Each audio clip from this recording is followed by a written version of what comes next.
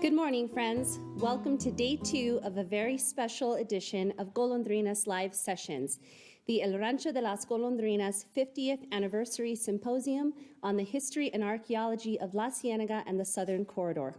I'm Laura Gonzalez, the Education and Volunteer Manager here at Santa Fe's Premier Living History Museum. Las Golondrinas will be turning 50 in 2022, and we are so honored to be able to host these amazing group of scholars for the past 2 days to help us jumpstart the celebration. Thank you all so much for joining us, and we hope that you're enjoying the program. There will be an opportunity for questions following each presentation, so if you're joining us online, please make sure to type any questions into the comments on Facebook. And now, without further ado, I am very pleased to welcome and introduce our museum director, Mr. Daniel Goodman.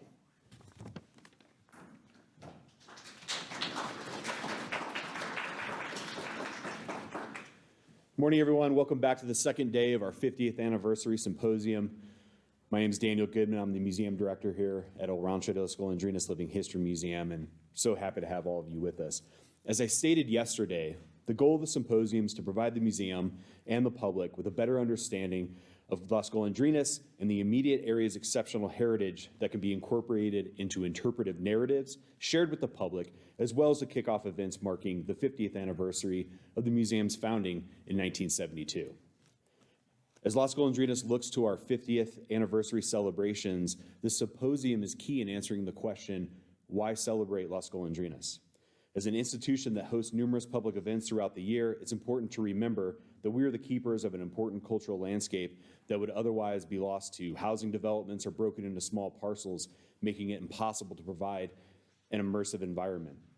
A number of investigations and publications have been produced over the years that tease out various aspects of the history and culture inherent in the cultural landscape of the Southern Corridor.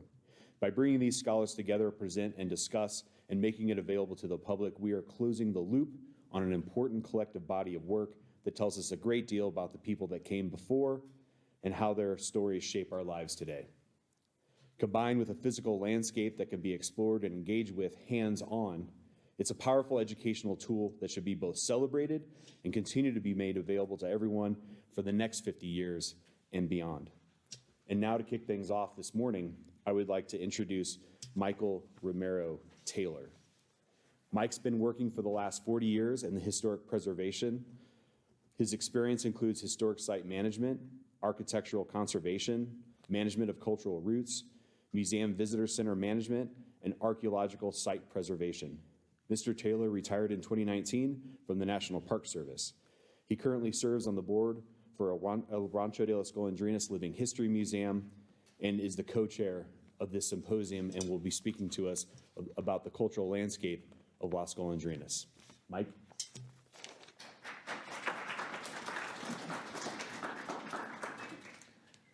Thank you, Dan, and good morning, everybody. I know it's early. I'm going to be speaking the first 20 minutes or so about Rancho de las Golondrinas, kind of the larger context. And then Dan's going to be following up and talking about more of the history of Las Golondrinas. First, we're going to be looking at a little bit of context. Yesterday, we were able to get a good sense of the general context of the archaeology of the general area, the Southwest Santa Fe corridor, as Hilario Romero mentioned yesterday. We learned about the archaeology, we learned about the general history, but we're now zeroing in on Rancho de las Golondrinas. And so to provide you a little context of Las Golondrinas before we get into the cultural landscape discussion, I just wanted to indicate where we are in the boundaries of this map that you see on the screen.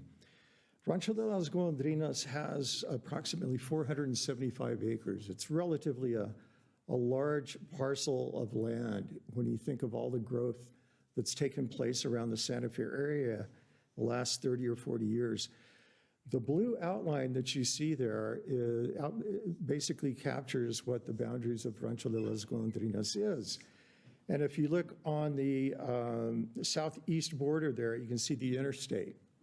And the interstate, as you go to the northeast, ends up in Santa Fe, about 17 miles, and the interstate going to the southwest ends up in Albuquerque. So these current boundaries are really just the latest mid-20th century version of historic land use in the area, and its linkages with numerous other nearby historic properties, parajes, ranches, and villages. And I also want to indicate that a lot of people in the La Ciénega area used to work in the mines as well, used to work over in the Cerrillos Hills, the Ortiz Mountains. So that's one orbit that we're looking at that's kind of outside of this map. The other orbit, of course, is the orbit of people having their flocks, their flocks of sheep grazing on a lot of these mesas far from what we see on this map. So that's something to keep in mind as we think about the history of Rancho de las Golondrinas. And of course, the abundance of water from springs made the area a natural place to settle and be as connected as one could hope to be during the time El Camino Real de Tierra Adentro, the royal road to the interior lands that we heard about from Rob Martinez yesterday, passed through this ranch. And I'll show you a map of the Camino Real in this general area. In the lower left-hand corner of the map, you can see San Felipe, and just upriver, downriver from that is Santo Domingo.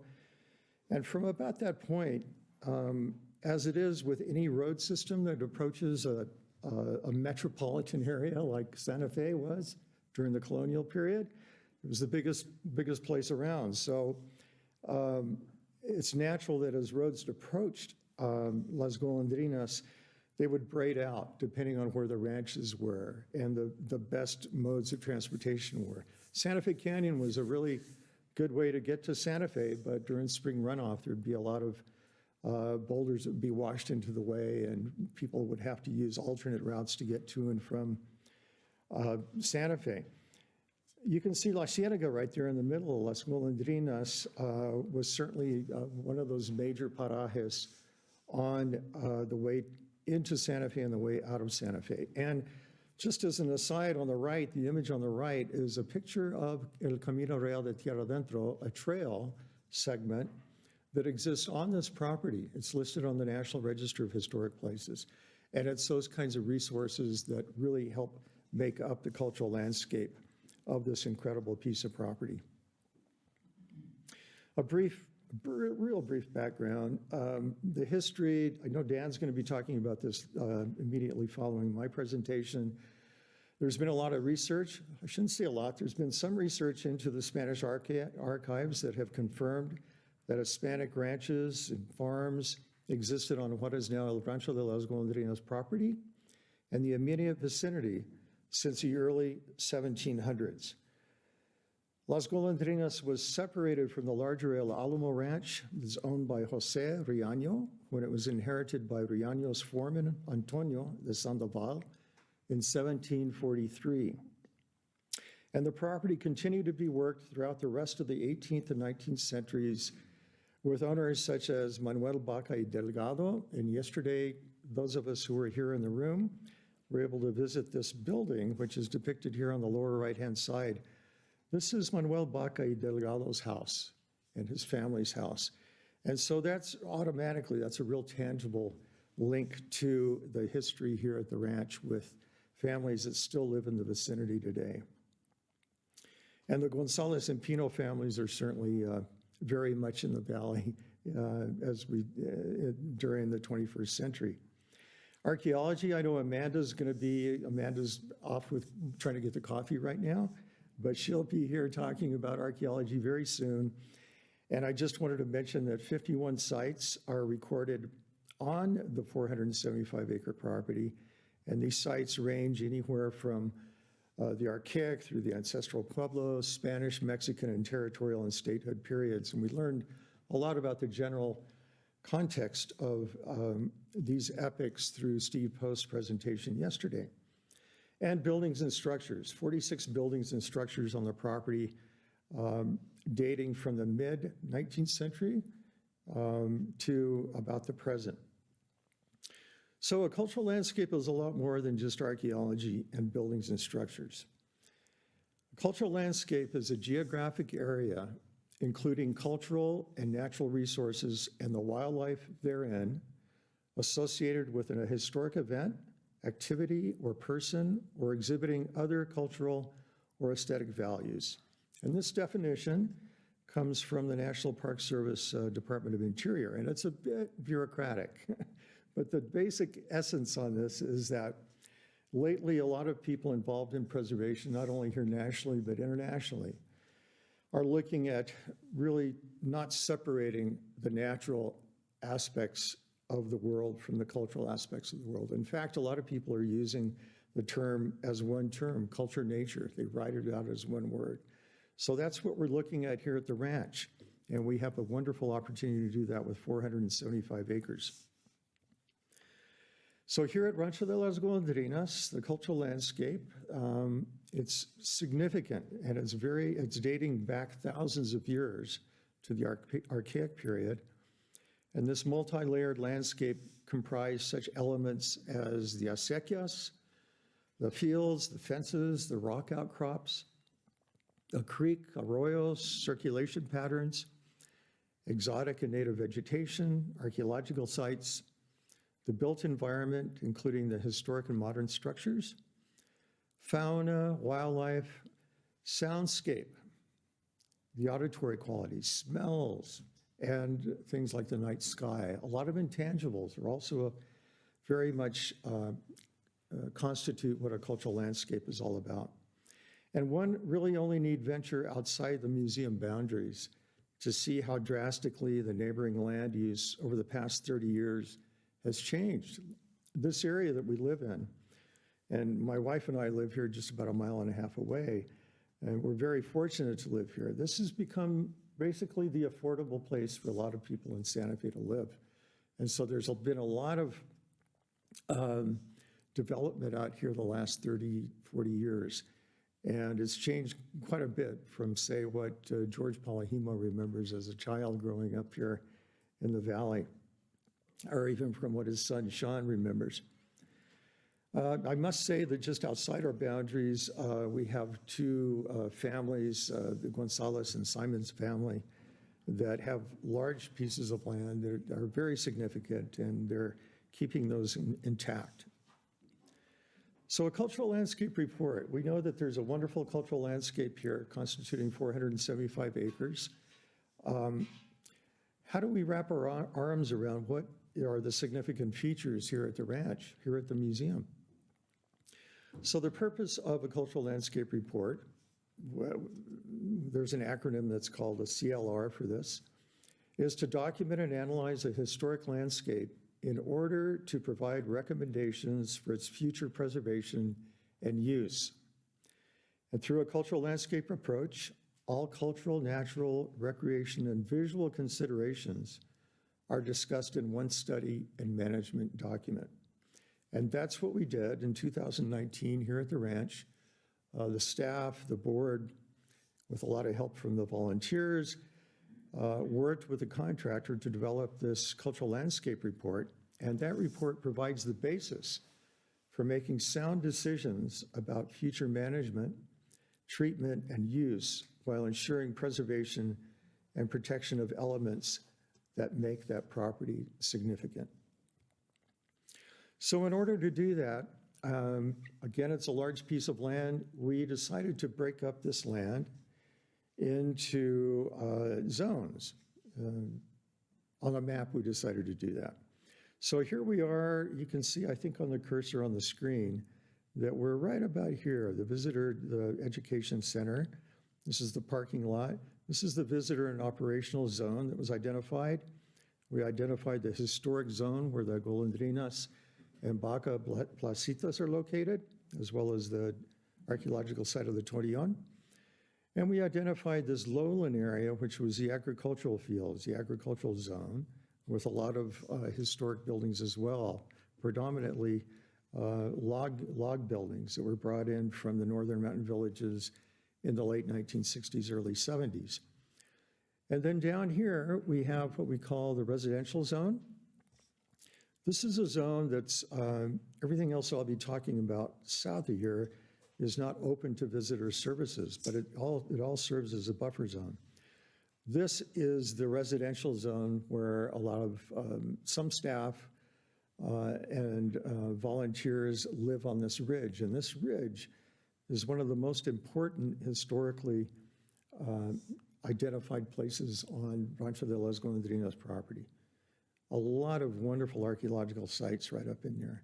These areas right here that you can see the cursor cruising through are basically buffer zones that help protect any kind of audible noise from the interstate.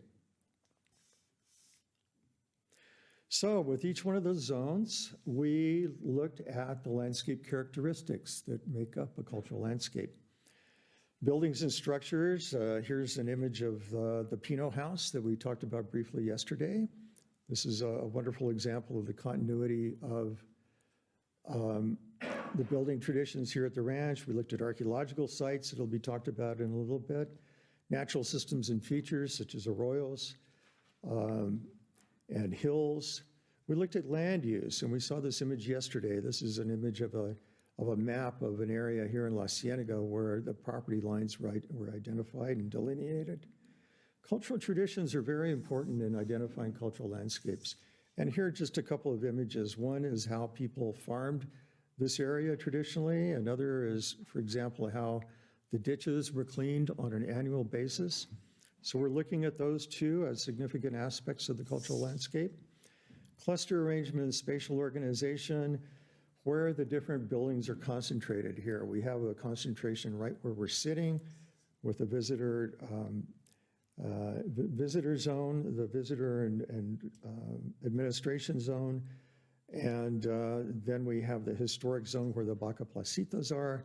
We have the mountain village area, and we have the residential area up on the ridge that I just mentioned. Circulation, the various roads on the ranch, on the property, and these roads, many of these roads are actually historic, and some actually are the portions of the Camino Real de Tierra Adentro. We look at flora and fauna. I know that, for example, just the bird count here at the ranch is pretty incredible. I think it's up to, somebody may be able to help me with this, something like 90 species of birds here on the ranch. I mean, we may have to check that number. There's constructed water features, water systems such as the acequias and also the excavated ponds that were done here in the 1930s. These all make up part of this landscape. Small scale features such as the caretas that you see here in the upper right-hand corner. These were constructed as part of the educational component to replicate those that existed historically here at the ranch. And views and soundscapes. Views and soundscapes are very important, especially the views. And I wanted to touch on this. Here at the ranch, part of the project was to identify key observation points. And basically this is designating where very important views and vistas are within the ranch. You can see a couple of these on the screen. This is the mill pond where Leonora Curtin is buried on the edge here, and the cottonwood groves in the bottom. And we also have borrowed scenery. If we get up, like around the area we're at, and around the area on the other side of the creek, a little higher, we can see certain features such as the Sangre de Cristo Mountains, the Bonanza and the Ortiz Mountains, and some of the other hills over to the west. So cultural treatment objectives and recommendations.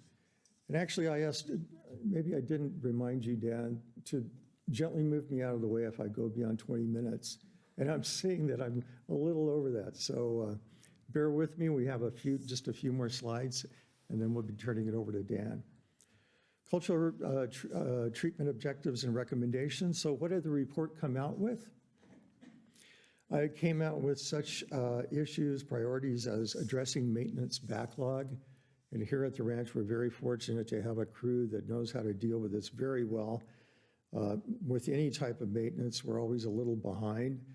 But one of the positive aspects of the pandemic, if you want to term it that way, is that because there weren't a lot of visitors here, there was time for the maintenance crew to really catch up a lot on that backlog. Conserving and prioritizing water resources. This is so important, so integral to the history of this place. And of course, a lot of us here that have moved to the valley have been putting straws into the same body of water here in the La Ciénega aquifer, and that water level is going down.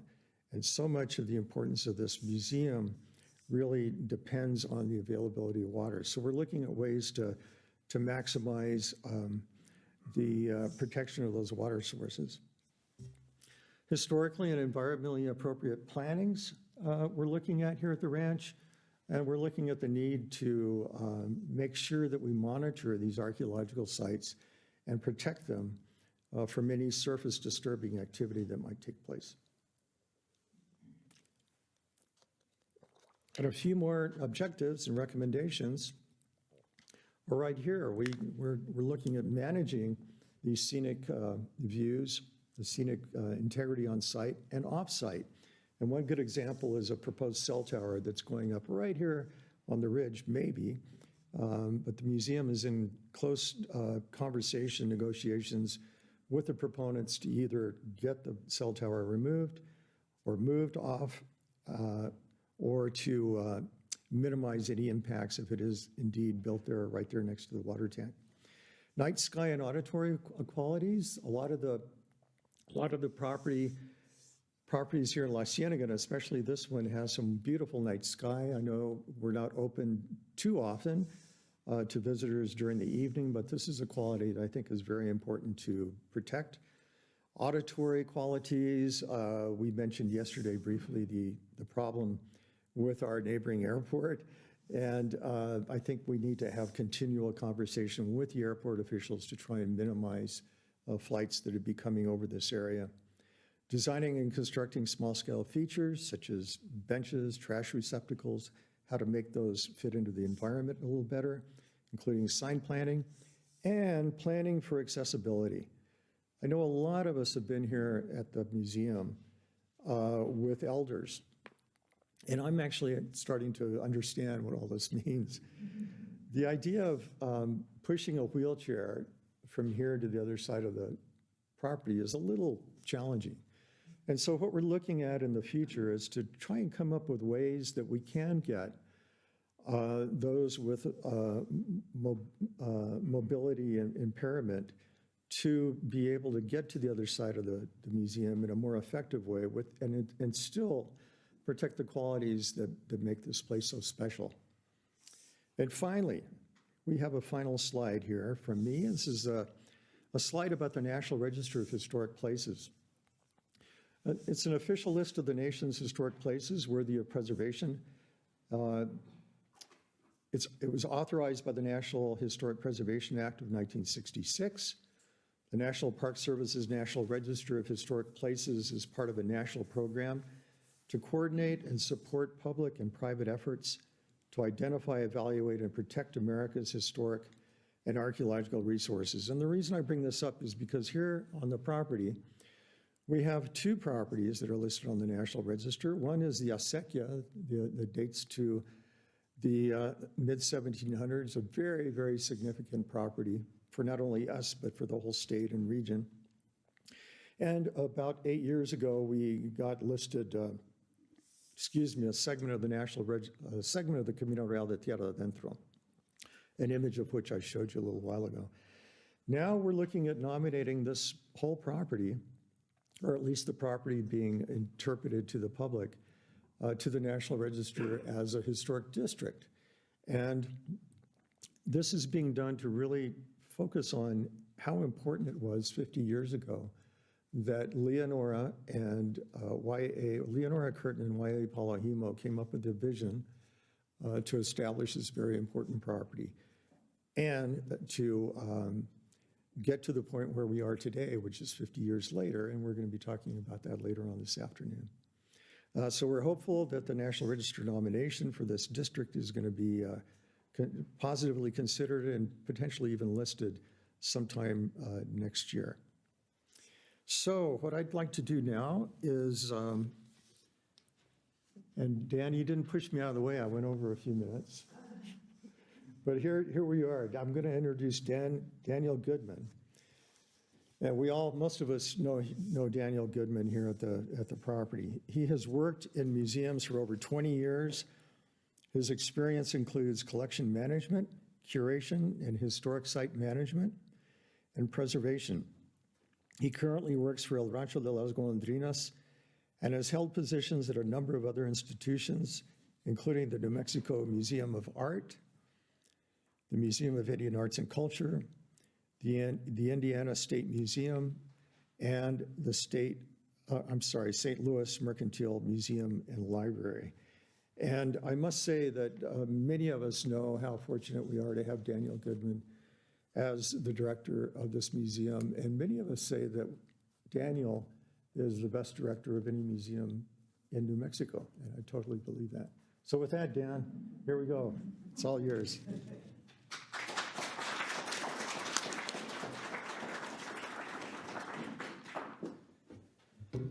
Well, thanks, Mike, for that introduction. We'll see if I can live up to all that. Just give me a moment here and I'll pull up my slides.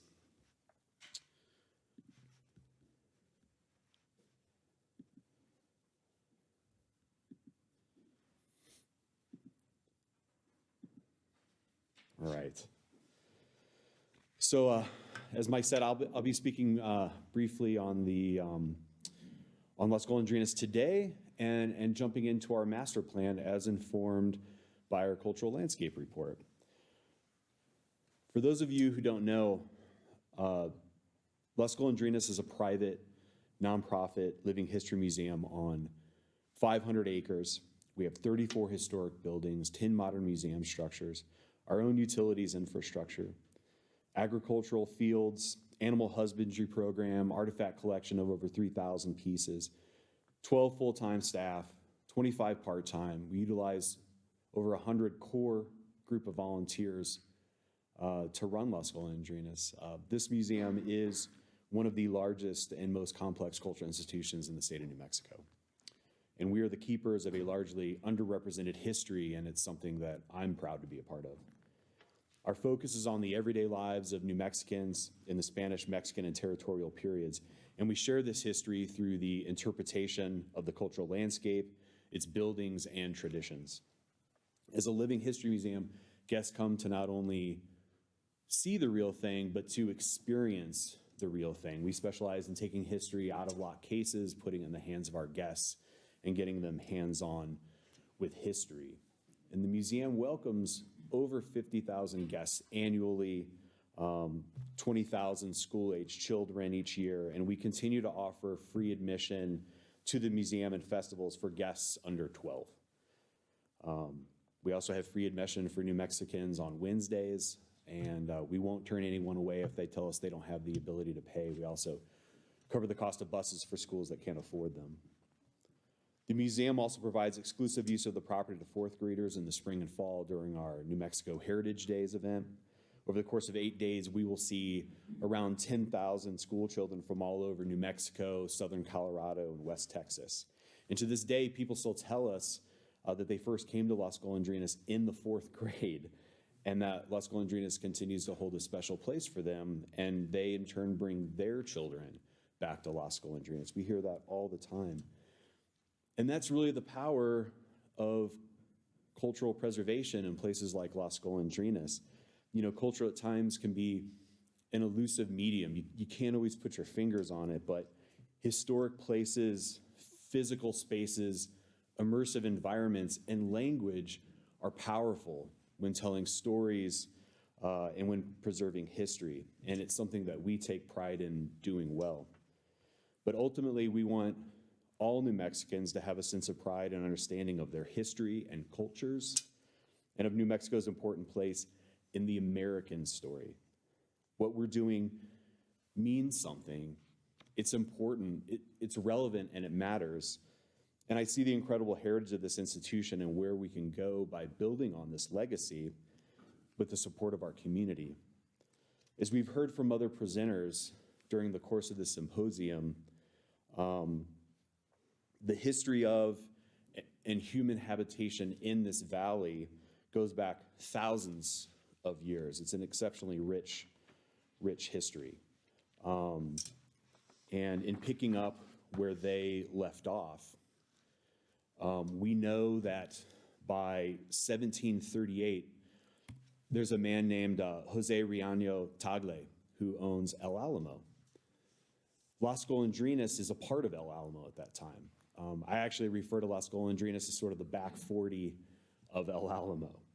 And we know that he owned it because when he passed in the early 1740s, he left to his ranch foreman, Antonio Sandoval, he left by name El Rancho de las Golondrinas.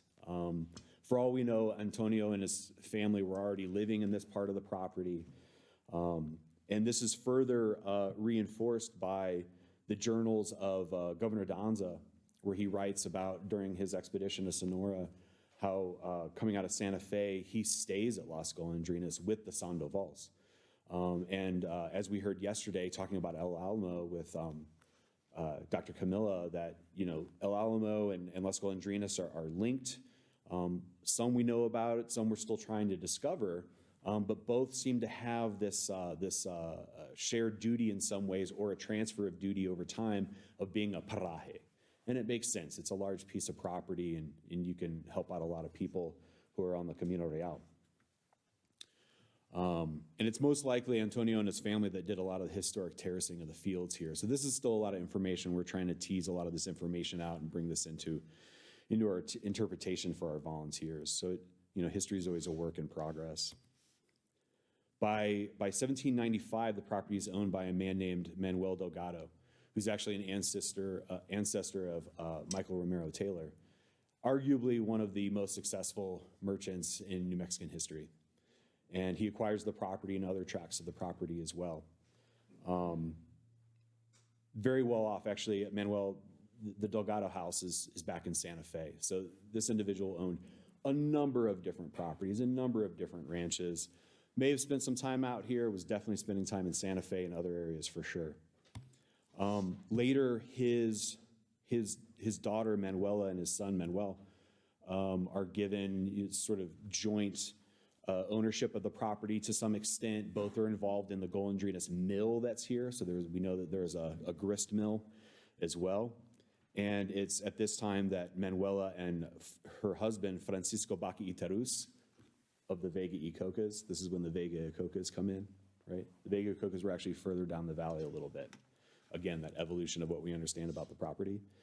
So they're running the property here. And then later, their sons, Manuel and Jose Baca y Delgado, are overseeing the property. These two gentlemen served in the New Mexico Volunteers during the Civil War. A lot of information about these two guys. Very fascinating people, heavily involved in the community, very well respected. And also their brother-in-law, Nazario Gonzalez, also owned property around Las Golondrinas, as I understand it, is an ancestor of our very own J.J. Gonzalez. Later in the 1800s, Manuel starts to break up the property, either to give to family or sell to family in some way. It gets very complex. And so we know by the 1890s into the 1900s, Gonzalez, Baca, and Pino families owned various tracts making up Las Golondrinas. But in the early 1900s, Alfego Pino and family are reassembling the historic ranch, and they're acquiring various tracts. So as a result, however, of the Great Depression, the Pinos have to sell, which is where the Curtin Palajamo family comes in. And Dr. Carmela Padilla is going to go into detail about that part of Las Golondrinas history. Just a couple things here. Carmela's going to go into more detail, but here's the Leonoras who first acquired the property in '33 with a couple of other friends. They've been coming to Santa Fe since the late 1800s, and this is an image of them at that time. And picture of Leonora and YA. I also included, this is their wedding right here, this image. But I also included this one. I always loved this image because I almost feel like maybe there's a story here. But I also picked it because this is the only one where I can get the two of them both looking at the camera in some fashion. And so this is Leonora Sr. here, and I always thought it looked like she was throwing Hanios over here at her daughter, but YA looks happy, so I'm sure everything's fine, right? Since then, the museum has seen 50 years of growth and development, primarily under the stewardship of George Palahemos, director, who's here with us today. Staff, board, and volunteers have come and gone, leaving a lasting impact on this New Mexico cultural institution. Buildings were saved from destruction and reconstructed here. History about the property uncovered, educational programming developed, and a volunteer program nurtured. One of the best in the country as far as I'm concerned. The result is a museum unlike any that I've ever worked at before, to be honest with all of you, where the workplace culture is about family, friendship, and fun. And in building on that legacy, it's time to plan for the next 50 years. Staff, board, and volunteers came together recently in a planning effort with Kenneth Francis and his local design studio Surroundings. Together, we took aim at planning for the next half century of Las Golondrinas. The result is our master plan, which I'm going to go through, focused on infrastructure, safety, ADA access to the entire site, and guest experience, all without taking away from that time capsule experience of Las Golondrinas that we all know and love. I should also point out that we just learned that our master plan has received an award from the New Mexico American Society of Landscape Architects. And so Surroundings Design Studio received that award last night. So, yeah.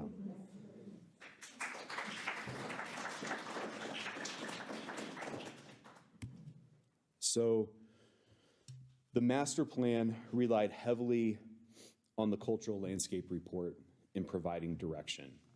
That document that Mike went over was key to informing us about do's and don'ts and gave us a great direction. First, though, we established a set of goals that included the preservation of the landscape and its unique character. That was number one. Creating a strong welcome and site organization for guests, clear analysis and recommendations of infrastructure upgrades. It's ongoing, it's constant around here. Support of current and future educational programming, providing ADA accessibility to the entire site, and becoming a sustainable green museum campus. All very important to all of us.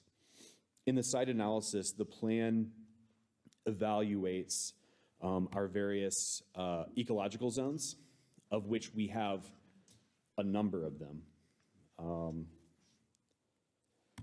Our tree condition sounds funny at first, but actually really important when you consider that the canopy and the trees out here are really important when it comes to guest experience and the way that the entire site looks. Everyone says, oh my God, look at the size of these cottonwood trees.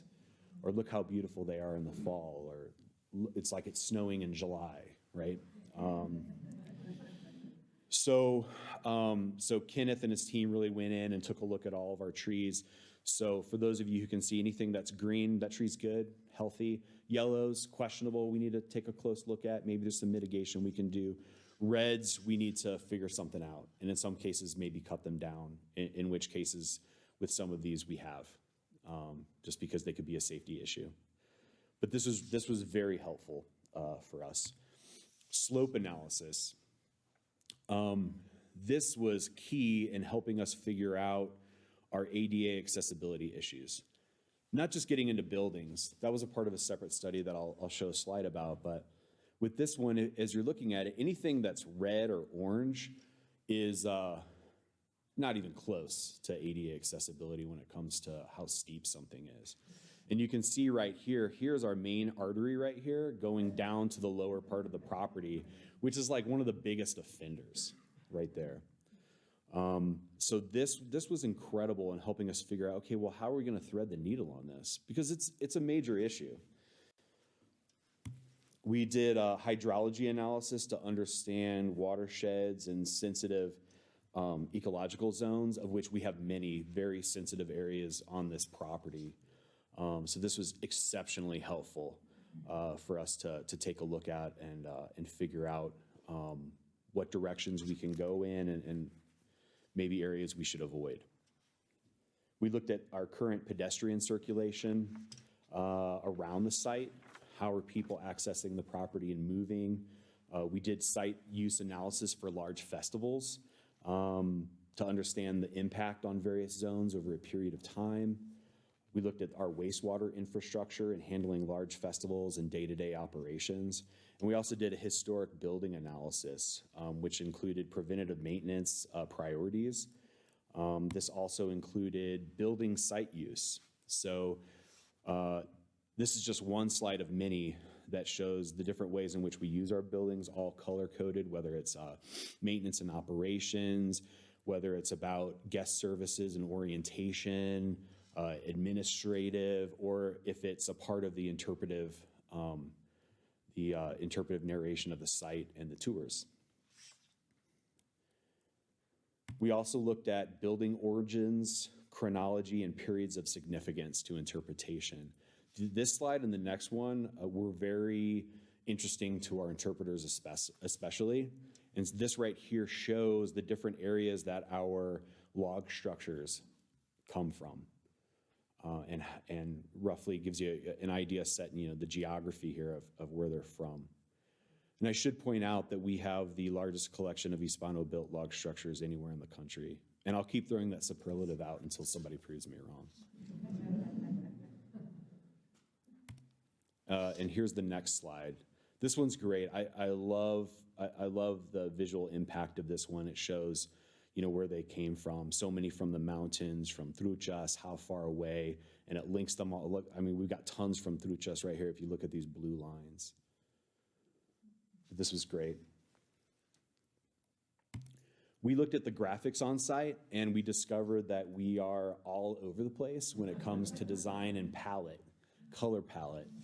We talk a lot about delivering a consistent message and being having effective communication with our guests. And I think in so many ways, our program, the work that Laura and the volunteers and Vic and everyone else on staff do, spot on. But you can see here from our signs, we're not getting the job done.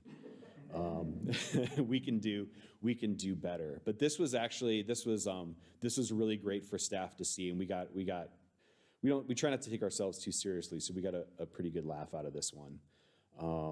And we're definitely taking it as a great constructive criticism. And this is something that we're going to be looking at here very recently. And I'll show some slides about what our plan is for that.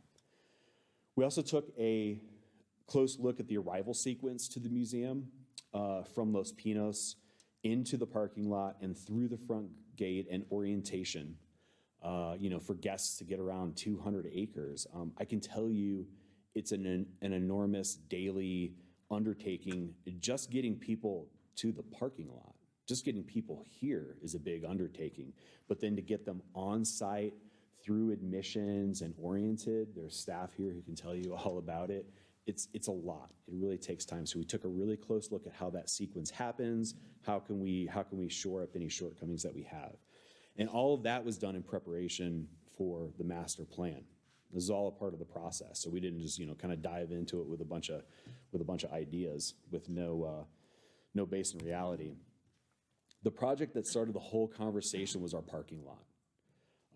It's the first thing people see on arrival, and we can do better, not just aesthetically, but also from a, safety orientation perspective. The plan calls, here, I should show you, this right here is our parking lot area where you see all the lines of trees right here. This is conceptual, okay. The plan calls for, out here in the parking lot, a treated natural surface of the parking lot to overcome issues, especially with caliche when it rains. I mean, it's a real problem. Sean can regale you with stories about people getting stuck In the plan, we have these berms. That's these lines of trees. These are actually also berms with pedestrian pathways in between them. These run the length of the parking lot. They're there to capture runoff, to prevent erosion, huge problem in that parking lot, and also to capture automobile pollutants before they make their way into the watershed, because the acequia is just over here, just right over this way. The trees here, in addition to being watered by runoff, would also be watered by a gray water system from our new wastewater system that we are currently designing and hope to be constructing next year. So we're in process of that. We're already picking off projects in our master plan. We looked at clearly defined pedestrian paths between the parking spaces here.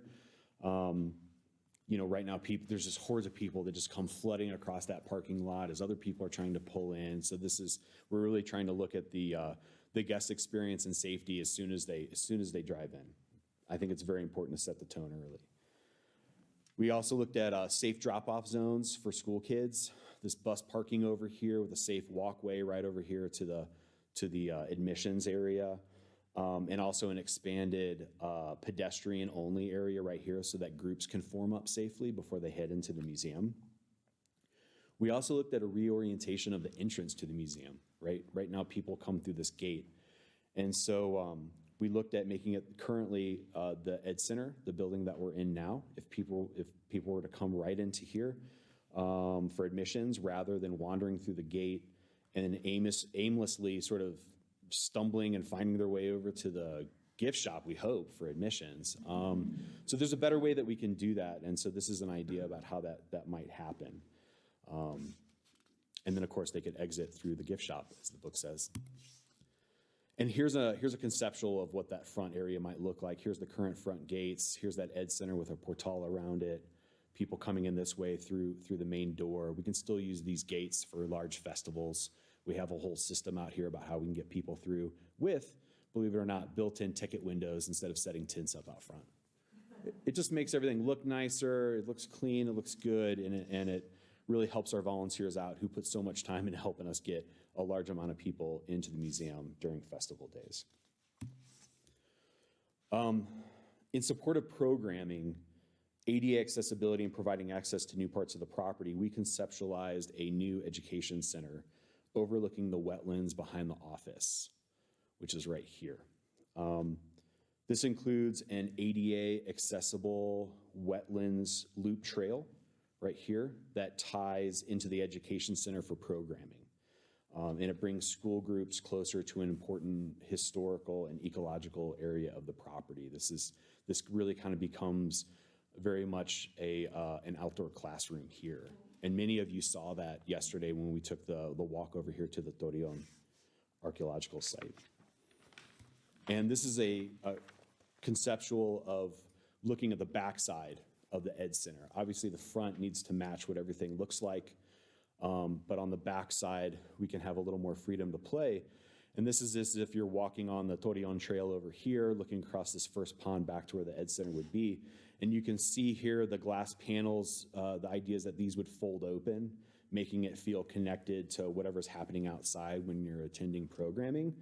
And then leading to a set of amphitheater steps right here that could also be used for programming for kids to sit on, and then access to the ponds and the trail system here. And that would facilitate, the water studies that actually already happen there annually. There's already groups of students, and they're sort of like trying to lean out and collect their water samples and everything. And we can just kind of make that all a part of the programming right here, and really make this an indoor-outdoor classroom space that our staff can really utilize and take full advantage of.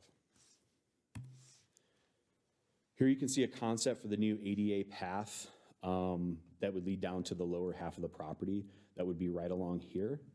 This is where we took our tour yesterday, back behind the Golondrinas Placita. We talked about closing off the main road to vehicular traffic only. It's pretty easy to do with a really good looking gate or something right here. People slide, you saw from the slope analysis, this is all red in the red zone.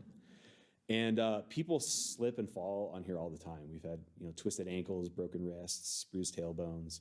Usually right around here is where I slide, right here. I'm always sliding down this thing. and looking at threading this new path behind the Golondrinas Placita here to an overlook. To an overlook area that would orient guests to the entire property. So this is a part of our orientation package. Here people can see, oh, okay, here's, people never come back here right now, by the way. They never go back here. It's one of the most incredible spots on the property. You can see all the way to the Morada, all the way to La Loma, all the way over to the Oratorio, down to the performance field. It's a great spot to get people there with some very simple, low-level orientation panels, so they can really get a sense of the site, because it is incredibly overwhelming if you've never been out here before and you're trying to figure out what's going on. So that's this path here to the lookout area, and it continues on down this way here, which you'll see in the next slide. Overlook area here continues on down. So this path, it continues down, making its way to the acequia via switchback. That follows the contour of the hill right there, and it connects back to the existing trail over here, and also to a new trail that we're envisioning that would run along the acequia. I should point out that all of these projects, they have to take into account archaeology. They have to take into account current features that are on the site. This is all a part of the planning process, because there are some very sensitive areas along here we need to take a closer look at, and even up in this area as well, which could actually open up more possibilities for interpretation. So it could be really exciting. But we really want to bring more attention to this landscape feature, the acequia. I mean, it's one of the most important pieces on the property. We talk about in volunteer training, don't ever cross the acequia without talking to a group about it, because it's so important. It's so special to New Mexico history. And here's a conceptual of what that might look like. So I guarantee you, probably, besides Gordon, who's in the audience, most of you don't ever really see the property from this area. But this is what this might look like once you get down to the acequia and you're looking out to the fields. The head gate here that Gordon is operating to get the little mill running.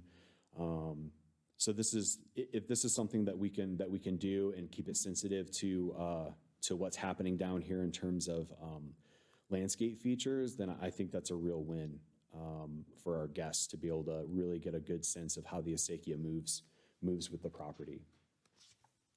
Moving back to the previous slide, additionally, we talked about developing trails around and kind of through agricultural fields. Right now we just sort of close it off, but if there's a way that we can get a trail to go around here, maybe through, so people can really engage and experience with the fields without, inadvertently causing damage to plants that are growing, that would be great. And we also talked about putting in a very modest agricultural center here, where the wheelwright shop is, where students can stop to hear more about the fields and historic agriculture from their tour guide, and maybe, I don't know, even maybe plant an heirloom chili plant that they can get to take home with them or something, all while they can look out at the field.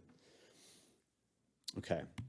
We took a look at, approach and entry signage. Here you can see a conceptual design of a new entrance sign right here with lighting, gates, we can get away from sort of our green farm gates and kind of jazz it up a little bit, but still look like Golondrinas. And here's sort of a conceptual of what it might look like in place, with banners, removable banners for festivals to better orient cars driving down Los Pinos Road. And identification of where to turn in has consistently been reported to us as an issue for guests. People just sort of they blow right past our dusty lot and then they have to turn around. So if there's a way that we can, clean this area up, make it look like Las Golondrinas, appropriate to the historic site, but make it easier for guests to know exactly where to go. Here's conceptual signage to be used throughout the site. In key decision-making locations. So this design would be consistent. All the signs look the same with a set use, a set color palette that doesn't detract from what's happening around on the site. And also this sign design follows a current sign design that we have that was developed by Sean Palahemo, our assistant museum director. Here at the museum, we just refer to him as the Sean signs. But surroundings really picked up on that and sort of brought what we're already doing into the possibility here. Also, telling people, well, how far is it to walk to, the Overlook or over to the Wetlands Loop Trail? People always ask that, how far, how long? And here are the signs, in place. This is in Salazar Plaza right outside the Ed Center, how they might look, how they kind of work with the adobe, they're kind of subdued colors, but they still stand out. And the color coding is really key to this whole thing. One of the most heard frustrations from guests is navigating the property and conceptualizing the sheer size of it. So we've broken it down into named zones that are color coded here. This corresponds back to those signs. And they would also correspond to a new map that we would need to develop that we're handing out to people. So here, in keeping with the theme of the Cultural Landscape Report, La Loma Zone, Sierra Homestead Zone, Historic Trades and Agricultural Valley. So we can actually start naming areas and pointing people out to it instead of giving them very vague pointing directions. And then we simplified our existing trail system here, giving each trail a name, making it easier to provide those directions. And you can see those new trail systems that give greater access to the site and open up new parts of the site. That's what this master plan was key in helping us identify was, oh wow, if we open this area, we can bring people over here, it really adds to the experience of the guest. So like having that wetland loop trail over here and having it named, the overlook area in here, the way down to the agricultural fields, and also this large loop on the back side of the property down here at the bottom of the screen. This used to be open. We want to reopen that back up so people can walk that as well. And naming them, we have Living History Trail or Sierra Homestead Loop, so you can see how it makes it easier for us to get people oriented and tell them where to go if they have a map in their hand as well. And so this new series of natural surface trails would provide ADA accessibility to the entire site. We've already figured out with surroundings how to thread them across the creek and to the other side, but still keeping in line with the museum's current character. And so as you can see, it's ambitious, but it's firmly based in reality of what we need, guided by our cultural landscape report, and explores ways we can make a positive contribution to the legacy of this incredible property. So if anybody has questions, ready to answer those.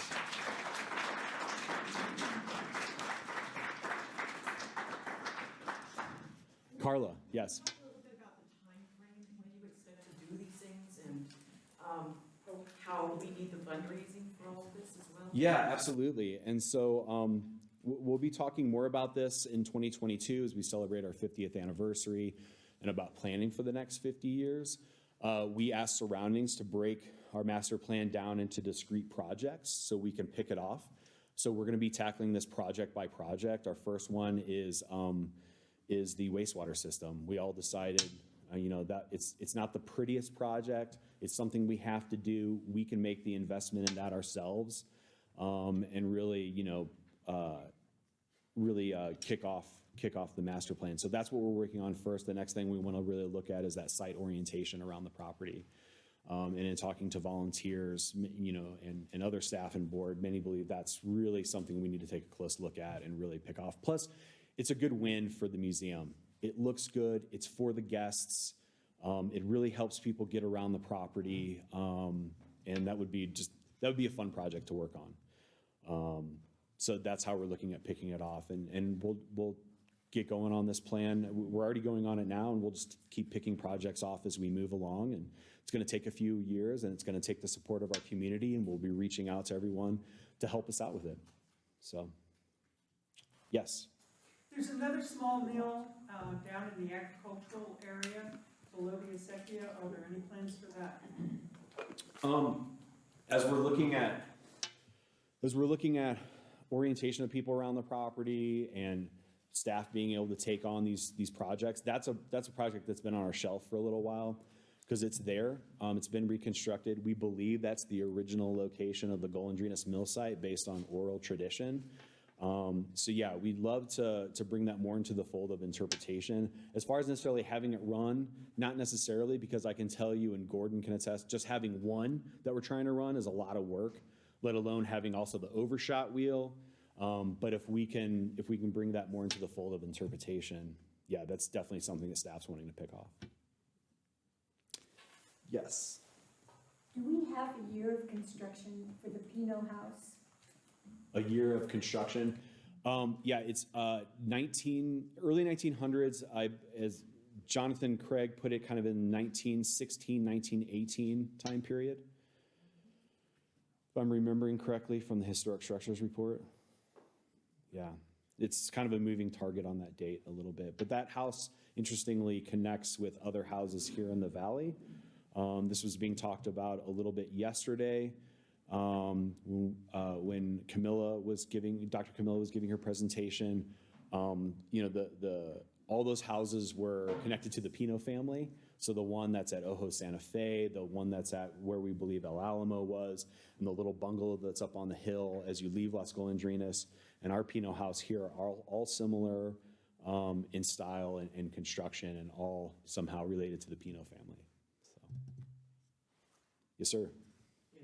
Is most of your text on signage and pamphlets, is that going to be in Spanish as well?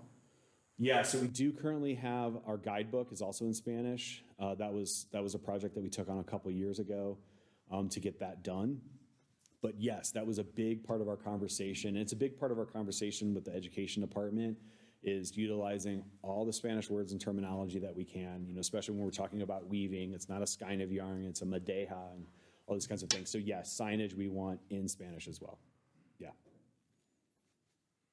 Any other questions? Kind of gone over my time here. I don't want to dip into Amanda's time at all. So if there aren't any other questions, I will thank you all again for being here and taking the time to out of your busy schedules to be a part of this. So without further ado, I'll go ahead and move on to Amanda Mather, our next speaker, keeping in line with talking about the history of Las Golondrinas and what's happening out here. So Amanda was born and raised in Santa Fe, New Mexico, and as a child, she dreamed of being a cowboy paleontologist, but instead she fell head over heels for archaeology in her adulthood. She attended UNM and Highlands University for archaeology and has spent time excavating at Agua Fria Schoolhouse, Philmont Scout Ranch, Villanueva, and had the privilege this year of taking part in excavations at Las Golondrinas. She is currently the curator of collections at El Rancho de las Golondrinas Living History Museum, and today she will be speaking on just that, the archaeology of El Rancho de las Golondrinas. Amanda?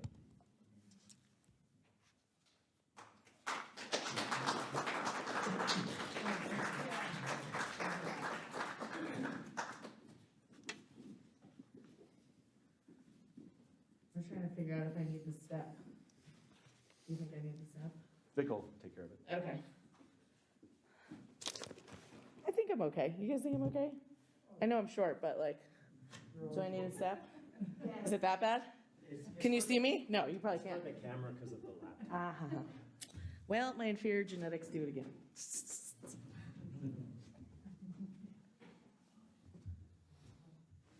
Sorry, Amanda. It's okay. It's just constant humiliation. How's it going, guys? Good. So I'm going to talk about the archaeology here on the ranch. We've talked a little bit about sort of in Ciénega and the state more broadly, but I wanted to concentrate on this spot exactly. And you guys can see this. I just put up a set of artifacts that were found on property here. So I'm just going to kind of casually scroll through them so you can just see some of the stuff that's been found out here. And I also want to acknowledge that we are on native land, as it were. Where there is water in the high deserts of northern New Mexico, there is life. And that is very much the case for a small village of La Ciénega, just south of Santa Fe. La Ciénega means marsh in Spanish, and La Ciénega certainly lives up to its name. Natural streams and springs dot the valley, making it an oasis, full of cottonwood trees, songbirds, wildflowers, and an incredible variety of wildlife. So is the setting for El Rancho de las Golondrinas, the ranch of the swallows, tucked away in Ciénega Valley. With desert water comes another creature, humans. People have been living in and passing through Las Golondrinas for thousands of years, and it continues to be a place where people seek out and enjoy.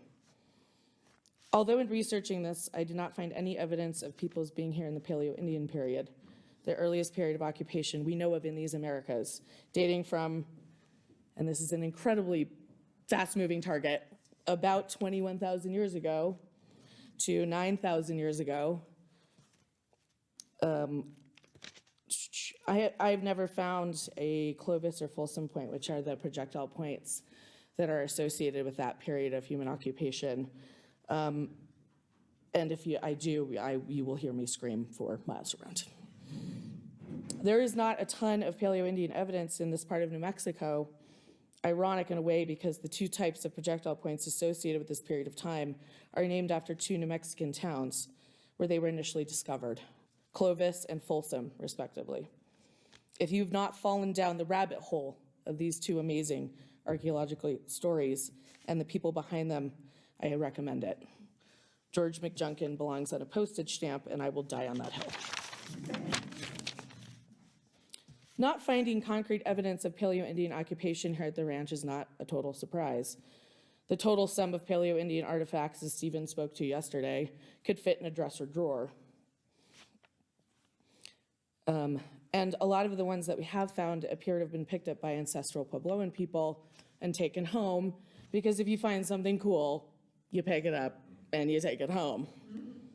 There were several large bifaces found in Tesuque, and they were made of locally sourced material, abacu chert and Hama's obsidian, so we know that people were here, and we know that people were using local materials, but evidence of their being here is way underground, because just geologically it was so long ago. It's far from our prying eyes. So evidence of Paleo-Indian occupation is also rare because people just didn't have a lot. Human beings, when they're traveling and hunting on giant grounds, they just don't carry much with them. Who can blame them? It's heavy and a pain. But we do, in fact, see occupation here at Las Golondrinas in the period immediately following the Paleo-Indian, known to archaeology nerds as the Archaic. We know that people were here in the Archaic because in the late 90s, in an archaeological survey conducted by Kurt Anschutz, over the course of a spring and a summer, 26 brave volunteers walked 500 acres to help identify and catalog Las Golondrinas' cultural landscape. This report was the beginning of the museum getting a firm idea of what in fact was here archaeologically. And as anyone can tell you, yesterday, traipsing around, it's very obvious that there's stuff everywhere. But this was when we finally started to dial in what was actually here. And over the course of that survey, there was 51 notable archaeological sites, LA sites, and over 200 artifacts were found over the course of that survey. Some of those artifacts, namely projectile points, AKA arrowheads, were napped by archaic people. There are at least 2 archaic sites here at Las Golondrinas, probably 3, one dating as far back as about 5,000 years ago. It consisted of 2 diagnostic projectile points, AKA we could tell when they were made because of their style, and scatters of flake stone that also appeared to have been archaic. This site also struck me as particularly interesting because of its long use by people, as far back as 5 millennia ago, continuing all the way through the territorial. The sheer amount of artifacts that came out of that site and their diversity was crazy. There was ground stone, ash, stone tool bits, pottery, animal remains, and it had been occupied, it seemed like the entire time as far as Kurt could tell. A good spot is a good spot. Always will, always has been.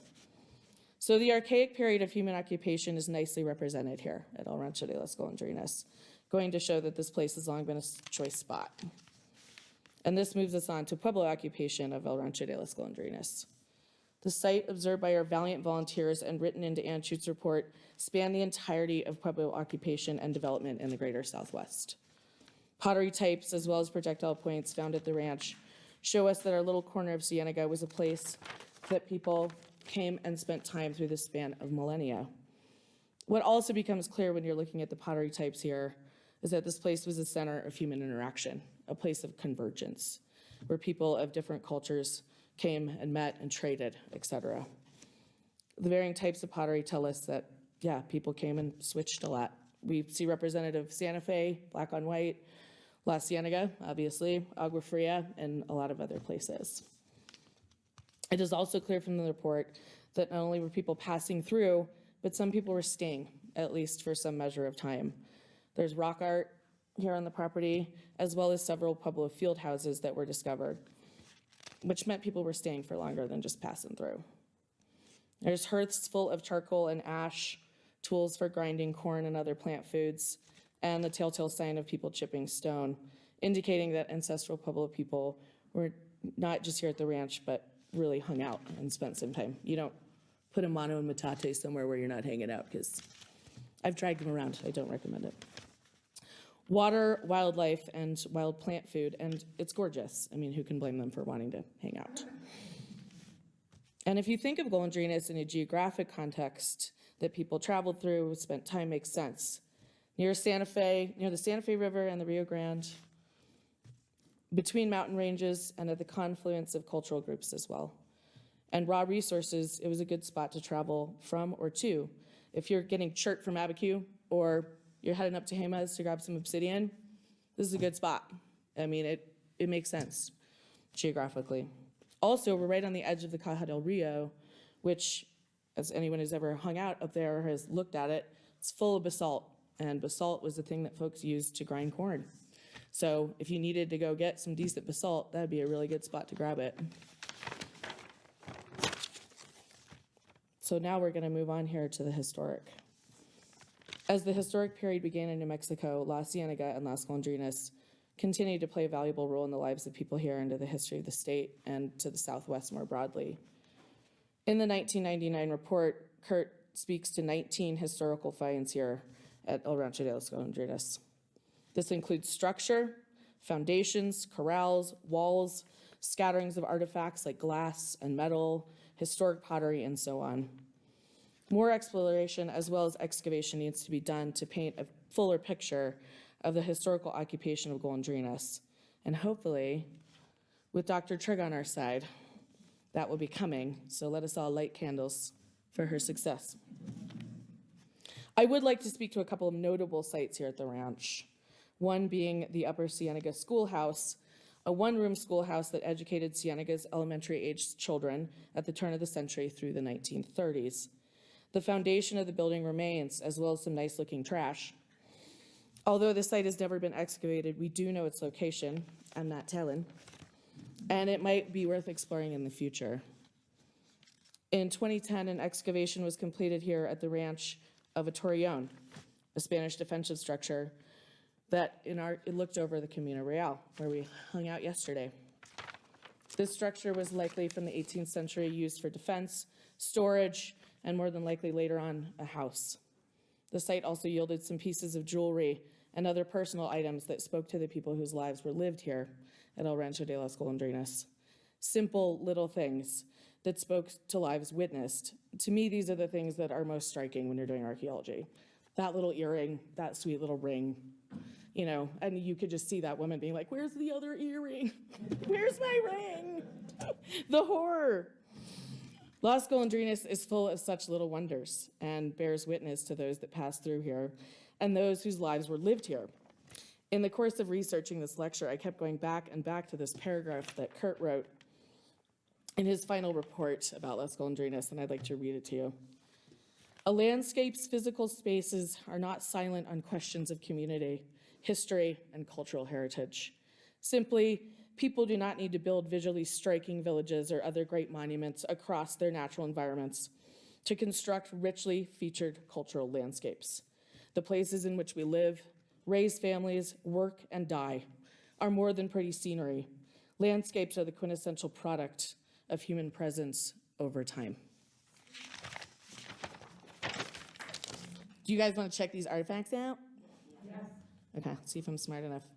So this is just stuff that has been picked up. I'll start here at the bone. There we go. Oop, I screwed it up. How do I fix it? Oh, there it is. Can you guys see that? Okay, so this is bone stuff, awls. And this, the femur, this puppy right here, that's a giant scraper, which is pretty groovy. And then these are also just some things that people have picked up over the course of years that have ended up in our collection. If anyone wants me to stop you, just let me know. Hema's obsidian, black gold, as it were. That thing is made out of some, Lord knows what, quartzite, I think, but it's real funky. This is the weirdest thing ever. It has a hole in it. I don't know why. If anyone has an answer, let me know. I'd have to see the hole. Yeah, I know. Someone bored 2 holes in it. Anyway, it's a fascinating piece. It looks a little sharp for a button. Catch ya. Obsidian can have vesicles in it, so. Yeah, it can. That one looks drilled to me. And these were pieces that someone had picked up and glued to a lamp. But I took them off. But you can see, corrugated wares and some good old black and red, Santa Fe black on white, Galisteo black on white, etc. Does anyone have any questions? I know it's not very long. All right, guys, thank you for tolerating me.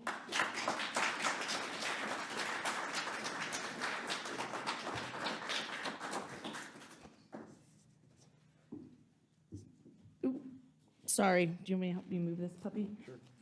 Oh, let me get my, you got it, you got it? That's good, yeah. Okay. Get your booster out of the way. Thank you, I know, so depressing. Thanks, guys. Thanks, Amanda. Thanks, Amanda, for walking us through that. This is one of those properties that just sort of never ceases to amaze. So at this time, we've come up to a break in our program. So we're going to take a short 15-minute break, and we'll come right back with a presentation by Dr. Heather Trigg. For those of you who are watching online, make sure you come back. This is a presentation you certainly don't want to miss during our 50th anniversary History and Archaeology Symposium right here on the Golondrinas Live sessions. We'll be right back. Welcome back to the Golondrinas Live sessions for our 50th anniversary symposium on the history and archaeology of the Southern Corridor and El Rancho de las Golondrinas. Our next speaker, I am very proud and honored to introduce, very close friend of the museum, is Dr. Heather B. Trigg. She's a research scientist in the Andrew Fisk Center for Archaeological Research at the University of Massachusetts, Boston. She received her PhD from the University of Michigan, and she is the author From Household to Empire, Society and Economy in early colonial New Mexico. And she's written extensively articles on 17th century New Mexico. She's also been a partner of ours in researching a archaeological site that we're the custodians of, LA 20,000, and a lot of her work has informed the interpretation that we do here as well. And today she will be speaking on a picture of 17th century Spanish lifeways from archaeological research at LA 20,000. So without further ado, Dr. Heather Trigg.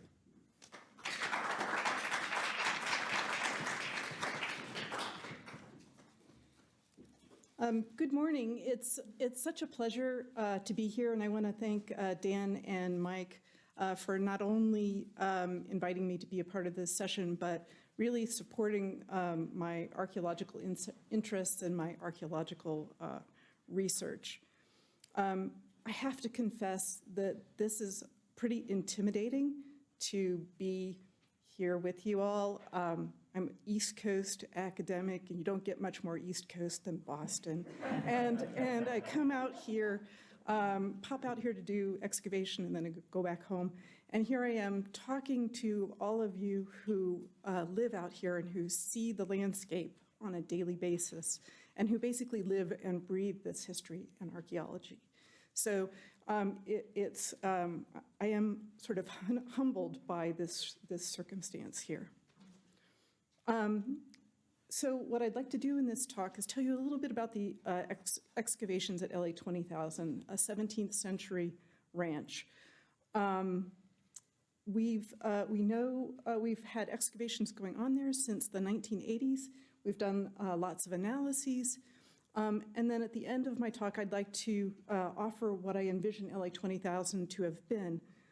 I would also like to leave room for other interpretations, other envisionings of this site. It was a place where people from different cultures came together, and I think we have to make room for different ways of thinking about that site and different voices talking about this particular site. So I want to provide just a little bit of background. This is probably very common knowledge to most of you, all of you. But I want to provide some context to the site. So the Spanish crown knew about this area of New Mexico from the early 1500s. There were several exploratory expeditions that rode north out of Mexico and explored this area, Coronado, of course. There were several illegal colonization attempts that failed, but the first official colonization of New Mexico was in 1598 when Juan de Oñate made the trip north from Zacatecas, Santa Barbara in northern Mexico with several hundred colonists and everything they imagined they would need to reconstruct a colony or construct a colony in this new area. So there were several hundred colonists. Some of these were family units. They brought servants. Priests joined the group. There were Indios Amigos, or the Tlaxcalans we heard yesterday. We don't know how many of those joined. We know the colonists brought lots of goods that they imagined that they would need for making this colony. They brought livestock, they brought crops, they brought medicines, they brought carriages, they brought slippers, they brought writing desks, they brought things to trade with the indigenous people. They brought munitions, they brought mining and assaying tools, so everything they thought they might need. So they rode north out of Santa Barbara and went north hundreds of miles, maybe 1,000 miles, and eventually settled at Okeowinge. They occupied part of the Pueblo and called it San Gabriel. So shifting about 10 more years, the new governor, Peralta, moves the capital from San Gabriel to Santa Fe, and this starts an expansion of colonists settling this area south of Santa Fe in the Cochiti Dam area, in the Galisteo Basin, and then along the Rio Grande and Santa Fe river valleys.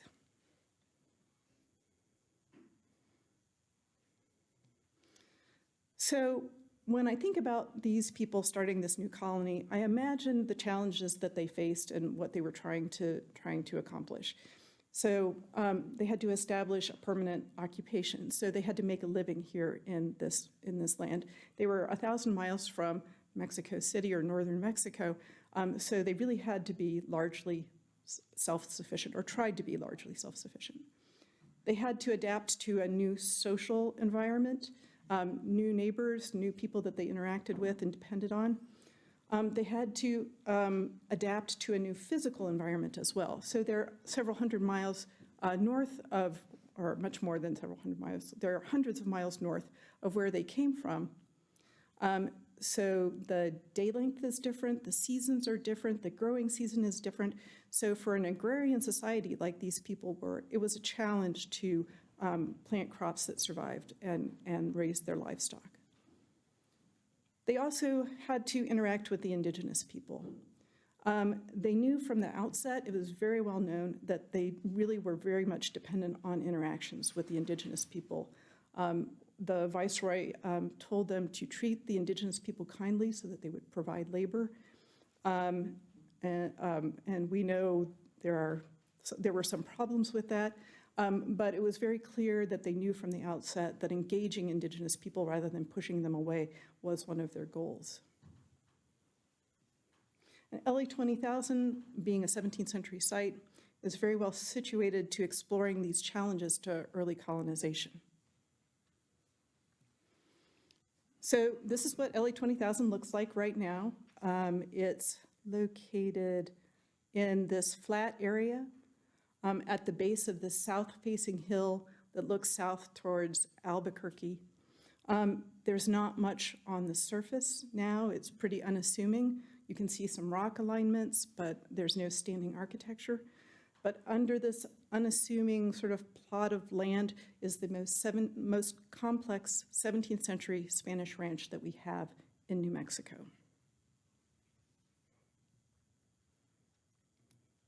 So the site is located maybe 5 miles southwest of here. It's not on Golondrinas property, although Golondrinas does own the land that the site sits on. It's just off of Ciénega Creek and located in an environment similar to what we see here in Golondrinas today. There's bosque, there are grasslands, there are scrublands, there are pinon juniper forests, there are marshlands, lots of water that would have made it very attractive to colonists trying to create a ranch.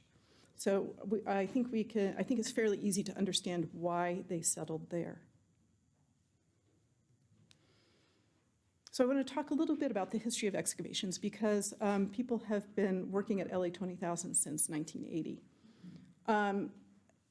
The site was discovered when the owner of a trailer park trenched through the area. He didn't know that there was a site on the area, so he trenched through to put utility lines in for new trailers. What he hit was the midden, and he turned up a lot of ceramics, animal bones, bits of charcoal, and he called in the New Mexico State Museum, and Reggie Wiseman came out and took a look at the excavation. They cleaned off the profiles, took samples, recovered the artifacts, and told him that he had a 17th century Spanish ranch on this property.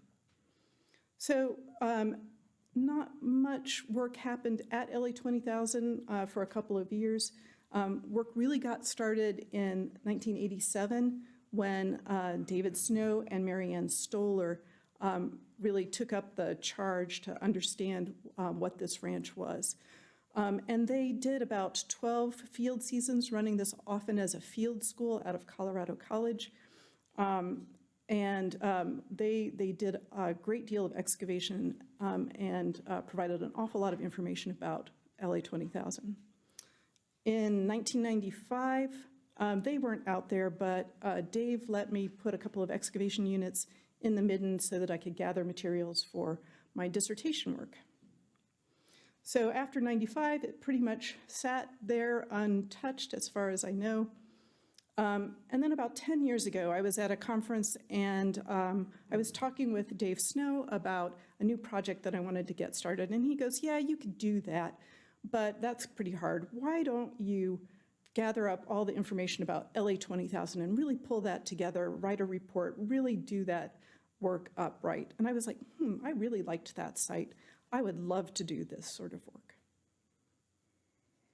So in around 2013, I came back with a group of my colleagues from the Fisk Center, and we started to put together a plan of excavation at LA 20,000. We did a couple of field seasons from 2015 to 2017, frankly, we were still working on some of that material culture. I had one student defend her master's thesis on this material this summer, and I still have another one working on it. So it's the site that keeps on giving. So here are some of Dave and Marianne's excavations. You can see they opened up fairly broad areas, not huge, but broad areas. They were trying to outline some of the structures on the site. You can see some of the trailer park in the background. Those are gone now, but when they were excavating, they were still there.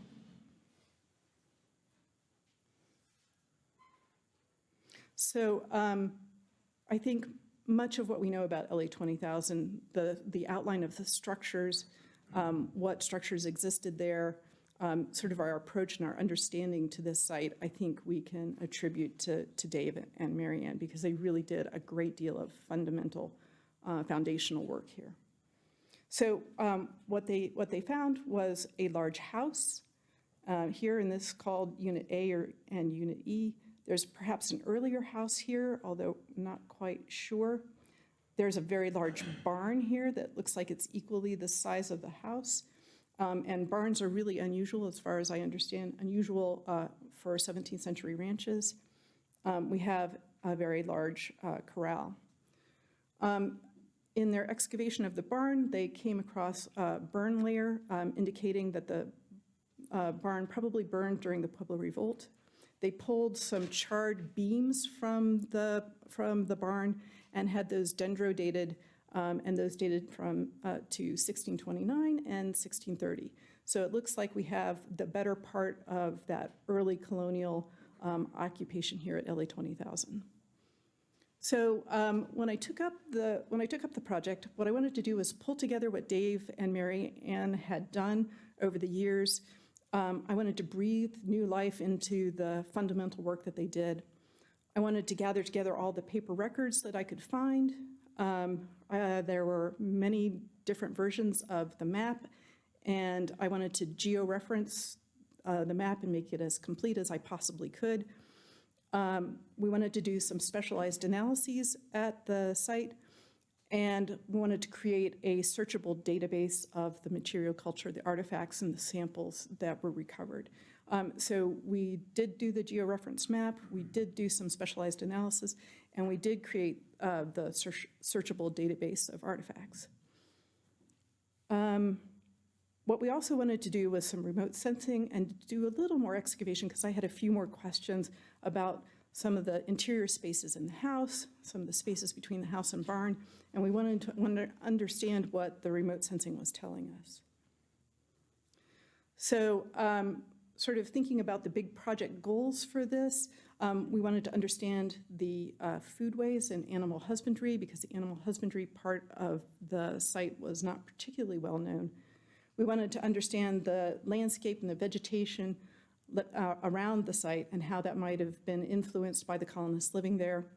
We wanted to reconstruct, conceptually, not physically, reconstruct the buildings and how they were divided, how the interiors of the buildings were divided and this site was divided up.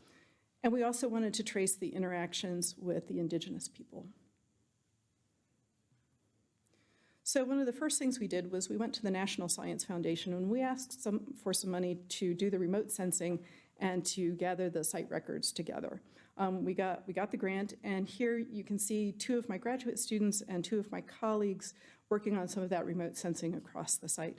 So they did GPR, ground penetrating radar, and they did 2 different kinds of resistivity, and I guess every 20 centimeters all across LA 20,000. It took them a very long time to do it, but they did do it. And this is a detail of the house and some of the remote sensing signals that we got. These pink areas here are some of the footings for the small house.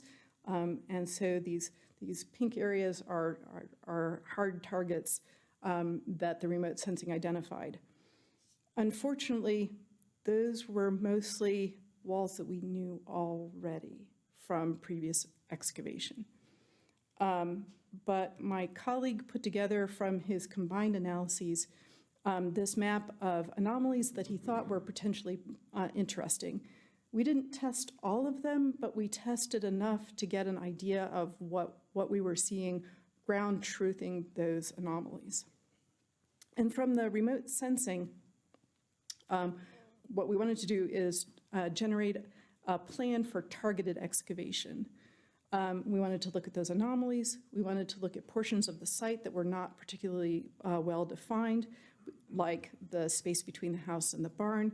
We wanted to look at more places within the house to look at that division of domestic space. But above all, we wanted to treat the site with a very light hand. We didn't really want to disturb the site more than we had to, even though it would be lovely to just excavate a lot of it so that we can really understand it. But this is a precious resource that we have to be very careful with. Once you dig it, you can, reopen excavation units, but a lot of the context is often frequently gone. So we really wanted to treat LA 20,000 with some respect. So you remember back a couple slides where I showed you Dave and Marianne's fairly broad-scale excavations. Here are some of my excavations. These are smaller targeted areas to try to fit into what Dave and Marianne had done. Most people do this with drones. We had a kite. We flew a kite with a camera dangling off of it. I think that was before we had our drone. But we got this aerial photo showing our excavations. So putting together what Dave and Marianne did, and those are the little brown squares, and what my team did, those are the purple squares. We looked at places in the house, different portions of the house. We tested an anomaly here and an anomaly here. We reopened some areas and dug deeper. We hadn't realized that Dave hadn't quite gotten to the floor of the house, so we reopened and went deeper in places. We reopened areas that looked very interesting, features that Dave and Marianne had identified that were interesting so that we could redocument them. Like the Orno or bread oven, here they identified an adobe platform, a cobbled surface, and pillars in the barn. So we really wanted to reopen these areas. So this is what we have when we combine Dave and Marianne's 12 years with my 3 years. It hasn't really changed our understanding of what the site is. We added some texture and understanding about the house and added new areas of the house. We understand a little bit better this area between the house and barn. We understand a little bit better what's going on here at the very edge of the barn. So basically it was more to add texture and document than to blast the site wide open and find new structures. So sort of focusing in on the house, what we came up with, we added this new segment to the house, which makes it look much less like a rectangular house and more like a house with lots of little rooms on it. There may be more rooms up here where the walls have been actually blown away.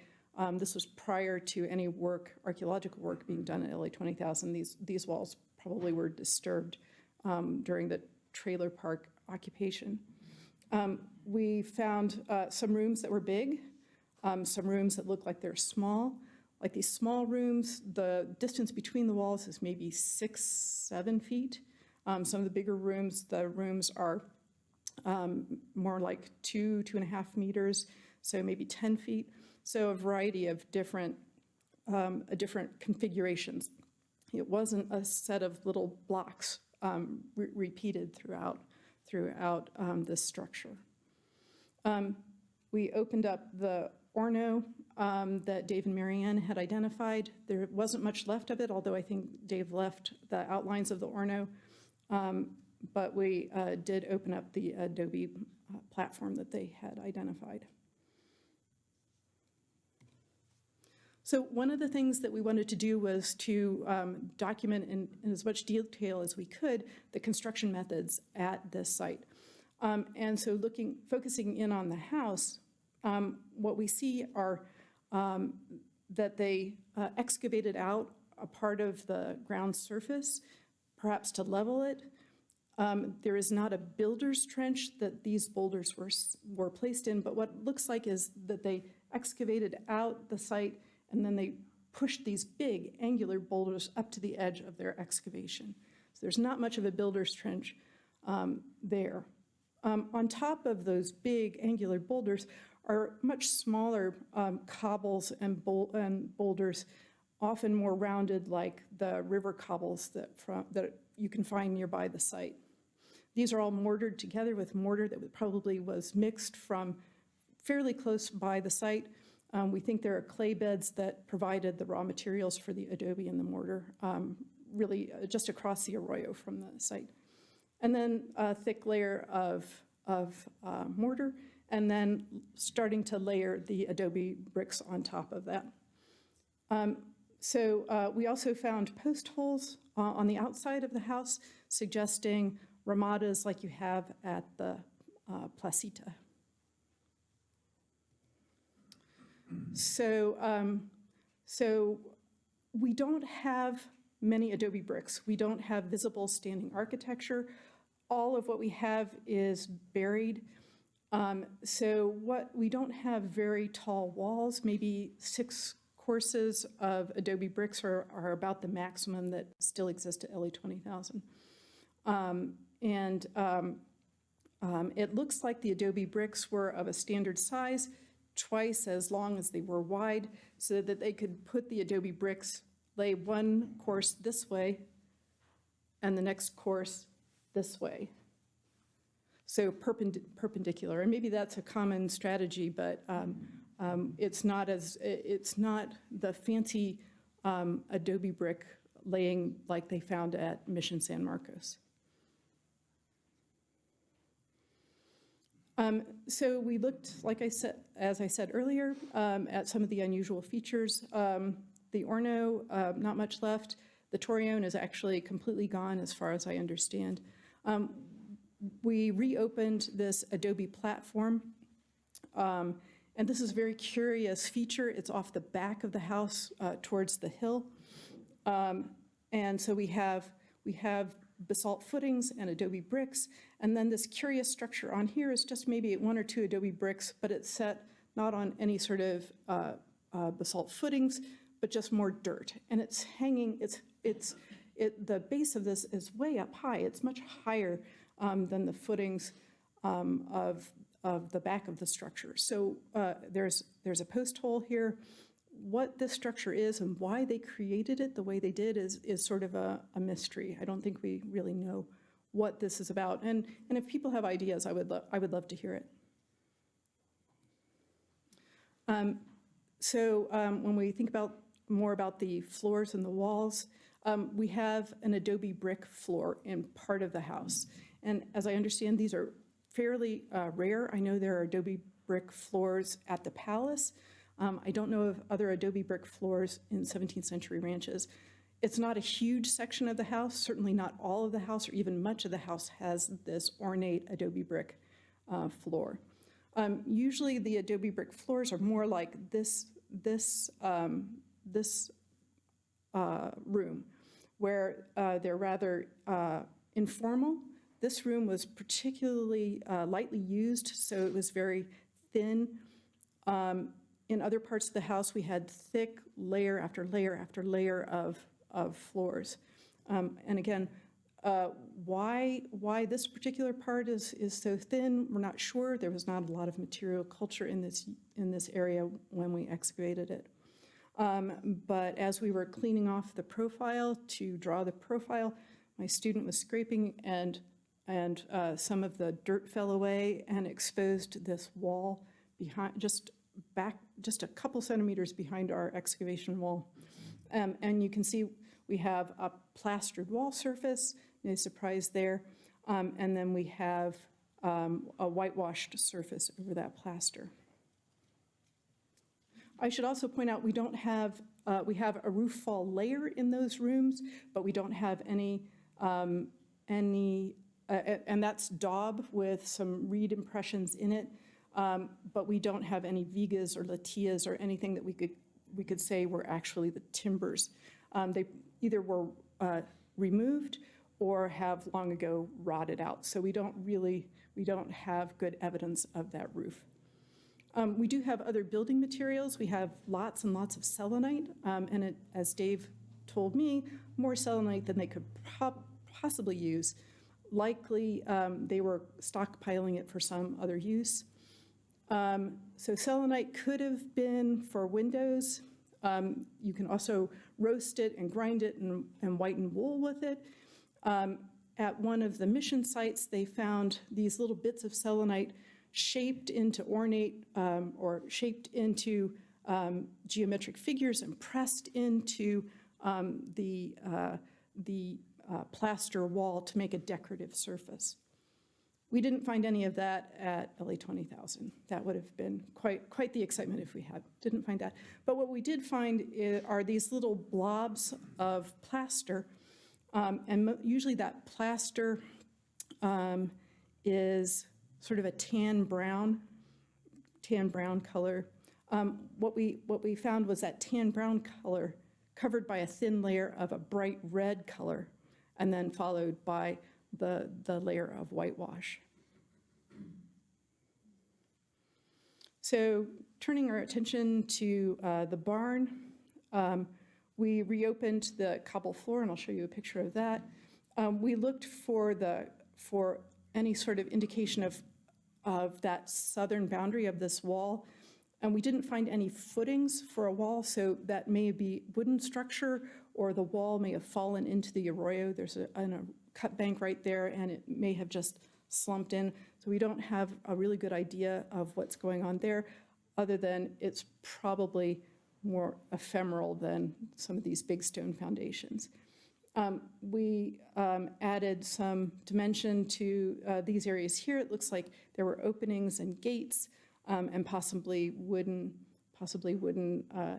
openings at either ends of this section of the barn. We did some excavation in here, and possibly a few more wooden pens, maybe. We did excavations out in here, didn't find very much. We found some midden layers, and we found a big pit in here, and I'll show you a few pictures of that. So here are some of the excavations of the barn. We have this cobbled surface, cobbled wall. We didn't find any adobes on top of that. What is interesting is there's a burn layer, likely from the Pueblo Revolt. That burn layer seemed to go right across at least part of these rocks and mortar. And if that's really true, then it suggests there's not adobes on it when it was burned, that maybe it was wooden superstructure, or at least part of this is wooden. We also have this really interesting trench feature.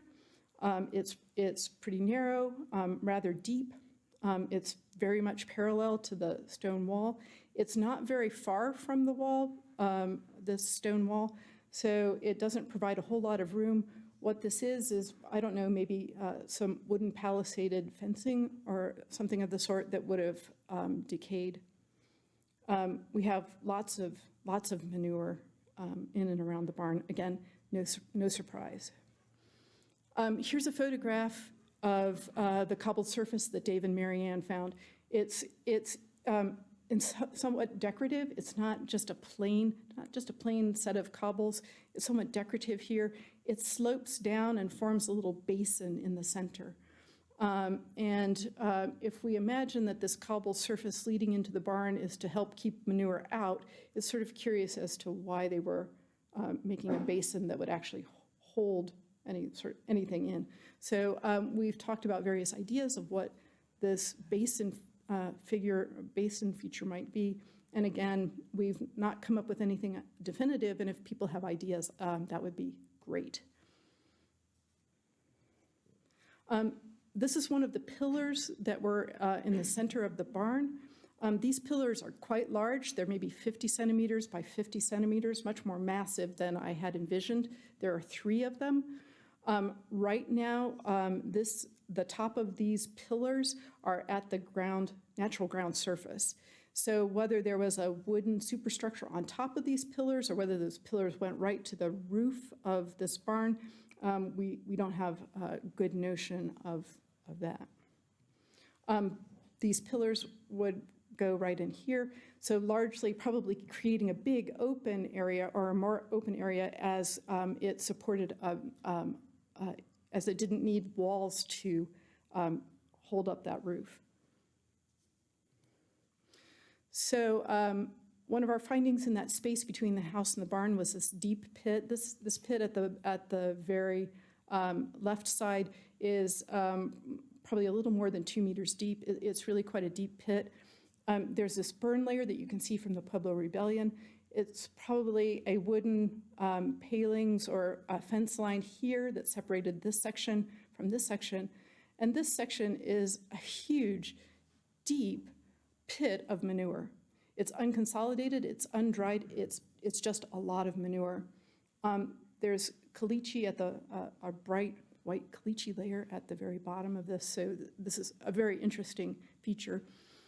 The manure was interesting when we found it because it was a little wet that year, and it wasn't soggy, but we were excavating and we would step down in there and go, oh boy, it's a little squishy here. What's going on with that? This doesn't feel right. And then we opened it up a little, it's like, oh, okay, it's a lot of unconsolidated manure. And again, were they saving it for some purpose, to burn it, or we don't think they're producing ceramics on that site, which would be another use for manure. So why is it not put out on the fields to fertilize? Don't know. I'm happy to discuss ideas about that. That would be great. So one of my students did some estimates of the materials used to build LA 20,000, and these are better than back of the envelope. But she was very careful to say, okay, these are very limited estimates of what we're doing. So when she looked at the amount of rock that was needed for the footings, she estimated the amount of daub to lay the adobe bricks and the footings, and to roof the buildings, and the number of vigas that she thought would be needed in the house and the barn, and she estimated the number of bricks for the walls. And have to be careful here because these are just the exterior dimensions. These are not the interior dimensions at all. So she estimated, basically 130 vigas for these structures. She estimated about 20,000 bricks just for these exterior walls, and this is assuming a one-story structure. So when she used Jake Ivy's, some of Jake Ivy's metrics for understanding how many person days of labor it takes to make these bricks, she came up with 300 person days of labor to make bricks, 476 person days to lay those perimeter bricks.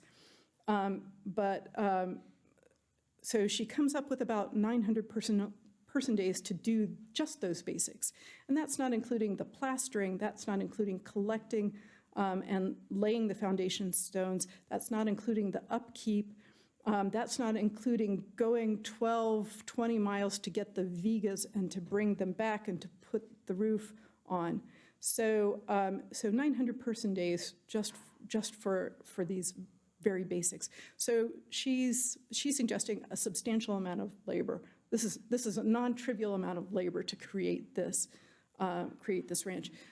Probably more than just the extended family of Spanish colonists that we assume lived here. So they're probably bringing in Pueblo peoples, maybe using enslaved peoples from the plains. This was very much a large-scale group effort. So I want to turn to some of the artifacts that we found and talk about some of those. So we have not very many pieces of personal adornment. Probably much of that was textiles and long ago perished, rotted away. So we only have a few pieces that we talk about personal adornment. We have a couple of glass beads, and I think some of them are on display in the museum. There's a nice shell pendant. There's a piece of galloon, and this here is this small piece of galloon, which is gold braid that would have gone on clothing. And there's a small brass chain that we at first thought, oh, it's chainmail, but no, it wasn't iron, it wasn't riveted, it's brass, and probably much too fragile to be anything other than some sort of decorative piece. The tools that we have coming off of LA 20,000, again, probably many of those tools may have been made out of perishable items, so we don't have them. What we have is a bone and metal awl, and then we have quite a few lithics. So we have flakes, we have cores, we have debitage, we have formal and informal tools, we have pedernal and Madeira chert, we have projectile points and gun flints. So quite a range of artifacts, quite a range of tool use and tool making evidence here at this site. We have lots of Pueblo-produced ceramics. There are about 30,000 sherds in the collection. The vast majority of them are from the Pueblos. So we have items such as this glazeware bowl on the left and a more utilitarian bowl jar on the right. We have what must have been a very large glazeware bowl that we tried to refit, but don't have many pieces of that. A lot of the pieces of ceramic from this site are really quite small. I showed some of the assemblage to one of the archaeologists, Bob Prucell, who works in this area, and he's like, oh my gosh, these are such small pieces. But we do have a couple of interesting items. We have this soup plate or platos bowl with this flattened rim.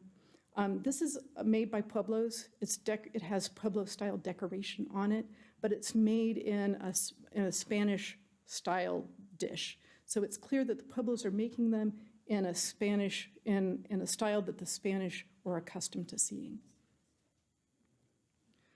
We have small pieces of maiolica imported from Mexico.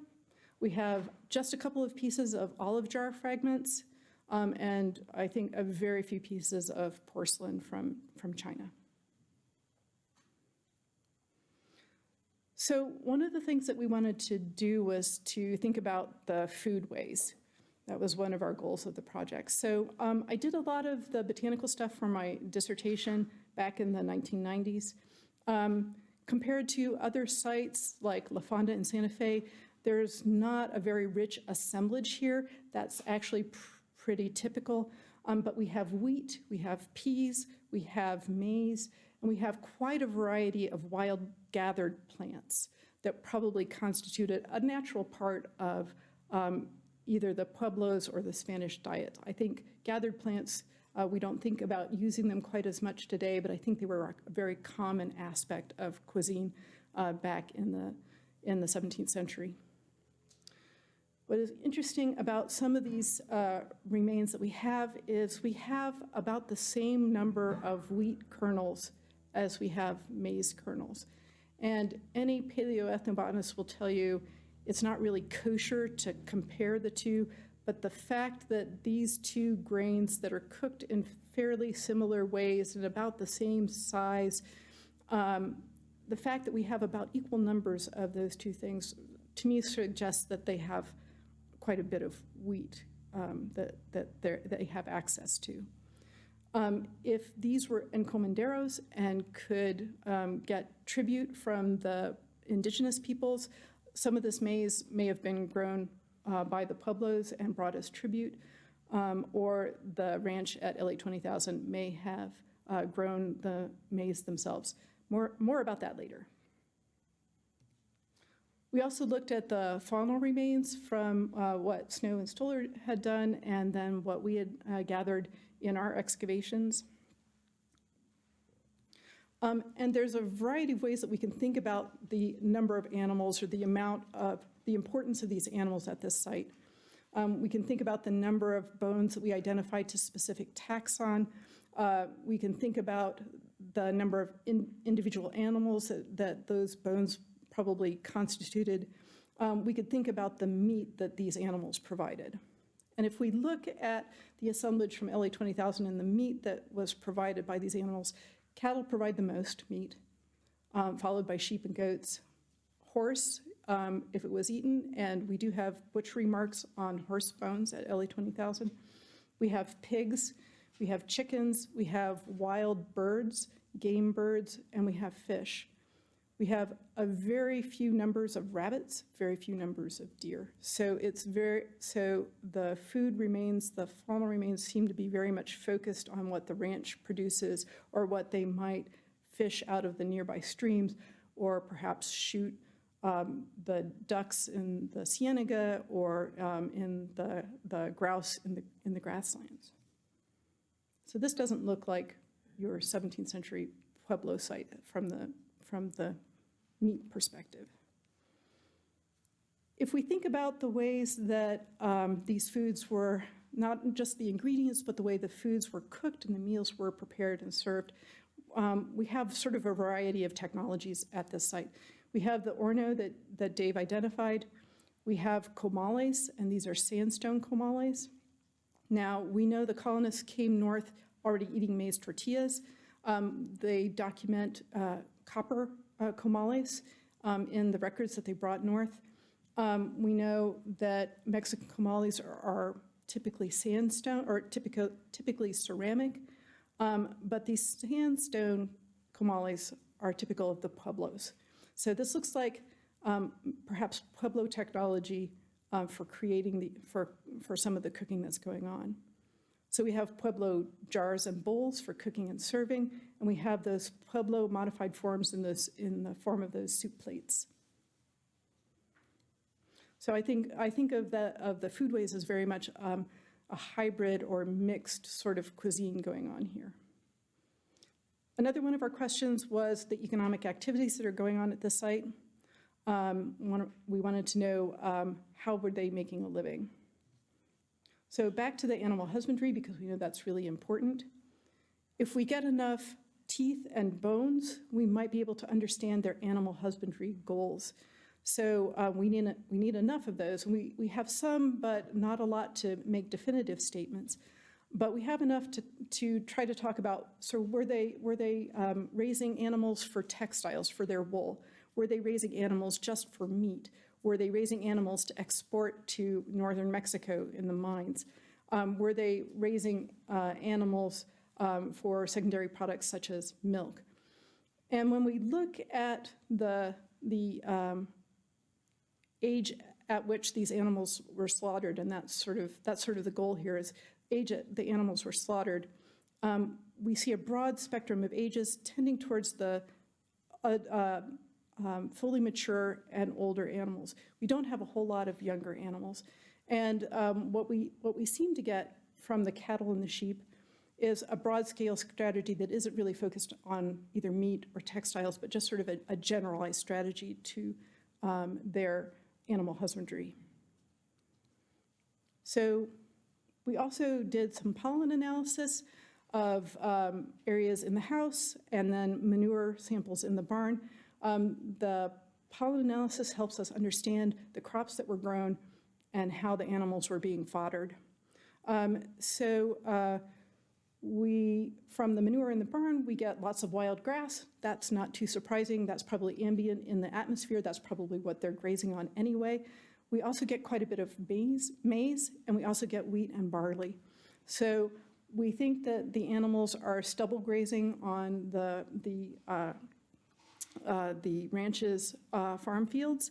So that seems like they're both growing both that corn and the wheat, so they're not getting all of their corn and encomienda.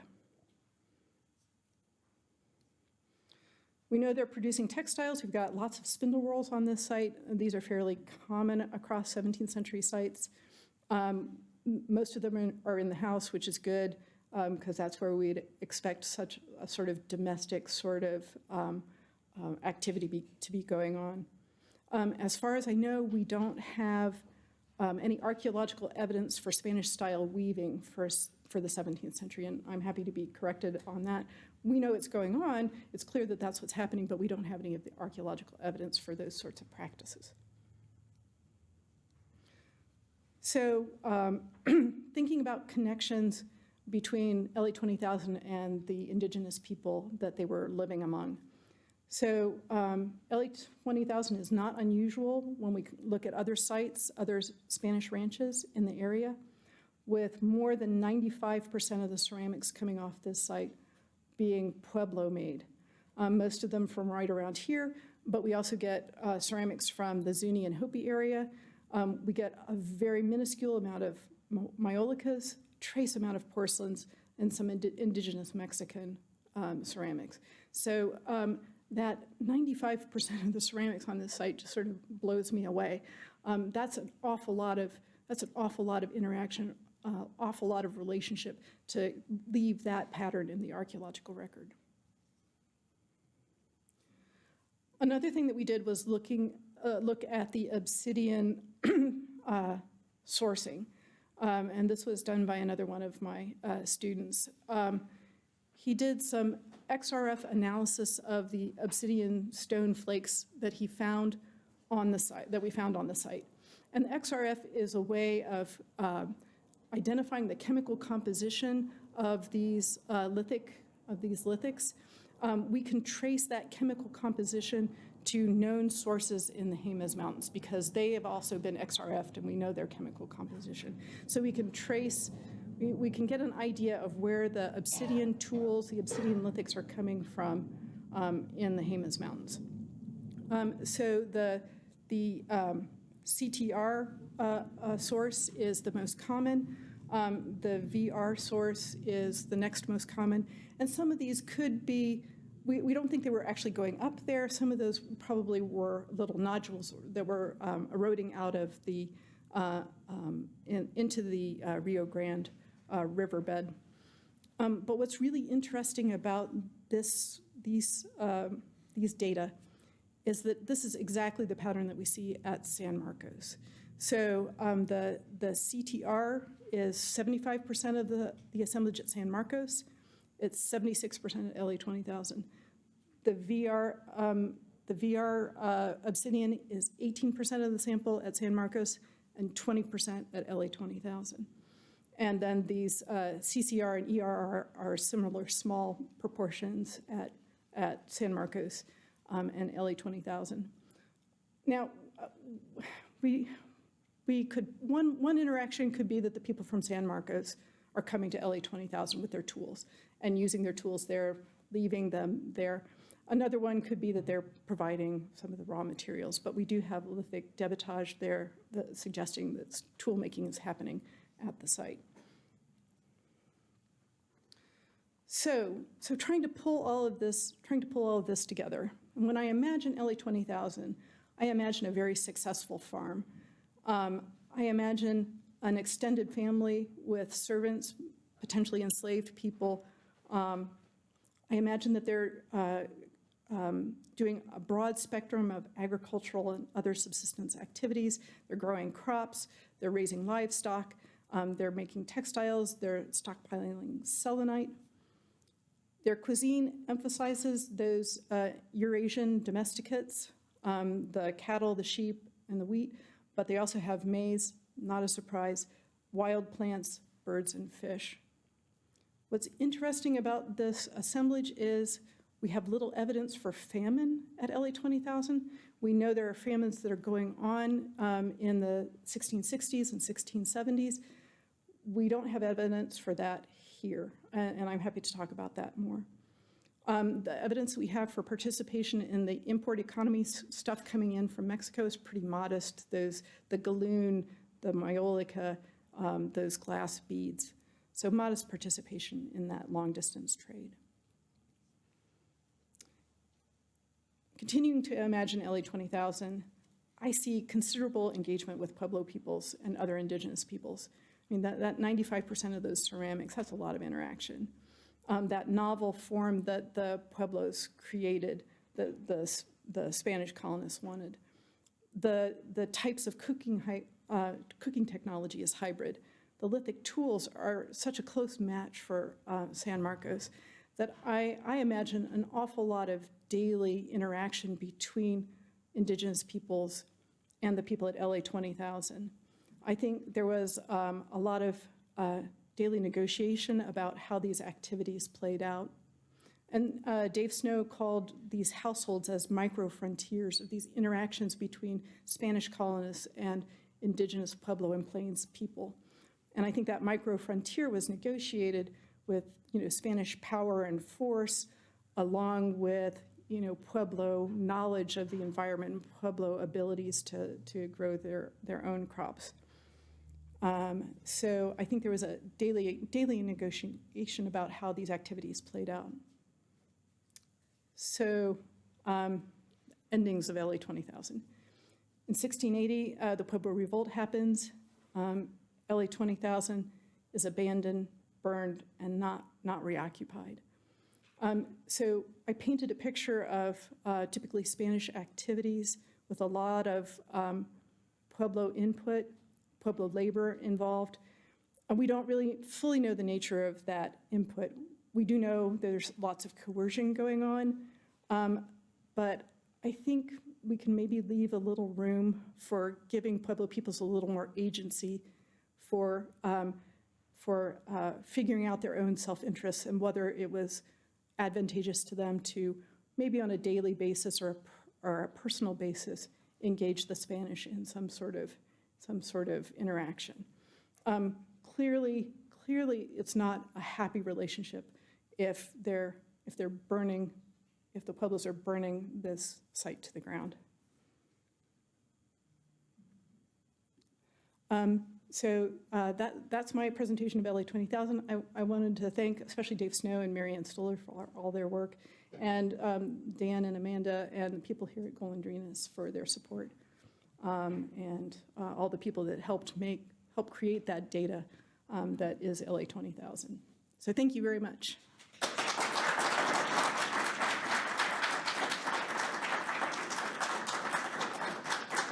Yes, yeah.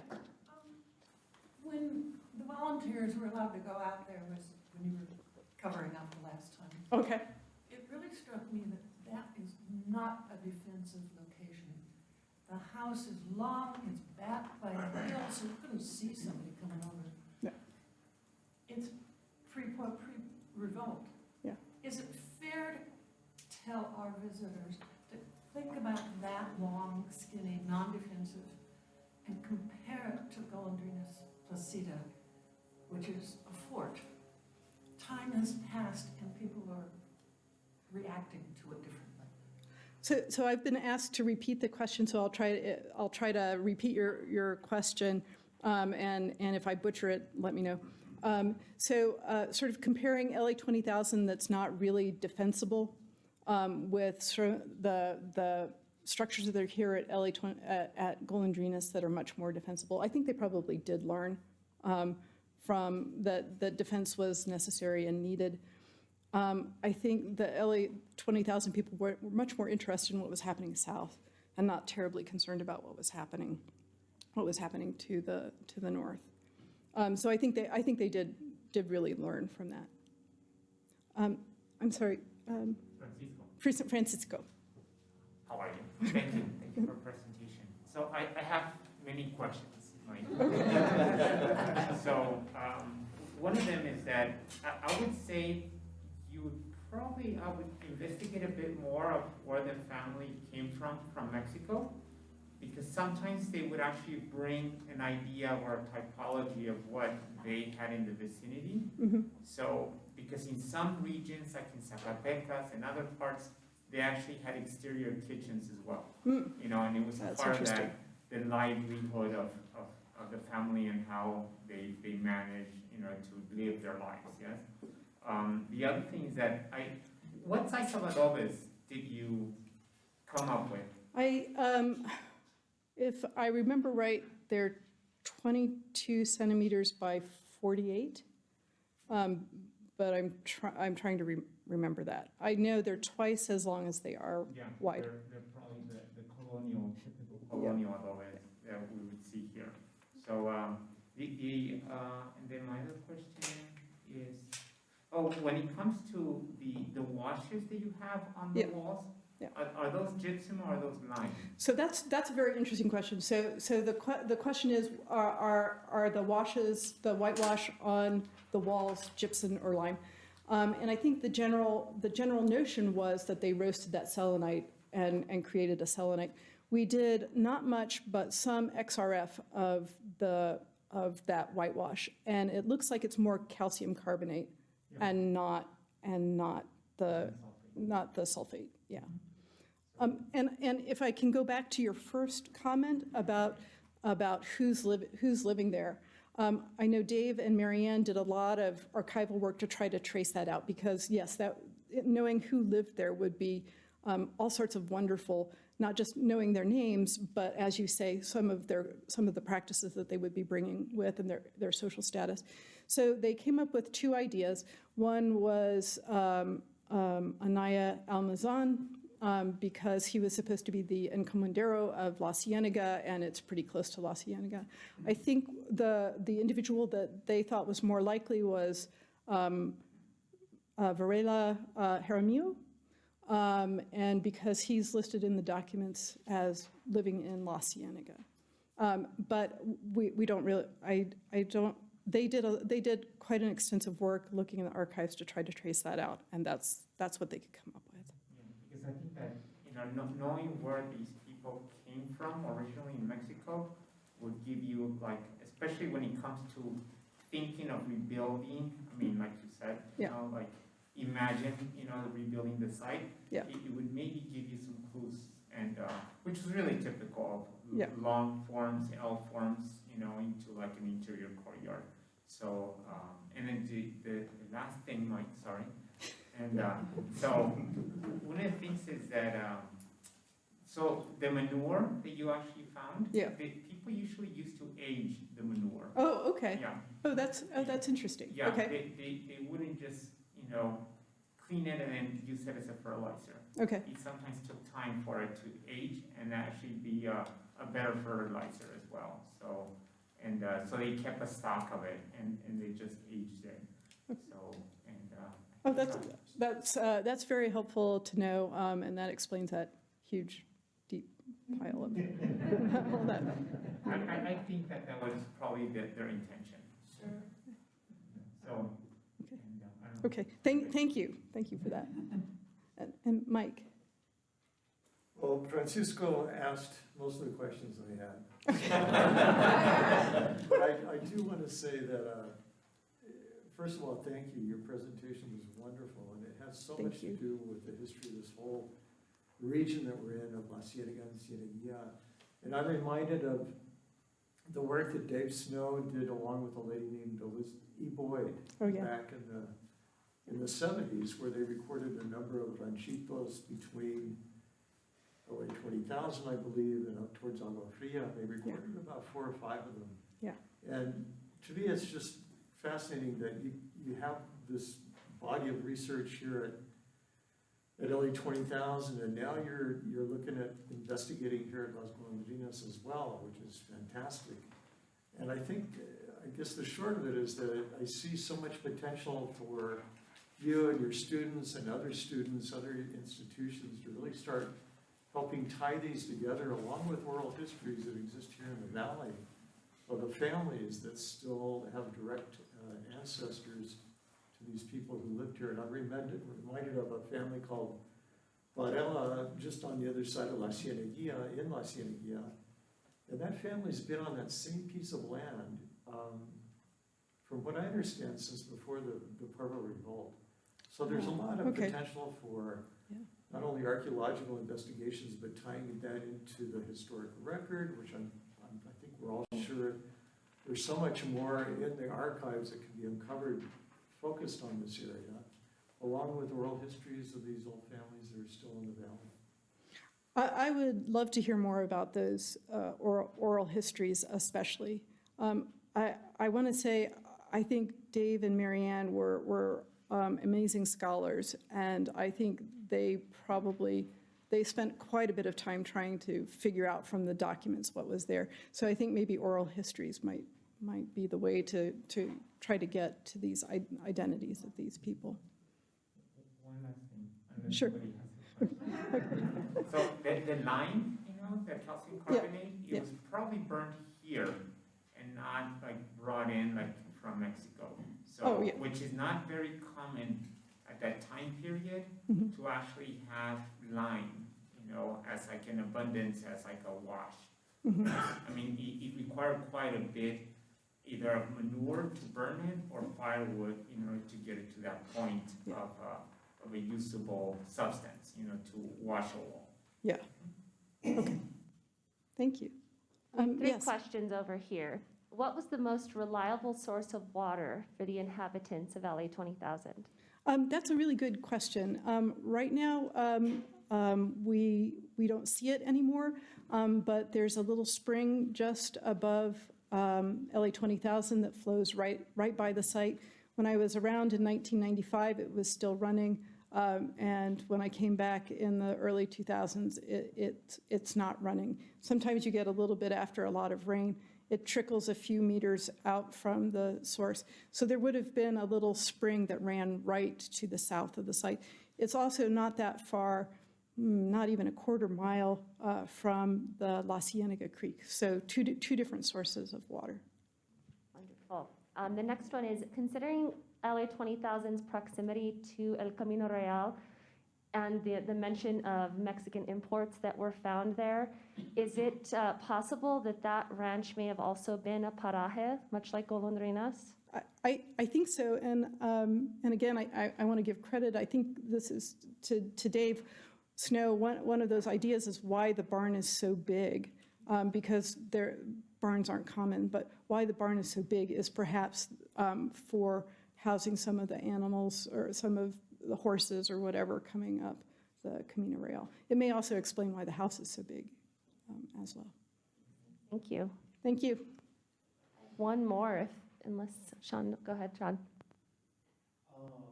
You had said you could speak more as to signs of malnutrition that were not seen at LA 20,000. What would a sign of that? So I think, so I don't want to say there wasn't any. I want to say that we don't have good evidence for it. And what we don't have, what we would expect to see would be slaughtering young animals. So slaughtering those animals before they provided very much meat. I think that's one of those things that you do if you're food insecure, is to start going after some of your basic livestock. I think that's one of the things. We also see gathered plants throughout the whole entire midden, so it doesn't look like there's a targeted period where they're like, oh, crops are failing, we're going to go gather wild plants. That was the same question. Oh, okay, yes. Yeah, there were several starvation periods during the 1600s in various places, and some of it is documented, but it's done very subtly within the documents. They don't go on and on about it. But I would say that it went on consistently for the 82 years from the time of Oñate's arrival, and it's too bad that we don't have enough documentation because, of course, the records were burned. But I still think there are archives in Hidalgo, Parral, Durango that I think are going to finally give us the information that we need to find out more about that. Thank you. I think that sounds like an amazing resource down there in Parral. And yes, and I want to be clear, I don't think that there wasn't food insecurity, but the evidence, some of the evidence just isn't pointing quite that way. Thank you. Dr. Trigg, based on the ceramics that you're able to recover from the site, is there an idea about where most of those were coming from? Which pueblos or areas exactly for the indigenous pottery? So there's a graduate student, she may be close to done, if not done, from UC Santa Cruz, who's looking at some of the glazewares. And it looks like at least the glazewares seem to be the majority of the decorated pottery that we can identify. And it looks like most of that's coming from San Marcos or San Felipe. We have a not small amount of micaceous ware too, I should point out, but the matte paint and the tewa wares seem to be less common than the glazewares. And also, building on what Dr. Blindman was talking about yesterday, did you see significant amounts of either cord beaten or coiled pottery, utilitarian cooking pottery at all? So I would not say, and I did look, we do have some corrugated sherds. I don't think there's a lot of that. I think that sort of utilitarian cooking stuff seemed to be more of the micaceous ware than the corrugated stuff, but it's not entirely absent. Yes? You said you had gun flints in the collection. Were those made from local materials? So I believe one is made from Madera chert, and some are pedernals. So yes, there are some that are exotic that we don't know the source of. So that's a good question. They're not importing all of the material for gun flints or strike-lights. Yes. If I could just follow Francisco's point about the manure pit. Since fresh manure burns your crops and you want to age it, I wonder if that feature where you had I think it was a wooden palisade dividing that pit, would allow you to get in there and pull from the oldest manure at the bottom. Oh, okay. I don't know, but it'd be interesting to look at that and see if that was a feature designed to allow you to get the older manure as you're putting fresh manure on the top more efficiently, kind of get the old stuff from the bottom. Well, that's a really good point. It is definitely in two levels. The big deposition of manure that we have is definitely the deeper part. So yeah, maybe they were tossing that manure up into the top area. So yeah, thank you guys for telling me about the managing manure. Maybe we don't think about it anymore. Yes. Dr. Trigg, I was wondering what's next for LA 20,000. I know that you're working on, there's a number of different, your students are working on a number of different things. If you could talk a little bit about that, and then also what you're working on now in terms of either wrapping up the project or even if it's a temporary bookend on the project. I think I love LA 20,000. I would love to do a lot more work there. I think the house really, we could benefit from a lot of attention to what's going on in that house. I think that social space and how that's divided up and who might be in there, I think that's really important to know. The site's protected.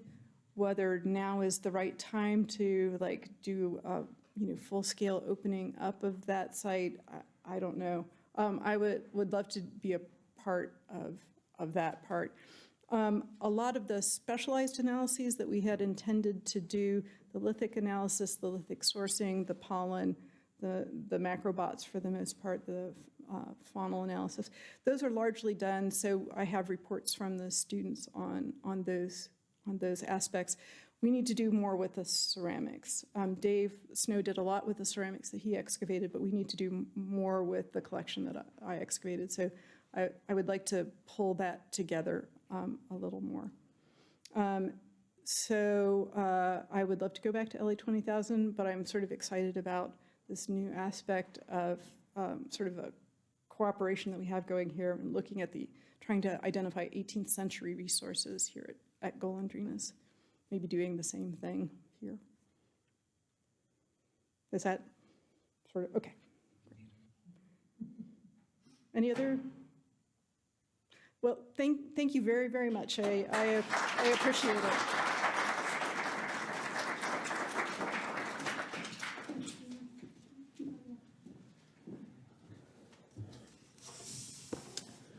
Thank you, Heather. Every every time you present on LA 20,000, I always learn something new. And I think it just goes to show what an incredible resource that site is and what incredible work that you're doing. I can tell you, if Heather ever shows up on your doorstep and says she has an idea and she wants to do something, you say yes. So, our next presenter is a really close friend of the museum and the staff and the board, Carmela Padilla. She is a journalist, editor, and author of several books exploring intersections in art, culture, and history in New Mexico and beyond, including her 2009 book, El Rancho de las Golondrinas, Living History in New Mexico's La Ciénega Valley. Carmela is a native Santa Fean, and she's the recipient of the New Mexico Governor's Award for Excellence in the Art. And today, she is going to be filling in the gap on some history of Las Golondrinas, talking about, her talk is titled Peace at Last, the La Ciénega Legacy of Leonora Scott Muse Curtin and Leonora Curtin Palajemo. Dr. Carmela Padilla.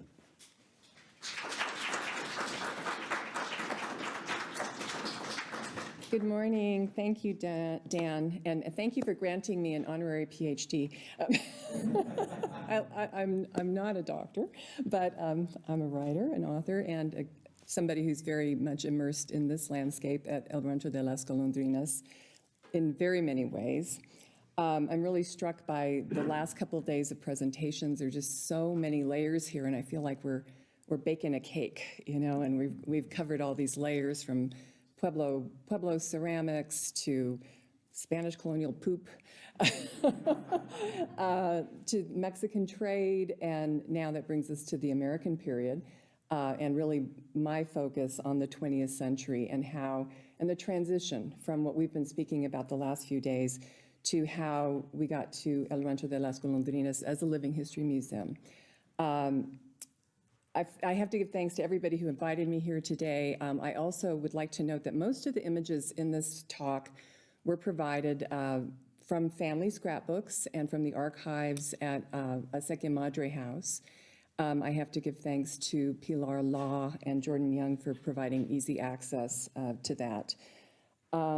Much has been written about the three wise women of Acequia Madre House. The cultural maven Eva Scott Fenyas, an artist, her daughter Leonora Scott Muse Curtin, who is a noted author and ethnobotanist, and then her daughter Leonora Frances Curtin Palajemo, also a cultural entrepreneur, an author, a poet, a linguist, and somebody who really was such a stalwart supporter of Hispano culture in New Mexico.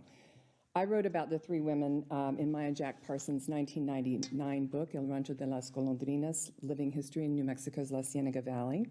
And it really explored the legacy of this historic ranch through time and its transformation to the state's only living history museum in 1972.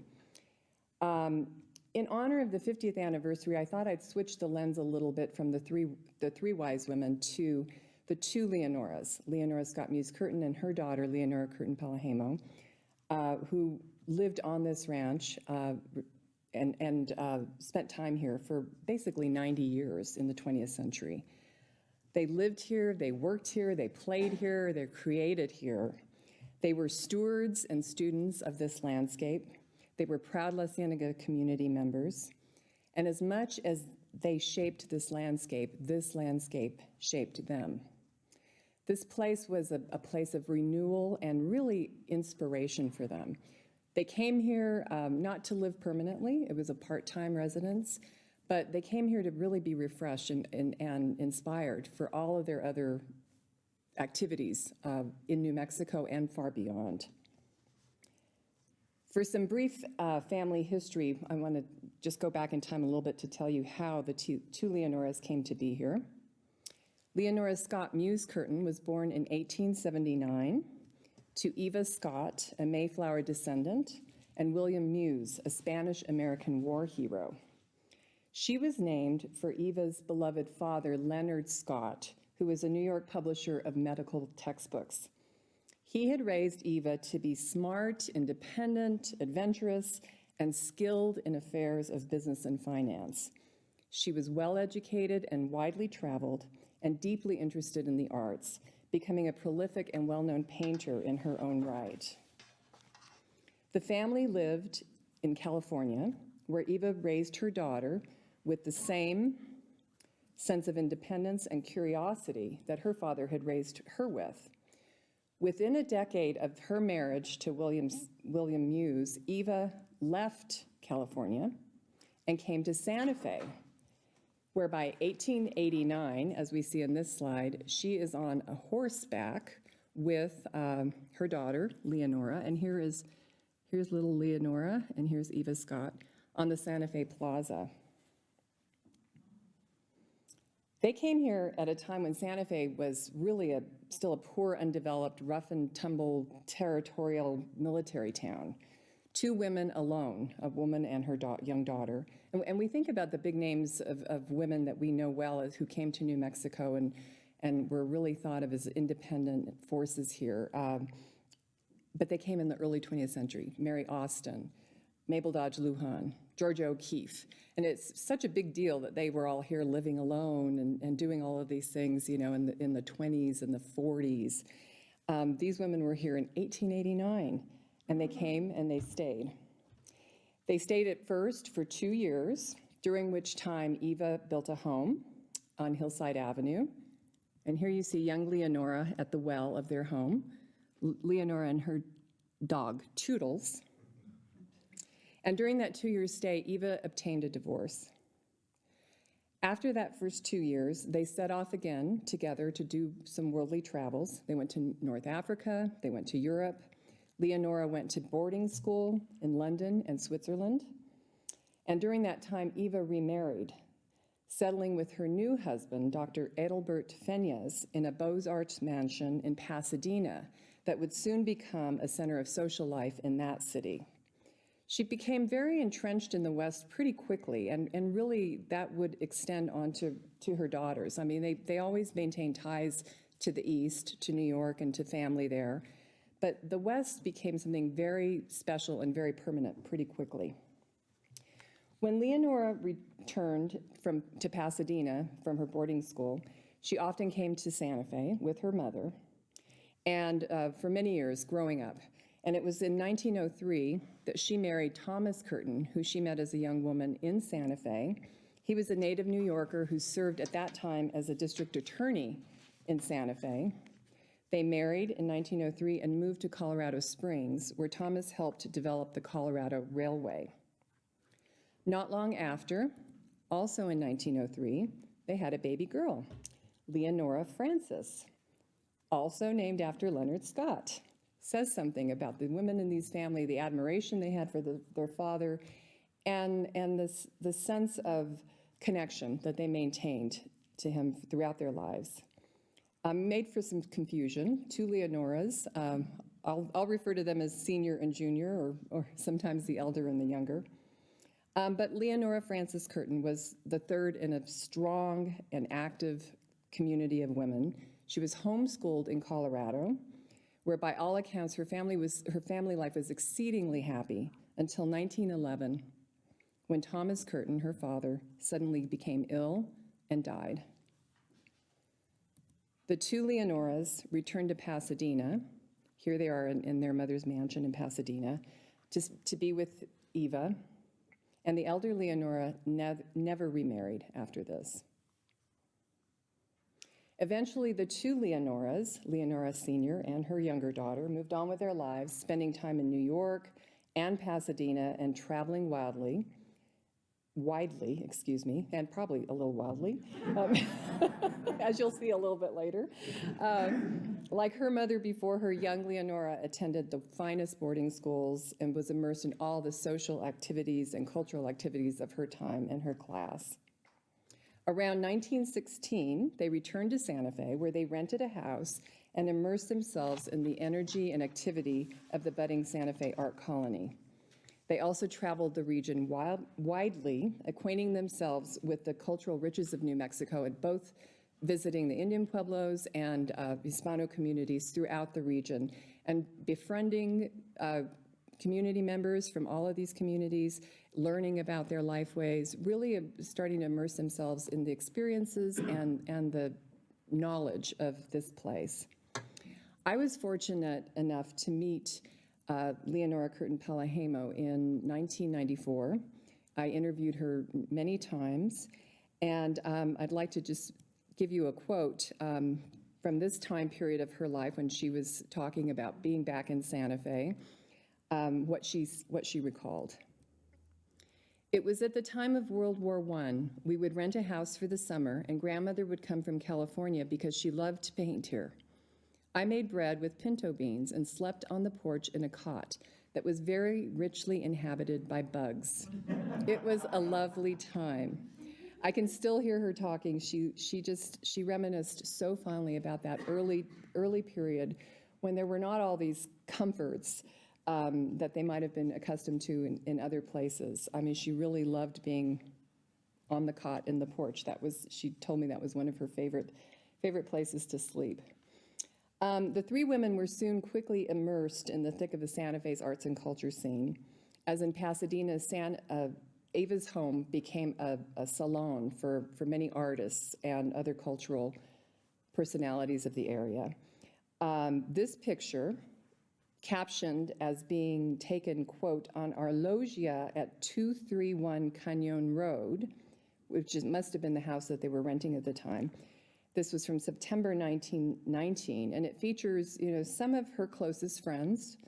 And these early 20th century names, Julius Rollshoven, Warren Rollins, Gustav Baumann, Marston Hartley, these are some of the folks who had really just pretty recently arrived in New Mexico and would go on to become some of the most iconic artistic names of the era. She was also closely involved with many of the archaeologists, Adolph Bandelier, Edgar Lee Hewitt, everybody in that movement. They just really immersed themselves into the thick of what was going on here. By the early 20s, their roots were firmly planted here, and Eva decided to build her dream house. She chose a location on the edge of the Acequia Madre. She and the two Leonoras designed the house themselves in a grand New Mexico territorial style home. Locals were hired to make adobes and lay them double wide. The house was completed in 1926. The following year, Eva's friend, the California journalist and photographer Charles Fletcher Lummis, dubbed 614 Acequia Madre the House of the Three Wise Women. So that's where we get that name for these women, the Three Wise Women, and obviously it has stuck. Unfortunately, Eva only was able to enjoy that house for about 4 years. She died in 1930, leaving the two Leonoras to carry on her legacy and their lives alone. By 1931, the Depression had set in, and the lessons in business and finance that Eva had passed on to her daughters became more important than ever.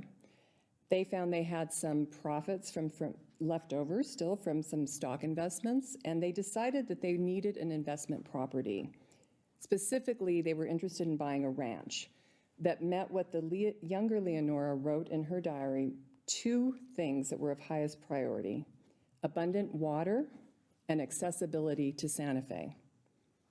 They found what they were looking for in a small village south of Santa Fe that we all know well, La Ciénega.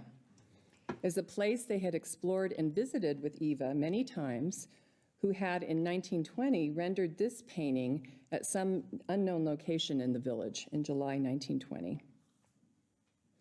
In 1933, the women bought 400 acres of a historic Spanish colonial era ranch called El Rancho de las Golondrinas, the Ranch of the Swallows. In its heyday, the ranch had been an important stop on the Camino Real. The seller was El Fego Pino, a sheepherder and descendant of an extended multi-generational family that we've learned about over the last couple of days, who had owned this property and other nearby properties since the early 18th century at least. On their first visit, Pino pointed out some of the structures that had withstood the passage of time. And the younger Leonora recalled in a 1968 journal entry what Pino told them at the time, and I quote, "At one time, as many as 7 families lived on this ranch, and you will find the remains where their houses have stood. In those days, all the land was free, and fine grass grew tall in all directions. Sheep could graze, and there were no fences." Picture that. Here's another view. And here is the Pino house, which is right over here at that time period. And actually, this was in about the early 30s.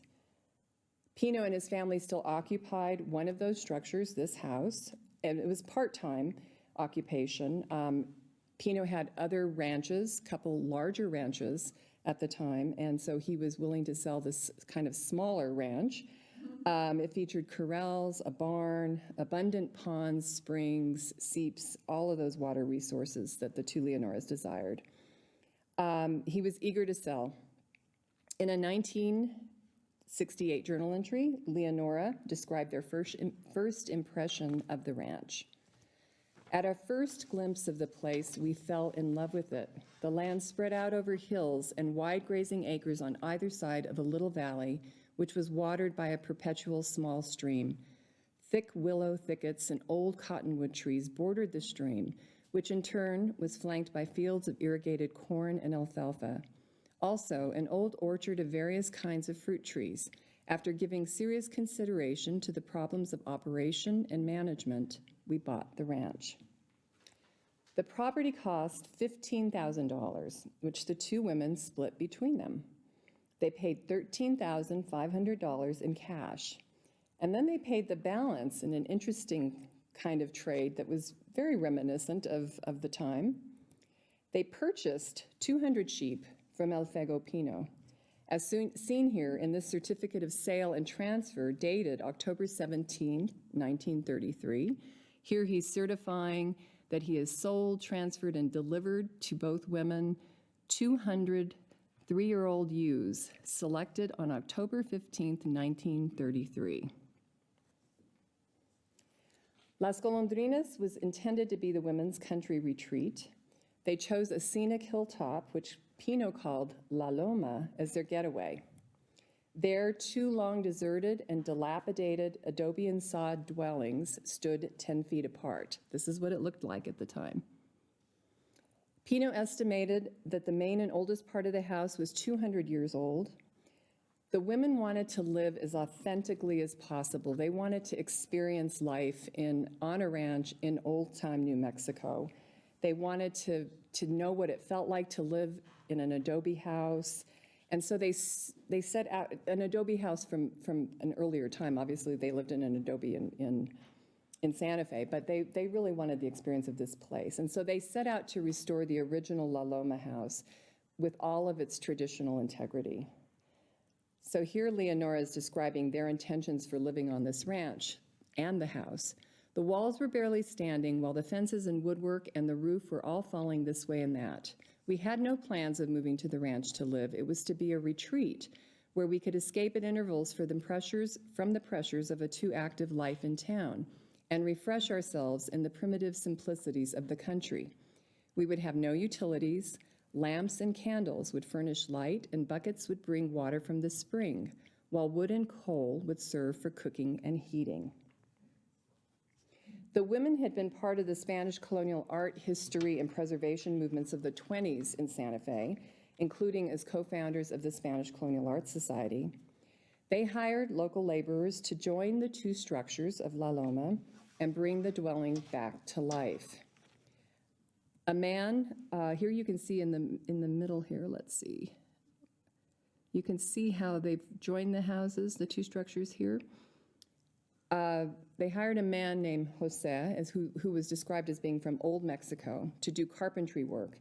He replaced the floors, built new cabinets and doors, and stabilized and restored the exterior portal, enclosing it with a white picket fence.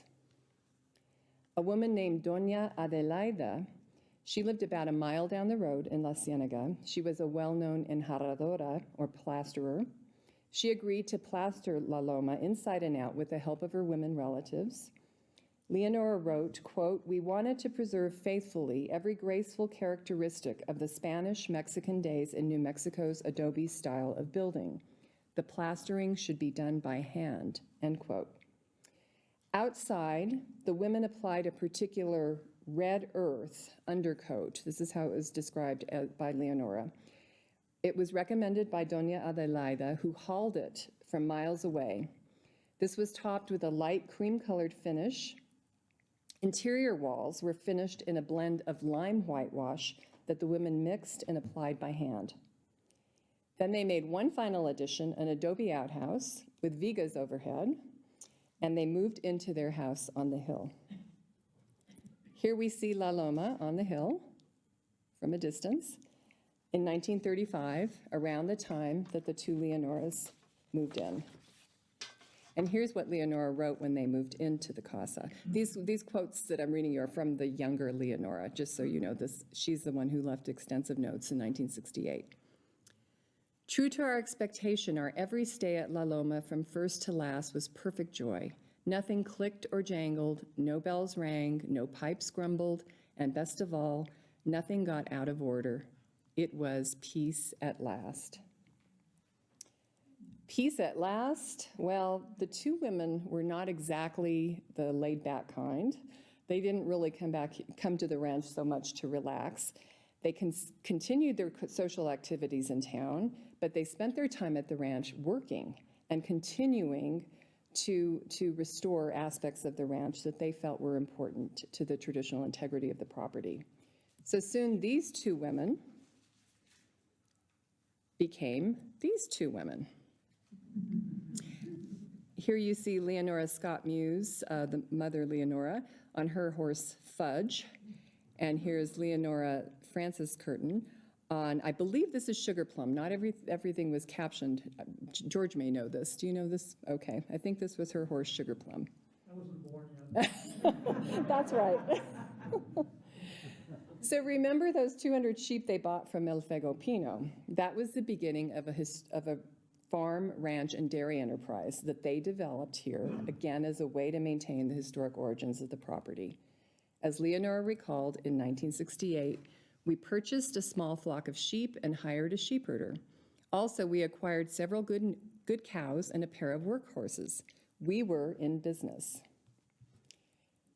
In these images, we see some of the assorted livestock that they acquired between 1934 and 1936. So imagine what this place looked like then.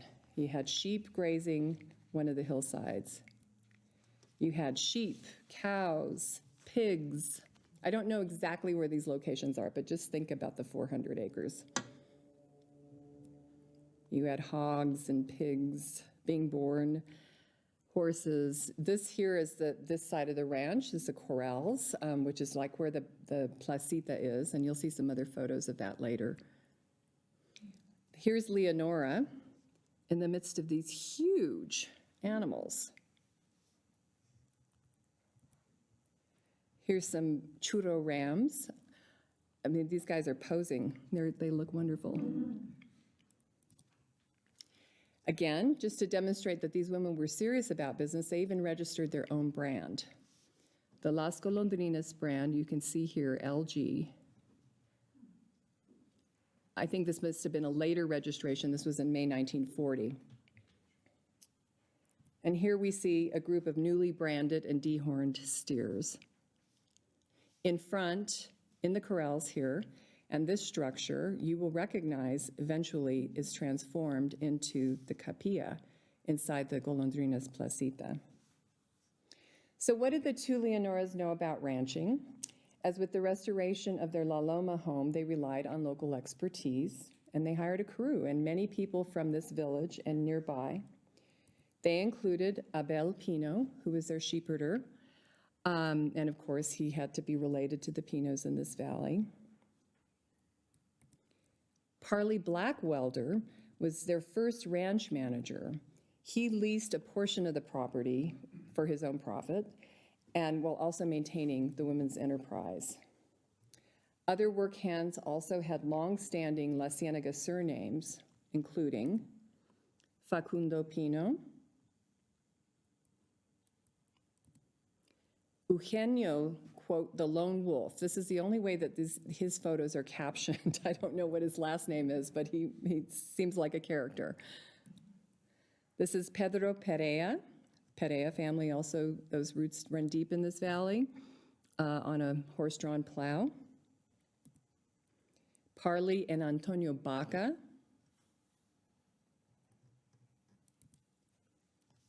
And there is Parley again. Now, Parley was essential to the beginnings of this ranch.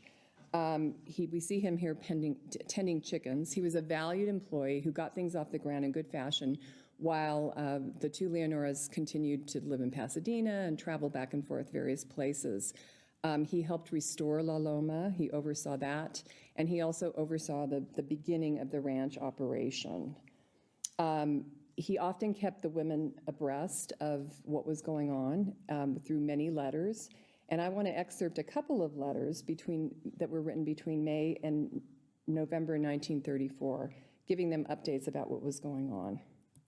This is from May 1934. I'm really proud we now have 176 lambs and expecting a few more. We're almost through planting and have corn coming up, also maize, and our garden is looking fine. We're going to have a good fruit crop, have plums, peaches, apples, and cherries. The trees are sure loaded and danger of frost is past. This is all his punctuation. I received a little log of soybeans and will give them a trial as they are a great soil builder. Ted is having good luck with his chicks now and has sold about 100 fryers, getting 25 cents per pound. He also has 60 little turkeys and 13 ducks. I'm going to have the sheep sheared next week. It is so warm and the sheep have lots of wool. 500 of 1,000 paprika, which are chili plants, are almost ready to seed and they look fine. So think about all this activity that's going on in May 1934. The ranch was just purchased in October of 1933. By the fall of 34, he's writing, I'm so proud of the 4 big heifers. They are worth twice what we paid. Our chickens are doing nicely, sold 38 dozen eggs last month. Now we are clearing an average of about $30 per month and hope to do better still. The little rams are now weighing about 100 pounds. The bucks are working much better this year than last. They are breeding about 20 to 30 each day.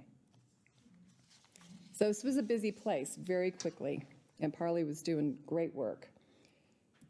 So great, look at this 12-foot high corn that he's standing next to in 1937. Think about the fields here were just filled. He had to hire some extra labor that year to help harvest the corn, and this is a group from the Santa Fe Indian School who came to pitch in and help with that harvest. So whenever the two Leonoras were in town, they came to the ranch and they worked the ranch. Here we see the younger Leonora on a tractor. Here we see her on this side. This is the younger Leonora harvesting pears with a gentleman named Jim Clarkson, a friend. At right, again, here is Leonora. Here is her friend Carlota Lebeau, who dressed up for the occasion. This is Ramon Griego, and this is somebody identified as Poco Loco. That is all we know him by. The two Leonoras often invited friends to the ranch to enjoy its natural resources. La Loma became a sort of a party central.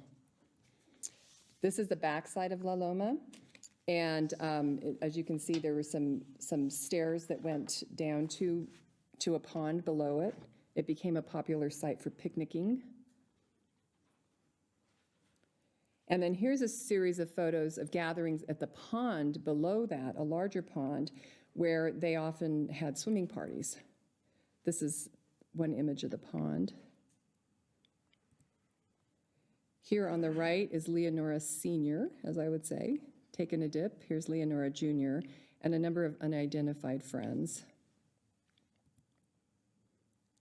Here they are swimming in the pond. Lots of sun and fun. Here's somebody doing yoga or something. Lots of sun and fun, and usually a lot of cold beverages. This last photo was taken in 1938, and by that year, Parley's good fortune on the ranch had changed. In November of that year, he wrote the elder Leonora to ask if she might allow him to sell his lease. He wrote, "Mr. Bonner wants to buy me out, and that is the only way I can pay up my obligations. I feel I should do this as I seem to have displayed no glamorous ability to run a ranch without the use of an unusual amount of red ink, and due to losses, I am now some $300 up short of what was invoiced to me, plus constant bills here in Santa Fe for about $1,300 to bank and balance on cattle, etc. So I feel I can pay up now by selling and take about $1,000 loss for the 2-year period." That was a hard blow for Parley. He had done a lot here. The women felt terrible about it. He wanted to sell the lease. They allowed him to. Then they offered him a job as a chauffeur. And I'm not clear whether he actually took the job as a chauffeur after this, but I'm sure they took care of him. There were some close relationships built with their staff. So for the next many years, the ranch was leased to Jesse and Gertie Bonner and their 5 children who worked here. They all worked and lived here. They oversaw the 2 Leonora's small herds of sheep and cattle. They farmed, they raised chickens, and they maintained 200 dairy cows, which produced milk for what used to be the Slade Dairy in Santa Fe. As we see in this advertisement for a 1944 auction run by J.W. Bonner, the ranch at that time was really known as Curtain Ranch, more so than Las Golondrinas or anything else. So that kind of is an indication that the women were in charge, and that's how this place was known. We see a few members of the Bonner family in these photos from that 1944 auction. At left here is Dorothy Bonner, overlooking some hogs that are going to be auctioned off during that time, as well as some other people who are perhaps going to bid. Here, these women were identified as being from Santo Domingo, Pueblo. And at right, here is Leon Bonner, one of the family members. And this caption is really interesting. The photo says, "Leon Bonner with a cow worth $150, that only sold at auction for $60. So perhaps it was a sign of the times. You know, throughout the Depression and wartime, operations continued, but they ebbed and flowed. And there was probably really never any major profit made here by anyone. But the idea of maintaining this ranch as a working ranch was so embedded in the 2 Leonoras that, you know, they continued to support it in every way that they could. And the relationships that they fostered were lasting. We next hear from Parley in 1956. He's living in Florida, and he owns a successful gift fruit packing business. He's writing the elder Leonora to tell her that he'd like to ship them some fruit so that they could see that he's still growing really good fruit. And this is what he wrote. Quote, "More than ever, the business training I got while in your employment is appreciated. I can well remember the kindly scolding and wise advice you gave me once when I was having trouble with ranch help. It's little bits of well-spoken words like these that stay on longer than one can imagine." By 1947, Jesse had developed some health problems, and the Bonners had moved on. But in a letter to the 2 Leonoras in that year, Mrs. Bonner wrote to express their gratitude, again demonstrating the close affinity between the women and their employees. Every time any of the children say anything about where they spent their happiest days of their life, they always say out on your ranch. Those were happy times for Mr. Bonner and myself too. We both enjoyed living out there, and you and Miss Leonora were so wonderful to all of us. We will never forget you.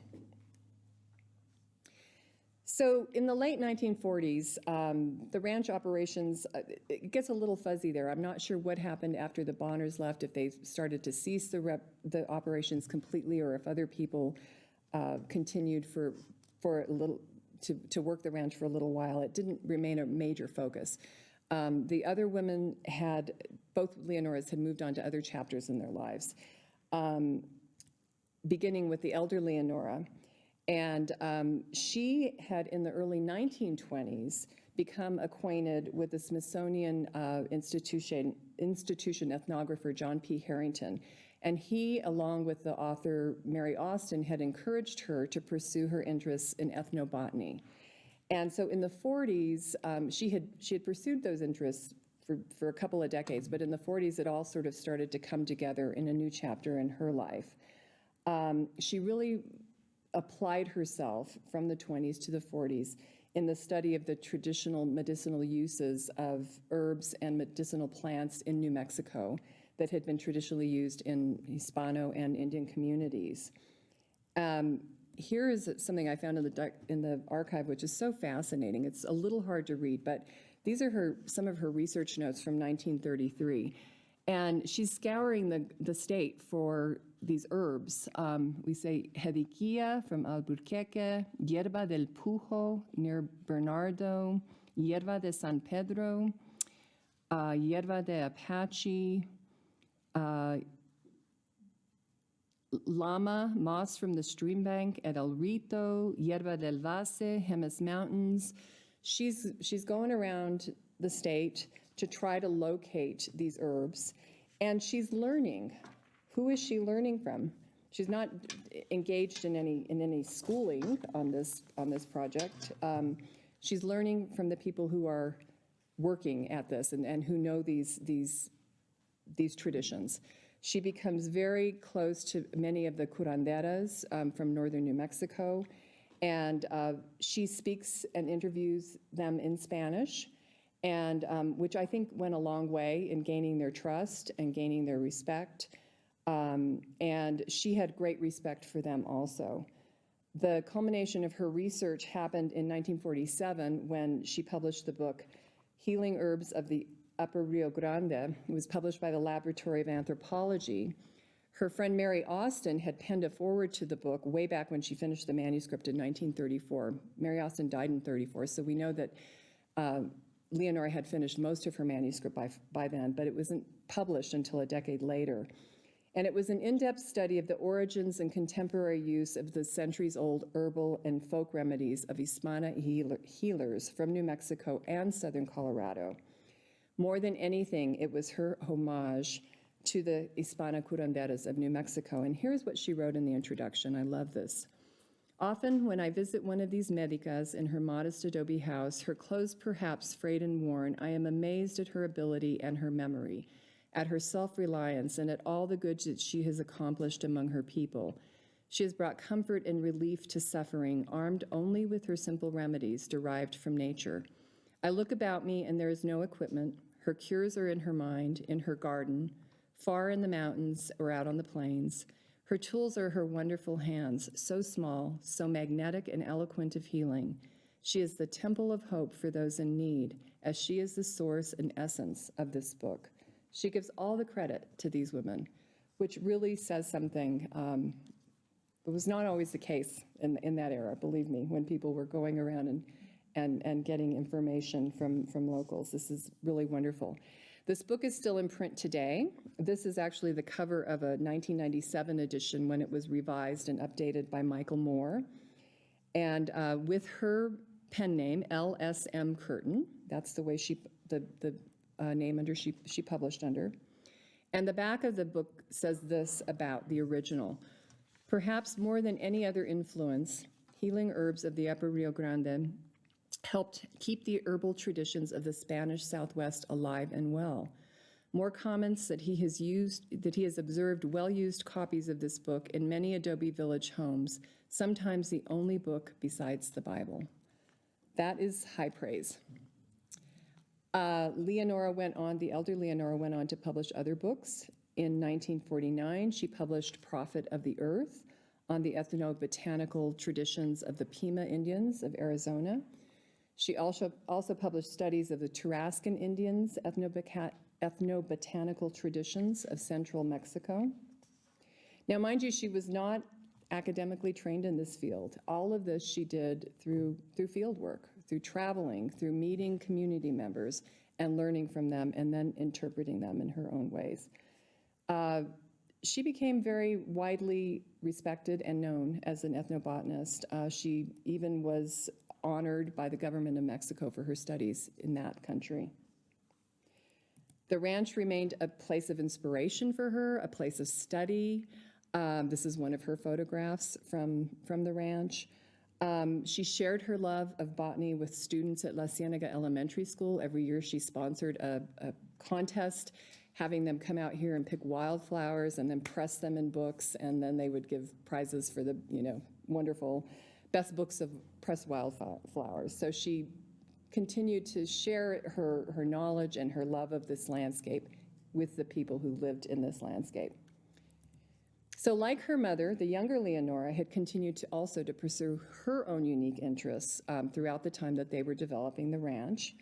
And probably she is most noted for, she's noted for many things, but she's probably most noted for the creation of the native market in 1934. And that was a commercial venue in downtown Santa Fe for traditional Hispano arts. And it operated between 1934 and 1939. It was a major educational and economic force for Hispano and Hispana artists from throughout New Mexico throughout the lean years of the Depression. It really helped elevate the artistry of local arts, local artisans in the national eye, as well as even locally. People began to get more excited about preserving their traditions and perpetuating the things that their ancestors had practiced.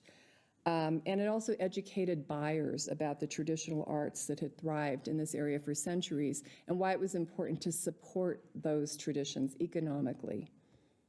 Here's a photograph, very famous photograph, most of you might know it, of the Native Market in its original location on Palace Avenue, where it opened in June of 1934. You see that there are demonstrations and all of these different art forms going on, and this is something that will eventually carry over to the place where we are here. You know, the idea of experiencing a culture, not just looking at objects behind glass, but actually being able to see how things are made and see how, let community members share their knowledge. And here's also a picture of the Native Market when it had moved to what was called El Parian Analco, which was a marketplace of sorts that was on Old Santa Fe Trail, then known as College Street, near the old St. Michael's High School, and where the pink adobe is now. It was kind of a recreation of a 19th century Mexican marketplace. And this Native Market had become so successful in the community and in the business community that town leaders, when they decided to develop this El Parian Analco as another sort of tourist area, they asked Leonora to move her store and anchor that place. So she moved it there in 1937. It only lasted a couple of more years there. She had subsidized it for many, many years. It wasn't profitable in the end, and she decided to move on to other things. One thing being marriage. She met and married Y.A. Pelajemo. In the early 40s, she met him. She married him in 1946. He was a Finnish immigrant, an agriculturalist. They both shared a passion for history and preservation. It was really a perfect and kind of natural match. Here they are on their wedding day. Here they are in a photograph by their friend Laura Gilpin. They moved to Pasadena. They settled in Pasadena at her grandmother's house. He became an honorary Finnish consul to the United States and later, to California, and later for New Mexico and Arizona. And the house in Pasadena became the Finnish consulate for the West. When they weren't in Pasadena or in Finland or elsewhere, they were in Santa Fe, often at the ranch. And here we see the photograph that Dan showed earlier. There's Y.A. with the two Leonoras, and I imagine they were a force to be reckoned with. I'm not sure what the year of this photo is. I think it's 1948, but the family was growing. This is what La Loma looked like in 1948. Still looks, as they had restored it and preserved it a decade earlier. You know, they weren't into fancying everything up. They really wanted things to be authentic. And about that same time, between 1949 to 1951, the family grew even larger. The couple adopted 4 children, who we see here on the front porch of La Loma, left to right: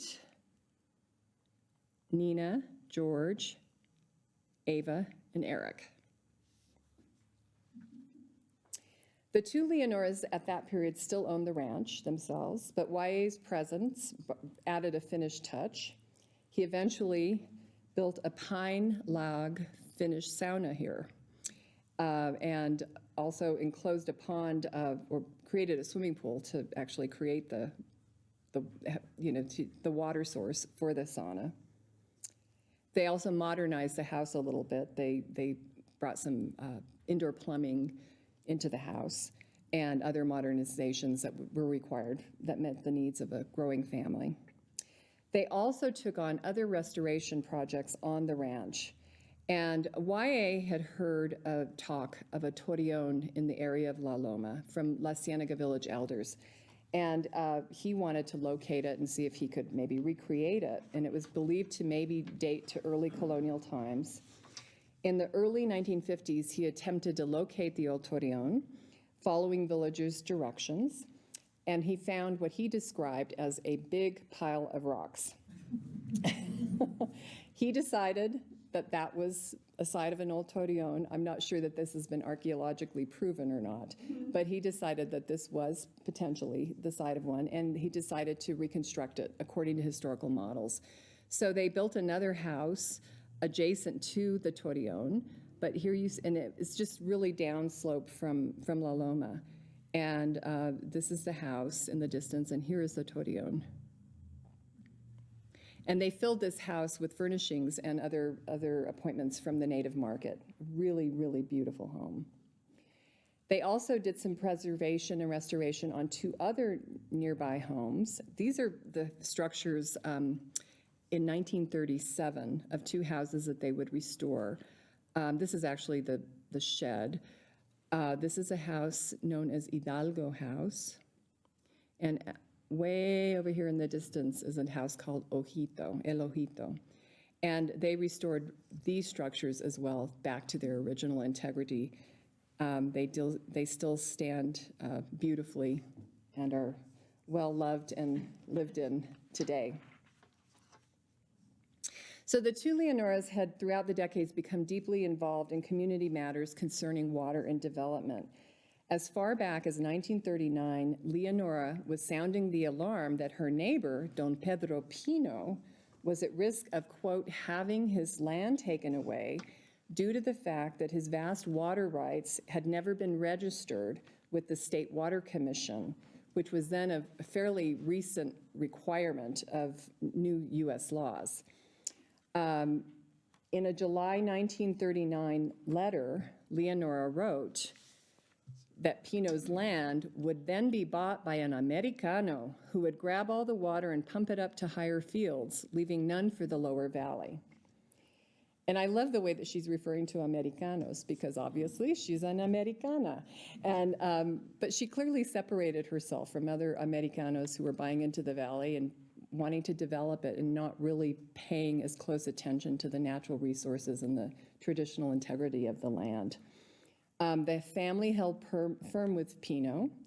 According to Leonora, Parley Blackwelder, quote, threatened to use his 6-shooter on any surveyor who came onto the property at Don Pedro's house or onto this property to assess the ranch's water holdings. They remained engaged in different water and development issues throughout their time here, as they still do today. I mean, preserving the water sources here, participating in the acequia are obviously integral to living on this ranch. Family correspondence includes mention of the construction of a highway that was going to actually cut through across their lands, presumably I-25 in the 1950s. And plans for a golf course in the valley, and maybe somebody can fill this in. I'm not sure exactly when the date of that was, but it led Leonora to draft this note, which was undated. For God's sake, let's not be so unwise as to get caught in the development scheme that plans a golf course using Santa Fe's processed sewage water, the seepage of which could and would destroy all Cienega's natural spring and well water. The whole village depends on the purity and healthfulness of the natural underground water sources. To contaminate them would only result in the shameful and hopeless evacuation of all habitation. She left many writings to this effect, always emphasizing the importance of preserving this landscape in every way possible. So the family's greatest preservation effort, of course, was the creation of a living history museum at El Rancho de las Golondrinas. And the seeds of that started on a day when Mr. John Gaumim, the noted architect, and his wife, Faith, came to visit at the ranch. Here he is with Y.A. and Leonora the younger. He had been a very close friend of Leonora the elder's since the early 20s. And he came out and they walked the ranch and he said to them, you've done so much wonderful preservation work on this side of the ranch, you might think about doing preservation work on the other side of the ranch. And what would that entail? And for many years, YA had already been talking about the idea of a living history museum or an open-air museum in Santa Fe. He had been talking with people at the Museum of International Folk Art and elsewhere of creating an experiential museum and something that was traditional to his homeland of Scandinavia, where they had actually pioneered the whole living history museum movement. And he decided he wanted to do something in Santa Fe, but it wasn't until that day, I think, that he thought about doing it literally in his own backyard. He was thinking about it in town, but suddenly it became so clear that this was a perfect place to do it. So he and Leonora set out, and the two Leonoras, I would add, with all the passion and gusto and resources that they could muster, they set out to recreate a living history museum that would enable people to experience 18th and 19th century Hispano life in New Mexico. Over the next few years, they consulted with many local Hispanos, historians, scholars, to guide them in creating the ranch environment. They traveled around the state, they purchased old, abandoned buildings and such. Dan covered some of the materials that they purchased. They brought them back to the ranch, and they created a series of mini environments that were evocative of those various eras. So they took some of the older structures on the ranch. They didn't necessarily rebuild everything in the ways that exactly they were here, but they brought a lot of information together to create the best picture they could. I think that's one of the things that we always need to be clear about with Las Golondrinas. People come here and they think that everything was here. No, this was something that is a combination of new and old and reimagined. And that's okay, because it is authentic nonetheless. So, for example, you had the corrals, which would eventually become the chapel. You had the Manuel Baca house. This is a photograph in 1933. You had the old barn, which would eventually become the placita. So look how these things have been transformed. This is what became of the old barn. Here's the capilla, that was the corrals. Here's the Manuel Delgado house, and this little portion here is what we saw of that photograph earlier. Over time, other structures were added. Here's the Sierra Village, the Mora house, the Morada, the mill. So the museum's inaugural festival took place on October 15th, 1972. It poured rain, it was muddy, muddy, muddy, muddy, and still 1,000 people came and enjoyed the occasion. Now, this photograph here is not of the actual inaugural festival, but the next few photos really show the continuation of these festivals in the early days. And what I love about these photos is that they're snapshots, but they really show, give you an idea of the vibe of those early festivals. And you see so many people taking part, and you can tell a lot of community members here, all ages, enjoying what's been created here. Early demonstrators and young demonstrators taking part. So Leonora Scott Muse Curtin died about a month before the museum opened, but she had clearly played a large role in its making. In honor of her contributions to the ethnobotany of the region and to this place, the resident docent at the time, Rafael Lobato, planted a medicinal garden in her memory, and it still thrives in the Sierra Village today. More recently, a portion of the ranch where she once roamed was designated as the 35-acre Leonora Curtin Wetland Preserve, a project of the Santa Fe Botanical Gardens. And the preserve is home to a diversity of plants and wildlife, and it introduces new generations to this beautiful landscape and to Leonora Scott Muse Curtin's legacy in preserving it. After Curtin died, the elder Curtin died, the younger Leonora and YA moved permanently back to Sequia Madre House, but they remained hands-on in running the museum for many years and took part in all of its activities. Here we see them at the 1976 anniversary of the Deanza expedition. They did a 200-year anniversary celebration of Deanza's accords with the Apaches. And this is a wonderful photo from that day, and it shows you, I mean, they participated, they dressed in the pageantry of the time, and they really enjoyed what they had created. He died, Mr. Pelahimo died about a year after this picture was, 10 years after this picture was taken. And around that same time in the late 80s, the old Ciénega Village Museum, which was the original name of this museum, was the name was changed permanently to El Rancho de las Golondrinas.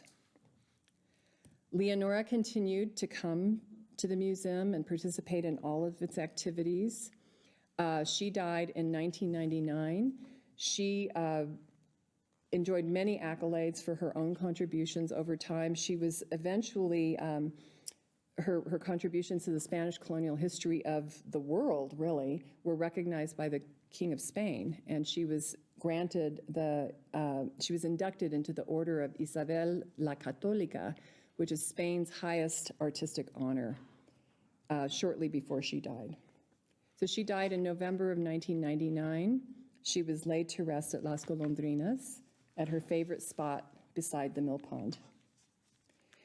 So in closing, I'd just like to go back to a writing of October 1939 from the elder Leonora.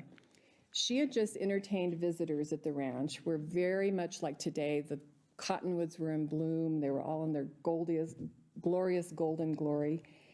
And the younger Leonora was away. She was vacationing in New York at the Drake on Park Avenue. Certainly she had some kind of cultural activity going on there. But as soon as her ranch guests left, the elder Leonora sat down and wrote a letter to her daughter. And this is what she said, quote, "This place in all its autumn glory made me love it 10 times more. One sometimes makes the mistake of getting used to it and of taking it for granted." For nearly 90 years, the two Leonoras never really took this place for granted. I want you to think that they could have kept it to themselves. They could have enclosed this whole place and lived here and enjoyed it just themselves. Instead, they chose to share it with us, to let us experience what they experienced, and to let future generations experience that. That is what is so important about this occasion. It's what's so important about their contributions. I think that given all that we've learned about this place in the last couple days, we have to be reminded that we should not take it for granted either. Thank you.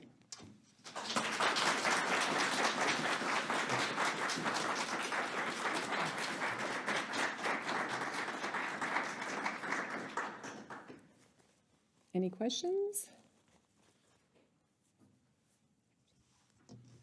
Everybody's hungry. It's time for lunch. Oh, yes. Carla. You spent time interviewing her. What was her personality like? I mean, you described her so well. The younger Leonora, yes, I was fortunate enough to interview her a few times. At that time, she was elderly. She was in a wheelchair. She was deaf. You know, she had lost her hearing many years earlier. So the interviews were rather interesting. They were, you know, I would write my questions and then she would answer them.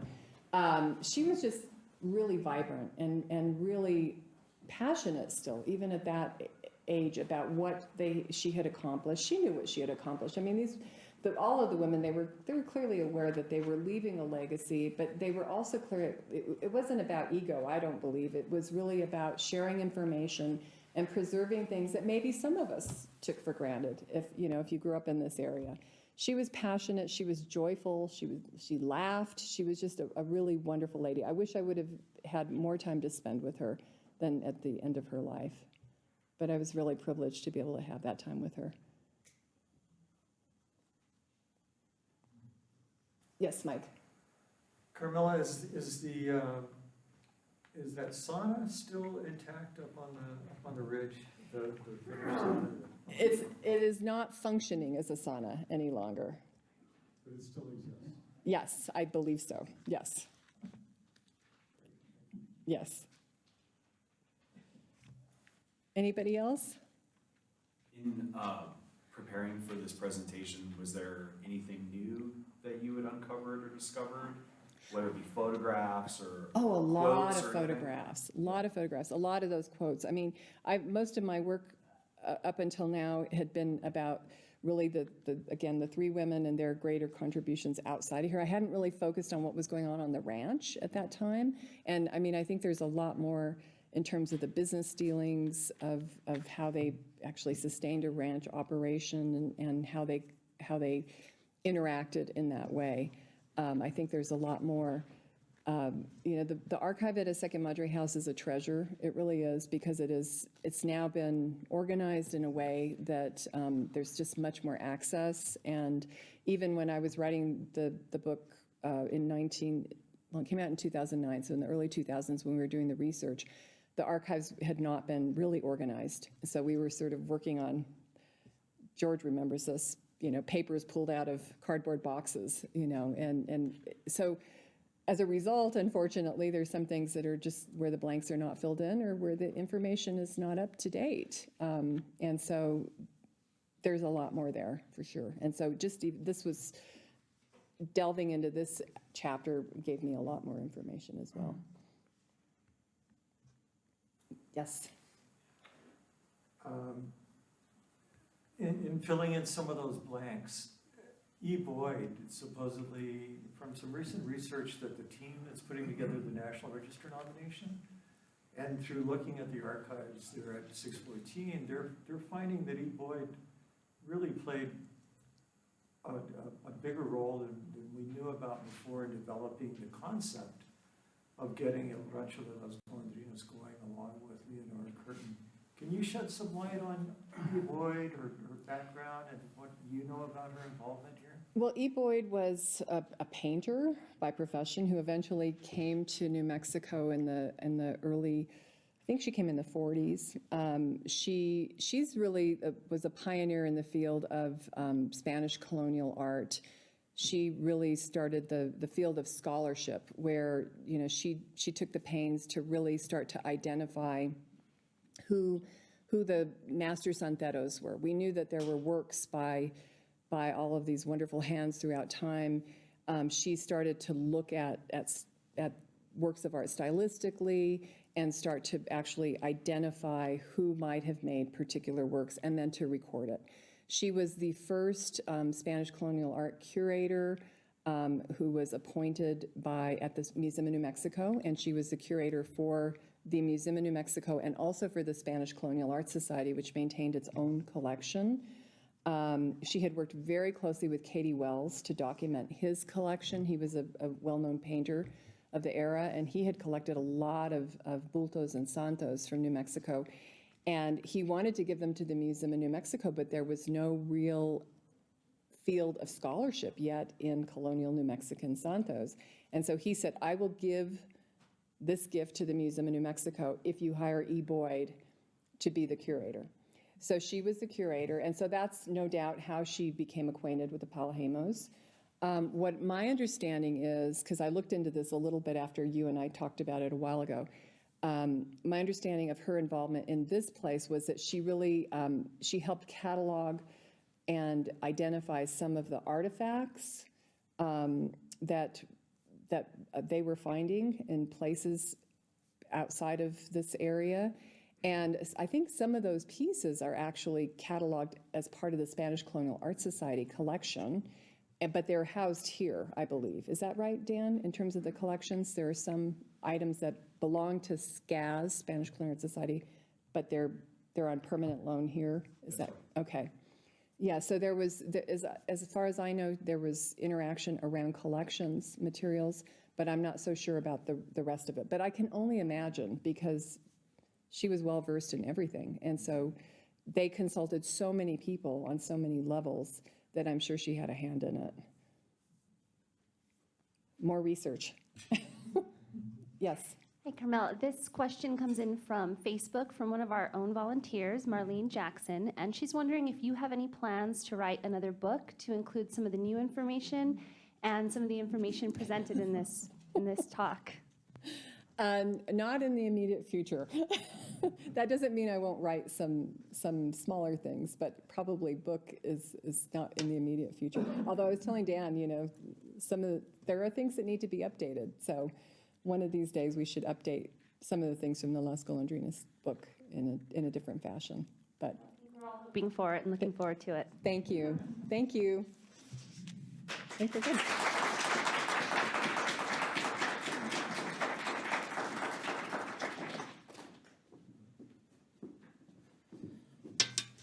Carmela, you are a research machine.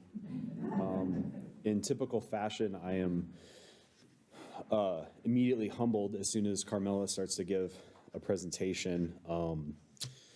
Just when you think you have a handle on things, Carmela gives a presentation, you realize you don't really know that much. I can't tell you how much of this granular information we know is because of the research that Carmela has done, and just how much I admire your work and look up to you and appreciate the work that you do in continuing to tease out all of this information about Las Golondrinas. I know I'm supposed to be a grown-up already, but I can tell you that when I grow up, I want to be like Carmela. So thank you again.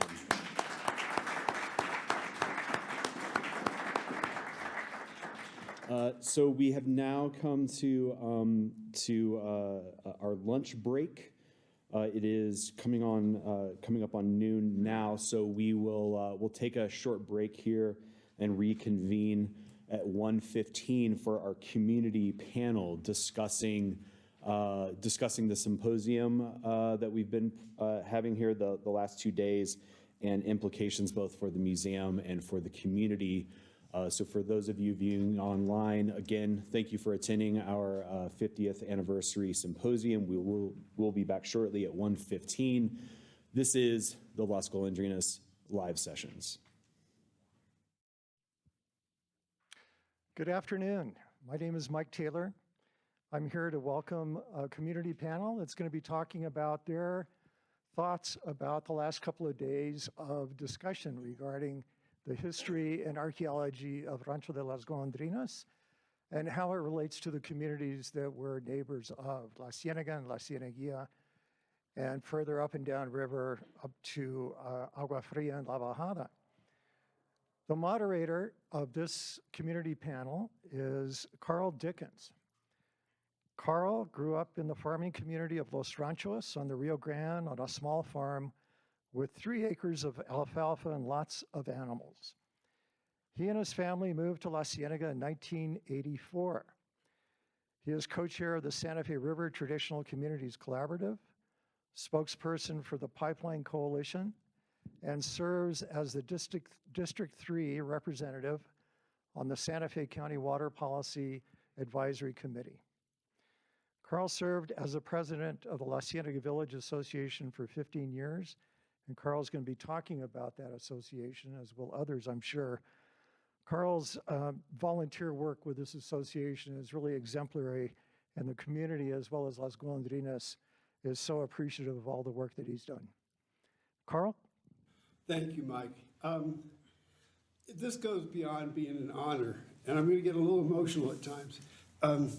Having grown up in New Mexico and being on a panel with these folks is like a little touch of heaven and community heaven. These are all people who are actively involved in community efforts, who have done great things. And I'm going to introduce them individually, and I'll start with William Mee. And I'll start with what he gave me, and then I'll tell you the truth. William Mee is Secretary of the Santa Fe Basin Water Association, graduate of College of Santa Fe, President of the County Designated Agua Fria Village Community Organization, Agua Fria Village Association, Seque Agua Fria, and Agua Fria Well Owners Association. He is a retired state employee, amateur historian, and an active farmer and rancher. That's what he told you. Now, to me, having been a community leader for a number of years, I can't tell you that if there's a better community leader in Santa Fe County who is more dedicated to his community, to the community of Agua Fria, and the wonderful things that he's done. His commitment to community and dedication to traditions set him apart. And I truly am in great admiration of all that he's accomplished in his service for the village of Agua Fria. With that, I welcome William Mee. Thank you, Carl. I might be the one that cries. We've been going at a little slower pace in Agua Fria Village, but we too have our new discoveries and stories to tell. And my subtitle might be Overcoming Death and Disappointment, but I don't want to turn you off too much. Or how 13 and $3,000 are lucky numbers in Agua Fria Village. We'll find out more about that. So Agua Fria went to the state legislature in 1995 to get a bill passed that allowed Santa Fe County to create the designation Traditional Historic Community, or THC. To be a THC, a place of settlement had to prove it was over 100 years old. We thought that was easy. When someone said, my grandfather said that his grandfather was born in Agua Fria about 1800. And the county attorney said, not so fast, that is hearsay. What you need to do is prepare affidavits to that effect, prove the genealogy, and then appear in front of a district court judge. And we all got scared. Luckily, some pre-1895 photographs existed in the New Mexico History Library, and these were accepted instead. So since that point, we in Agua Fria have set out on a quest for our history. The officers of the Agua Fria Village Association and myself started to reach out to every resource imaginable. Every time I went to a library or a bookstore, I searched the index of books for Agua Fria, Pueblo Quemado, Ojito Fresco, our former names, and I found nothing, nada. In 2009, we tried to get recognized in the 400th anniversary publication that the city of Santa Fe was doing. All trails lead to Santa Fe. No luck, nada. Then something happened where our meager, obscure village started to be in demand. In May of 2012, we had a series of interviews of long-term residents in the village that turned into a documentary theater production play called Cold Water. And this was at the new Santa Fe University of Art and Design in 2013. Then the City of Santa Fe Water History Park and Museum in September 2012 hosted my talk about Agua Fria's connection to the Santa Fe River. Then I completed a $1,000 grant on December 31st, 2012 for the Northern Rio Grande National Heritage Area titled Agriculture in Agua Fria Village, How a Traditional Community Was and Can Be Self-Sufficient, for which I originally asked for $10,000 in 2 different projects, to do some oral history interviews and publishing with Melinda Romero Pike. And she was our official village historian by County Resolution 2010-205. And she just died on June 17, 2021. So I did all of this work despite the funding. I was going to tell the National Heritage Area that I could do the project anyway, even if they weren't fully supporting me. So I did it. Concurrently, the U.S. National Park Service placed a number of El Camino Real signs along Agua Fria Street in the period 2012-2013. I gave a presentation in El Paso for CARTA, the Camino Real Association, on September 29, 2013, titled Traditional Life in Agua Fria Village, 1 Point Along El Camino Real. The theme being that 1,000 places like Agua Fria existed along El Camino Real, each with its own story. On October 17, 2015, at CARTA's annual general meeting at El Rancho de los Golondrinas, I gave a similar talk. So it is events like this one that turn the traditional community's residents into valuable ambassadors of their history. In September of 2015, the Old Spanish Trail Association, the Santa Fe Trail Association, and the El Camino Real de Tierra Adentro, the CARTA, jointly sponsored a conference titled the 3 Trails Conference in Santa Fe that I gave 3 days of narrated bus tours at.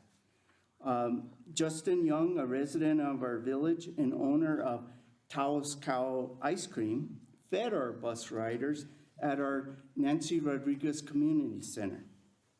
So, if nothing else, maybe they remembered that ice cream. In 2013, I wrote a grant for the New Mexico Historic Records Advisory Board to do oral history interviews of our Agua Fria elders for $3,000. It was denied. And again, in 2014, it was denied.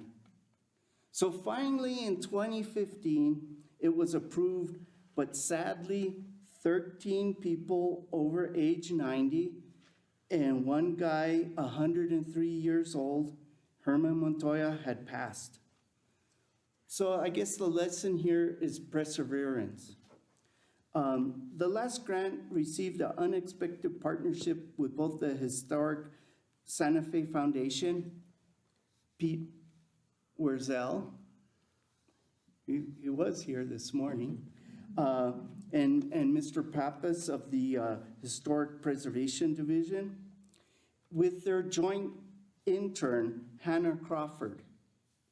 And Hannah was a wonderful gal that was born in Belen, New Mexico, but she had kind of relocated to New York. And she had an oral history, or a master's degree, Master of Arts in Oral History Studies from Columbia University. And she knew how to run all this stuff on the side here, you know. And you know, I was just gonna do it with a home movie camera. Boy, what a mistake that would have been. You know, we did 13 oral history interviews, totaling 39 hours. So I rushed over to the New Mexico State Record Center and Archives with a 40 gigabyte hard drive. And then they said, we need this transcribed on paper because we don't know if this hard drive will survive the ages.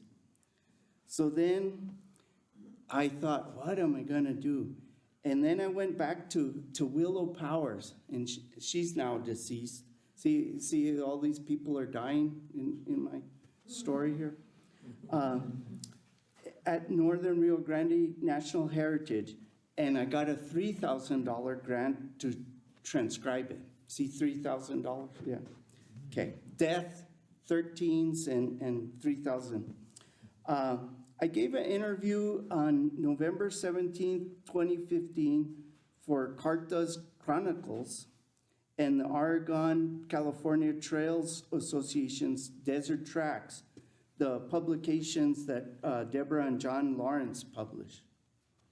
Then Tom Drake at the Historic Preservation Division, and he fell asleep. Michael Taylor at the National Park Service pushed our Pindi Pueblo site and the Camino Real section of road in Agua Fria that were adopted as a site in the state and national register of historic places.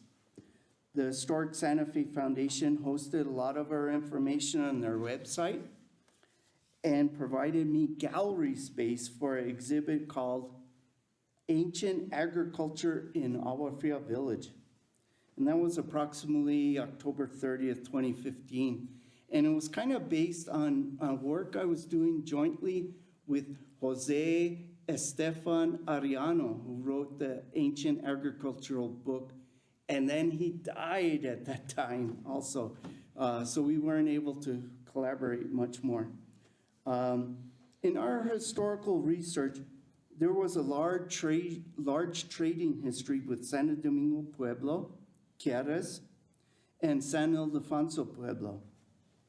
And the San Ildefonso riders completed the Agua Fria Company of Soldiers in the 1862 Battle of Glorieta. And my wife's great-great-great-grandfather, Jose Hilario Romero, had relatives up in that area, and we kind of suspect that he knew that trail, and he's the ones that said, there's these good horse riders up there in San Ildefonso, let's get them for our unit. So in Agua Fria, and probably anywhere along here in the Santa Fe River, are some Native American pit houses dating back to 7,000 to 7,500 BCE. Pueblo Pindi in Agua Fria has 3 civilizations, one dating back to 3,000 to 3,500 BCE. So with a 9,500-year continuous history, I'm thinking that we're like one of the oldest historic areas of human habitation in the USA. And I think we need to celebrate that, and we need to teach that. In fact, we need to find ways to shift our tourism department campaigns from the ecotourism, the skiing, hiking, biking, fishing, etc., back to being historically based. We have got it here. No one else has it, right? This symposium is a start to better shining a spotlight on the historical communities south of the city of Santa Fe. The 40-participant limit because of these COVID restrictions is very unfortunate, but we need to make sure that this video goes far and wide, and hopefully into our 4th and 7th grade New Mexico history classrooms, maybe our 10th grade history classroom. And I feel that Rancho de los Golondrinas can be our intellectual hub in disseminating this information.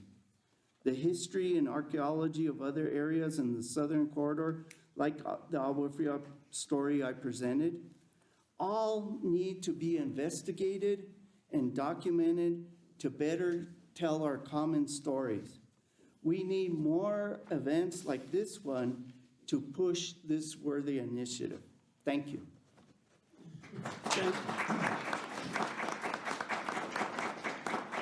Thank you, William. I think that you see this is an example of someone who's truly committed to his community.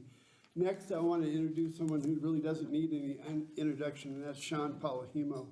And what he gave me was Assistant Director and Director of Operations at El Rancho de las Golondrinas, Commissioner, Secretary of the Acequia de la Ciénega, Native La Cienegillan, and multimedia artist.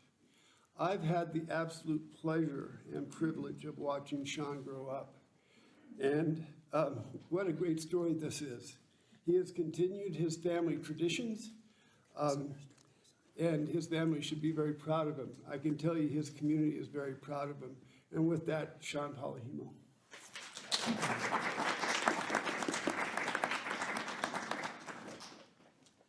Thank you.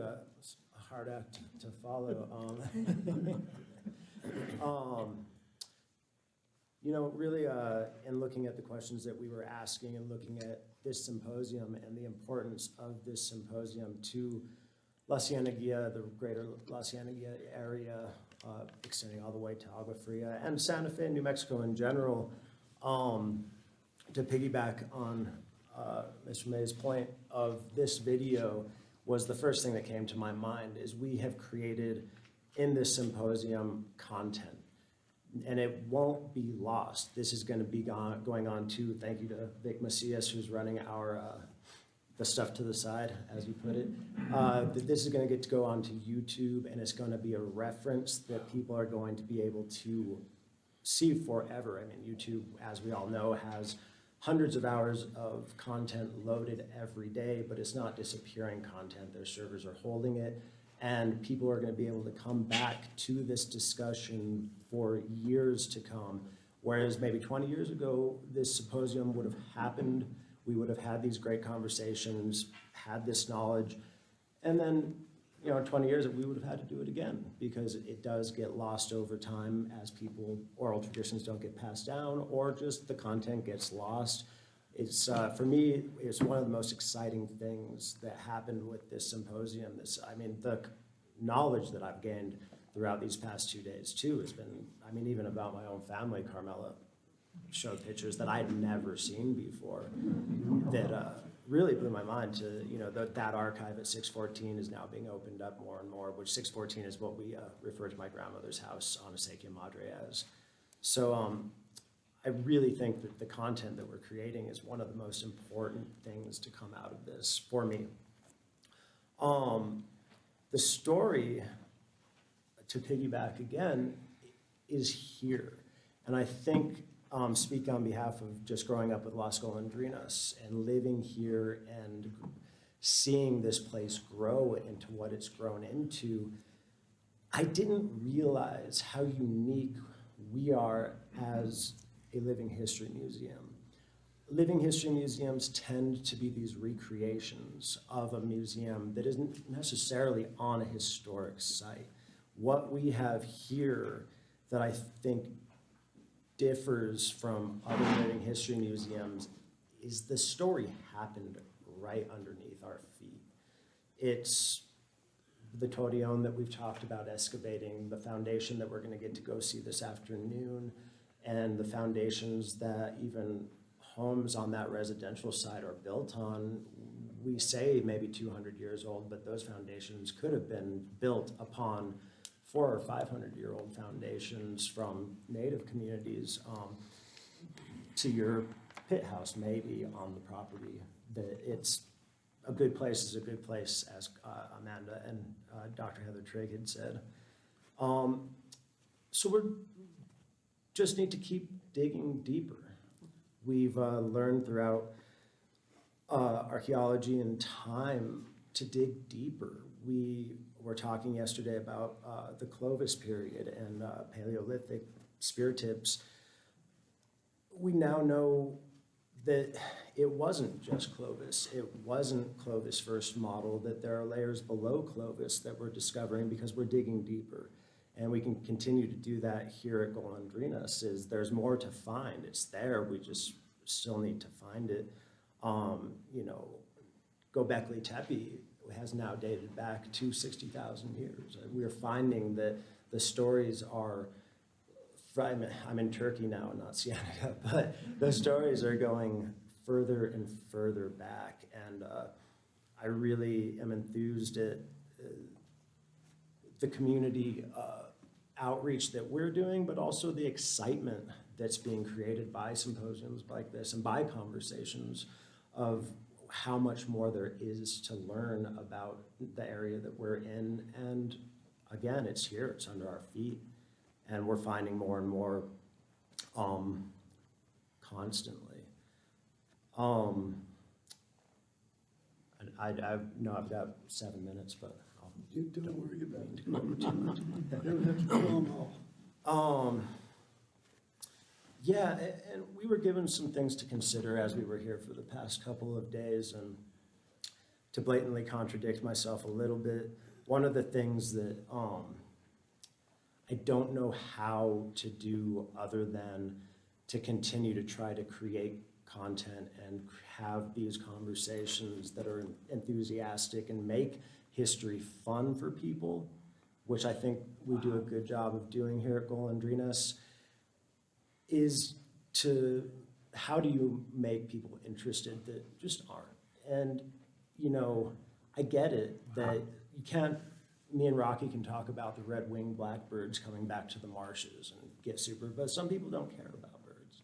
You know, and I have some people, I could talk to Dan about the Eagles are playing the Broncos tomorrow, so, but some people don't care about football. Some people are not necessarily interested when they own 1 acre of land and they're digging a foundation for the home that they've worked really hard to build, and they find something. Well, are you gonna, there's no incentive to call an archaeologist and say, hey, put my project on hold, put the backhoe on idle for 6 months while you guys get your brushes out and let me know exactly what it is that we ran into. Not everybody's going to do what Camilla did and buy a piece of property to preserve it, or what my grandparents did, to leave a piece of property for the ages to be preserved. And I don't know how to create that enthusiasm behind in a community that has so much culture right underneath us.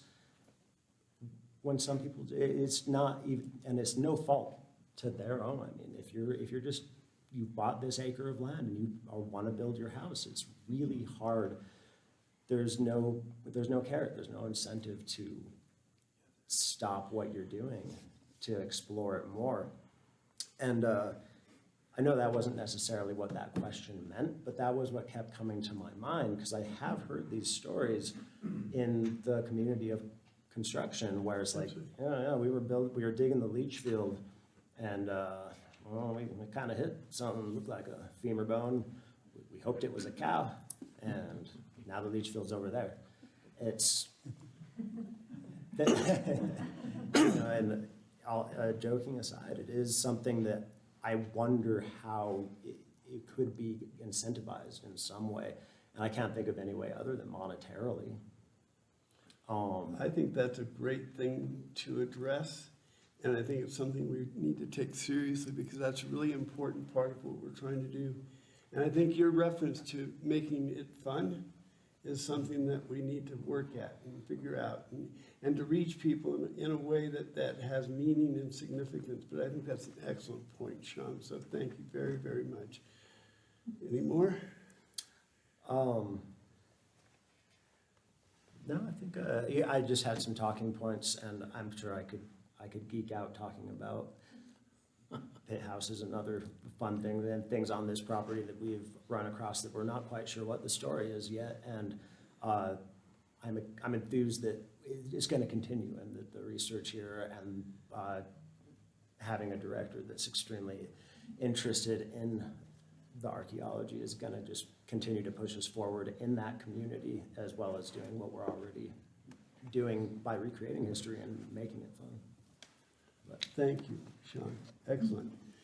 Next, I want to introduce J.J. Gonzalez. And what he wrote is lifelong resident of La Ciénega, graduate of St. Michael's in New Mexico State University, former public school teacher, member of several communities and county boards and committees. This is a masterpiece in understatement. JJ's teaching experience, part of it was in Mora. And if you know anything about teaching in Mora, it's no simple task. And he did it.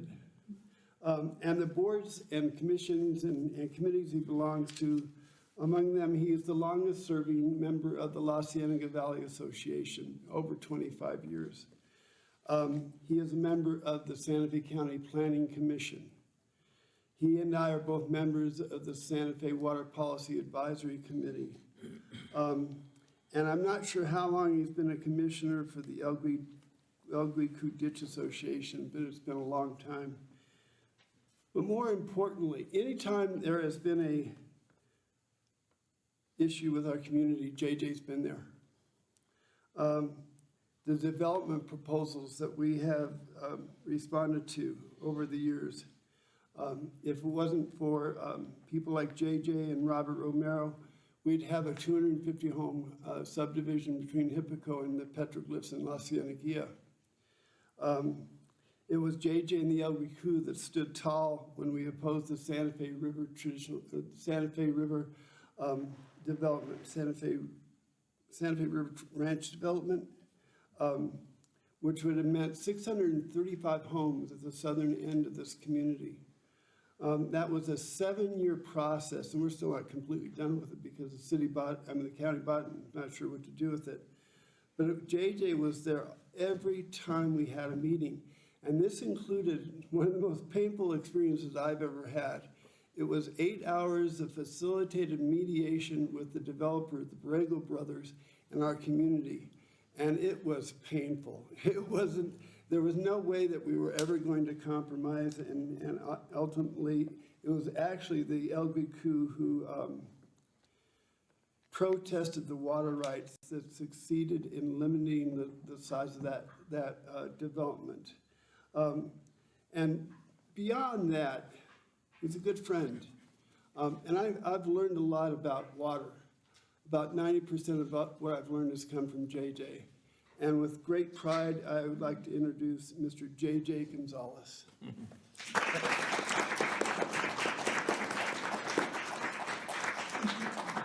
Thank you, Carl. And I want to thank Mike Taylor for organizing this symposium. It's very impressive, the lineup of speakers that you brought to this symposium.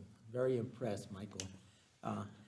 My little talk about is that I've known the Palahimo family since I was probably in, I don't know, 3rd or 4th grade here in La Ciénega. We had an elementary school in the lower part of La Ciénega, and Mrs. Curtin, Georgia's grandmother, used to sponsor a wildflower collecting competition. So, and every spring we would go out and look for wildflowers, and towards the end of school, Mrs. Palahimo and then Georgia's mom and Y.A. Palahimo would go to our little elementary school. They would bring like an entourage, you know, there was 4 or 5 people that we didn't know who they were, but they're very well dressed, very distinguished looking people. And Mrs., I guess Georgia's grandmother would judge this contest. Everybody prepared a little booklet, judge the contest, and they would award prizes to all the kids. You know, they're very, very supportive. And we didn't know at the time that these people like lived in Pasadena. They would come to New Mexico for this event. They didn't live here at the time. And it was very impressive, you know. So I have a long history with knowing them and very impressed that they would come from California to this little, and when I was a kid, La Ciénega was a very humble little community. I mean, just, we didn't have running water, we didn't have much transportation. There was maybe 4 or 5 cars in the valley, and the lower part of La Ciénega was very humble. The upper part of La Ciénega, well, they had bigger ranches over here. But what I want to say is that I'm very grateful to the Palahimo family for everything they've done. And I want to talk a little bit about my ancestors. My great-grandfather came from Peña Blanca to La Ciénega. He ended up marrying Mary Rita Delgado, whose father owned Las Golondrinas and El Huicu, where I presently live, and the greater area known as La Ciénega. And, so my grandfather was my great-grandfather was kind of a carpetbagger, coming from Peña Blanca. La Ciénega, married a very wealthy lady, and the father-in-law had lots of land. And upon his death, he inherited, which is probably most of Lower La Ciénega. Somebody else had Las Golondrinas, but my great-grandfather built the first house in Lower La Ciénega. In Golondrinas, this was a paraje. This was in existence since the 1700s. My area in Lower La Ciénega, my great-grandfather moved there in like the 1830s, and he built the first house there. And he had like 6 or 7 kids. And in those days, when he passed away, the 2 oldest sons inherited all of Lower La Ciénega. And they ended up dividing all the property that they had. They had so many children in those days that they would divide all their property into small tracts. So Lower La Ciénega has a lot of small farms, small tracts of land. Now here in Upper La Ciénega, there were 3 or 4 large ranches. With the Delgados owned the property here, the Vieras, the Pinos, the Bacas. They had large landowners, and they had lots of sheep. In fact, the story is that they had thousands of sheep, and they would also take them to the Valle Grande. In those days, they took them to the Valle Grande to graze their sheep. And up in the Valle Grande, they have a area there that's the Baca location, which the Bacas from here probably own most of that Valle Grande. I see Mr. Hilario saying yes. I'm good. That's good. But anyway, so, and in La Ciénega, we had a small elementary school there. We had a small elementary school, lots of young kids, and we had in Lower La Ciénega, we had the Montoyas, the Gallegos, the Raels, the Sidi Bacas, Gonzalez, and Romeros were most of the families that lived there. And unfortunately, I'm probably related to many of those, like all of those. They did not have transportation in those days, and they could not travel very far. So we're all related. We're cousins or second cousins, so it's interesting. And here in Upper La Ciénega, they had wealthier families, and they did better. They did better up here. And in those days, La Ciénega was a very big area, but this area here, because it existed before anything out in Lower La Ciénega, this was called El Alamo. And this is where the paraje was back in the 1700s. This is where William Mee said this was the last stop, before you got to Santa Fe from the Camino Real, or the first stop when you were going south. So it was very interesting. It was very good. They had very prosperous here. In this area, my area there, they built very humble homes. In this area, because of the railroad coming in, bringing materials from the East Coast or from the East, they built houses like the Pino House, which was built with materials that were imported. And you see a nice example of what the museum has done to maintain the Pino House. They've been spending a lot of time and money, and Sean's been doing a lot of work and restoring that house to where it looked like when it was built, in the 1880s or 1890s.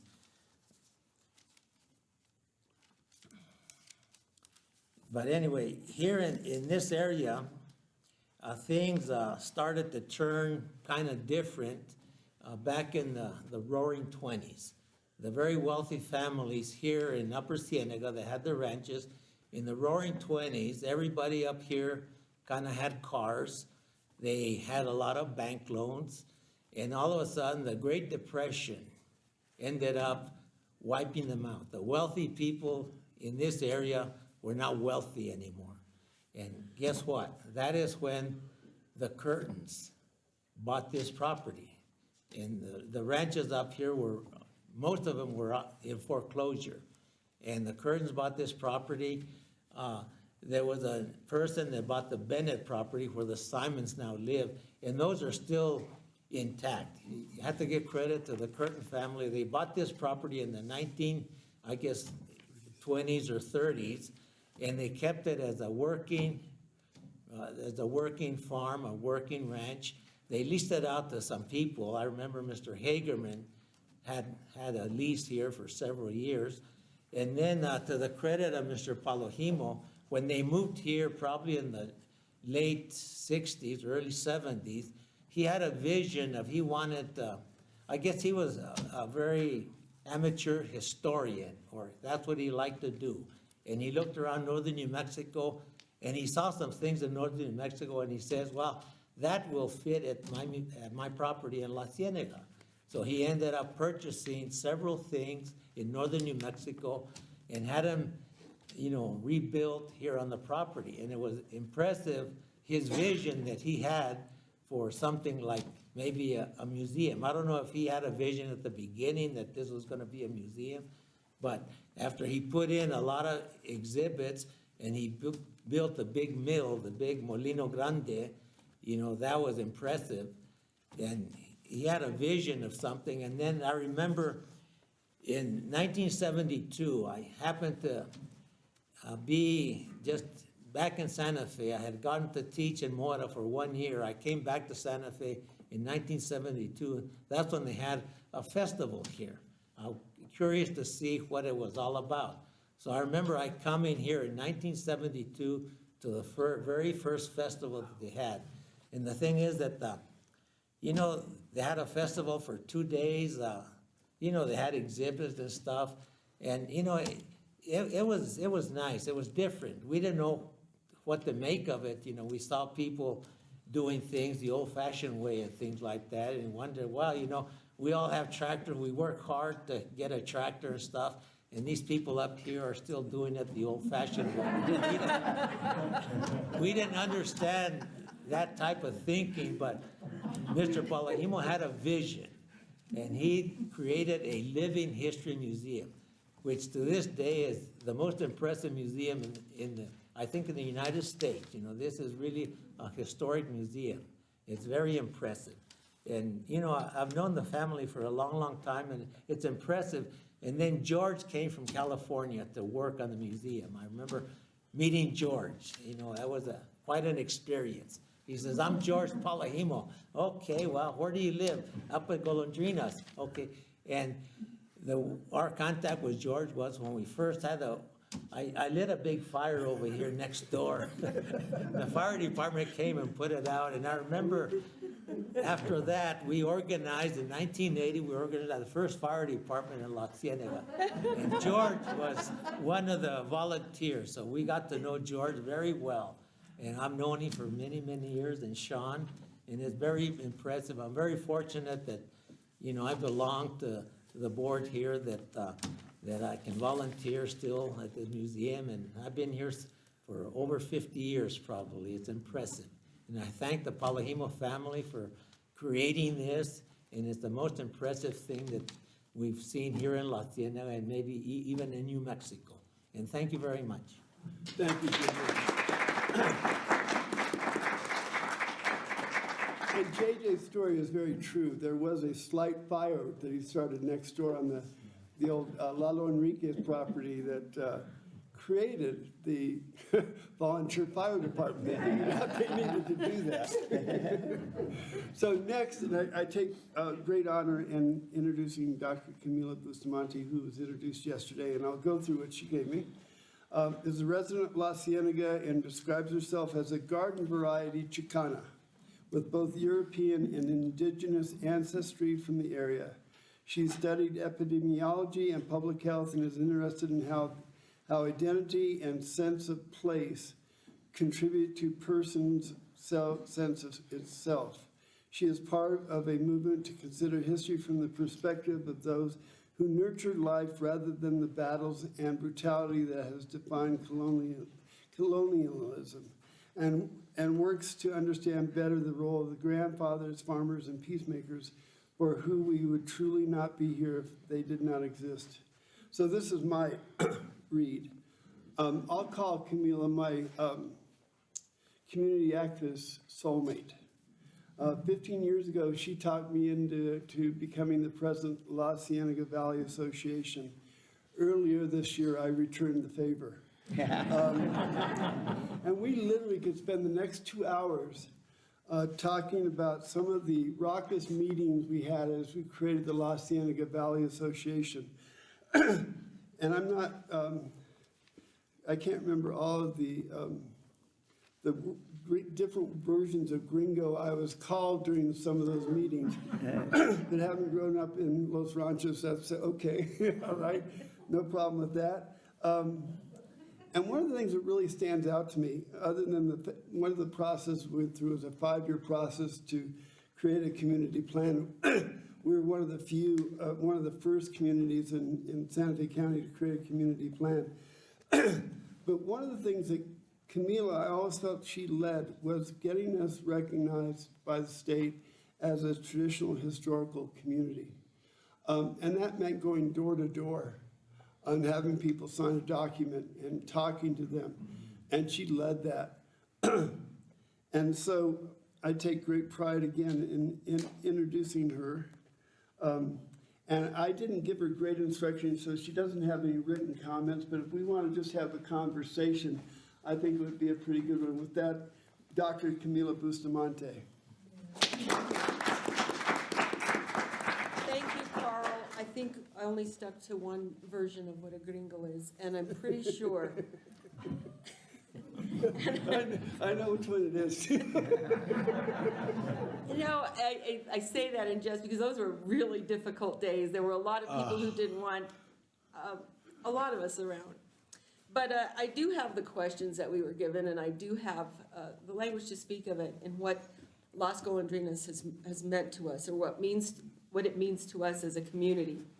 And, you know, in preparing for yesterday and today, the thing that really kept coming to mind was what Las Golondrinas does is it's a museum, and we're going to have a lot of people who are committed to bringing up history and truth and archaeology in a way that demonstrates what it was. If there's something that I'm the niece of Adrian Bustamante, who worked on this property back in the 70s, and remember when it opened, and I literally fell through we had a little bridge, and there was a board missing, and everybody's walking, and next thing I knew, I was looking up, and the crowd was heading. But one thing that I have been taught is we don't rewrite history. And there is a lot of opportunity to correct what Louis L'Amour did to New Mexico years ago. I mean, there is a lot of really crooked narrative out there, a lot of redefining who we are. For those who would call oneself purely Spanish, and those who are purely Native, and when I taught at Northern New Mexico College, I would say, for the first one of you who can come up with a pure blood test, Governor Richardson wants to give you the key. You can have Northern New Mexico. Because the opportunity these 2 days is to continue to share the narrative, to correct the narrative, and to do it in a way that is honest and trusting of what has gone before us, what will come after us, and knowing that what I was about to share in yesterday's conversation is going to be scrutinized because it's going to be for the record in the future. One thing that had come up in the years and years that I was learning about El Paraje El Alamo was the different stories of who had been there and who had not been there, and was this really the Alamo? Wasn't there an Alamo on the other side? And all of these conversations that really start to structure who we are. It really starts to structure in how we feed our understandings of ourself and our identity in a sense of place. And that really matters. And that's why I make the jest of who are we? How we work towards being the next big contributor to the stories of the future for those who will look back on the next 2 days knowing that much of this conversation will continue in perpetuity. So it became a real nerve-wracking adventure, and I'm contacting Michael Taylor and saying, I can't find my references, and I know, and I just have to trust that as we move forward, knowing what we know about who and what we are, that we're doing that in a way that's respectful of the history and how things are done. And that is the importance of Rancho de las Golondrinas. There are a lot of conversations right now about romanticizing history, about taking down the statues of those who have hurt people. And having had a family that was very proud of a colonial past, and when I asked my Uncle Adrian, what do you think of the statue coming down of De Vargas in downtown Santa Fe? And he said, Camilla, it's time we're not having conversations about hurting people anymore. If it hurts people, it's got to stop. And that's about our truth. That's about who and where we are. When I speak of the importance of recognizing, and I didn't say grandfathers, and I said grandmothers, it's not in a deprecation, but we have often, all too often, nationally, we look back on the places where the battles were held and erect another monument. But we haven't really looked at bloodshed in, pardon me, but in the birth process of why we're here. Who brought us here? How did we remain fed? Who worked the land? Who made sure that we weren't fighting so that people could continue to live and find ways to live where we are? Those conversations, and William Mee spoke earlier of the Northern Rio Grande National Heritage Area, of which I was the board president even during the years that he did the grant applications. I didn't make the calls unilaterally. I only got to say, yes, team, that's what we can move forward with. But a very important organization in providing funds to support what at the most basic level, and having worked with the people who created that organization to ensure that those projects that are funded are about grassroots protection of cultural ancestry and our stories and how we continue to communicate that. That being said, that is what this museum does. That is what, when we're supported by entities that'll give us the next $3,000 to either mark graves at cemeteries where we don't know where families ended up and where they are and where we're going, all of that again feeds to our identity. Who are we in our sense of place, and where and how did we get there? So I think that is something that I find incredibly important as an understatement. It really begins to, the conversations that we're having today about what is happening with monuments across America, right? This isn't just in Santa Fe. It started even with the Southern statues for the Civil War, is how we really start to recreate a narrative that's based on the truth that colonization has hurt people. The truth that, in sitting in some of these meetings in northern New Mexico, I spent years after, I left Los Alamos National Laboratory to work at Northern New Mexico College because I felt such a strong sense of querencia, of what it means to be a person of where we are and who we are, being people who've just been here for a while and now knowing I'm this color because I also have Native ancestry. And I also come from those people who taught us how to eat, taught us how to pray, whether it was Catholicism, but certain tradition that I didn't know where it had come in, and saying, oh my goodness, we have Sephardic ancestry. I'm not saying that was the reason for the Mogen David during the holidays, but there were a lot of new different ways of doing things that really start to inform how, who, and what we are. So that being said, the ways that we continue this in our communities is to continue the conversations and to continue to correct the narrative, to continue to be who we are in our truth, and to continue to support entities like Las Golondrinas, I'm loving the idea with the National Registry.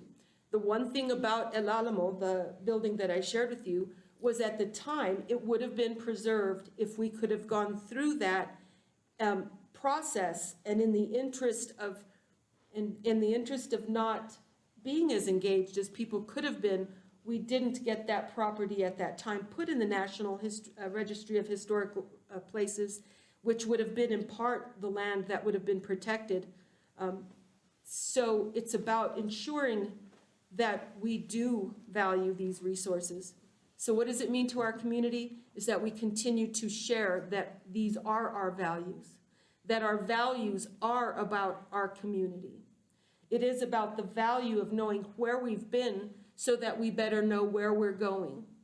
I won't give any cliche knowing about your history and not repeat and though I just sort of did, so that but the point is taken. I think that everyone understands, and it's about making sure that those values continue to be adhered to. The last thing that we want to do as we have encroachment and continued colonization, as it was pointed out to me in northern New Mexico, when a gentleman said, yes, you talk about the colonists, well, we're still being colonized. And I have to understand and respect that. And to say, as Santa Fe continues to grow, what does it mean to make sure that future generations are able to grow food where they are growing up? We don't necessarily, and I'm not one who says yes, and when it all tanks, but we do not want to deprive future generations of their ability to grow their food where they are. To know the skills that our ancestors had to live and be where we are. I truly believe that tradition feeds with innovation how we will continue to move forward. Or we can keep planning to all move to Mars, which doesn't have oxygen, and it doesn't have cottonwoods, and it doesn't have the springs. So with that is what I think the last 2 days have really done, to solidify and continue the narrative about what La Ciénega, La Cienegilla, and frankly, our northern New Mexico heritage and culture is all about. Outstanding. Thank you. So now it's my turn. And what I've learned in the last couple of days is, one, I slept in the same house as Zebulon Pike. I lived in El Alamo for 3 years. When the former owner of Sunrise Springs was using it as a storage facility, and I walked over one day and I said, this isn't a storage facility. And I heard so many stories about that structure and that building, and to be part of that was pretty important. I got to meet J.B. Jackson. I don't know how many of you know J.B. Jackson, but he lived right down the road, was a community benefactor. That was when I was getting him to sign a petition to oppose Las Lagunitas.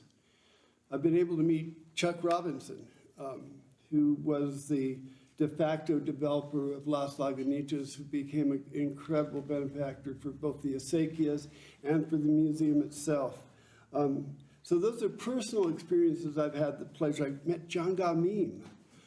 That was wonderful. When I hired Peter Worth, his grandson, to work at Bishop's Lodge, and Peter brought his grandfather out to dinner one evening. So I feel like I'm in a very special place, and I'm very honored to be a part of this. And I want to take just a second, though, to kind of give you my observation about the museum. I've watched it for 35 years. I don't think I've ever seen it in a better place than it is right now.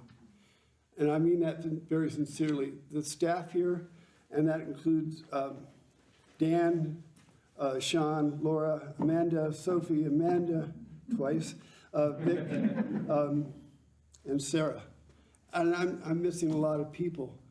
But what a team. And I come and volunteer kind of sporadically, but to watch them in action and to feel the sense of their energy and who they are and what they're doing. The museum's in a really good place. And George, you've helped make that happen. George and I go back a ways. We commented today, I'm now 72, he's 75. We were much younger in those early days, but he's done a masterful job in raising a son and providing a context for this museum. But one of the responsibilities we have is to think about ideas and how we can connect better with the community. The museum and community can better connect. And I think the community holds some responsibility to do that. But I also want to emphasize the connections that we already have.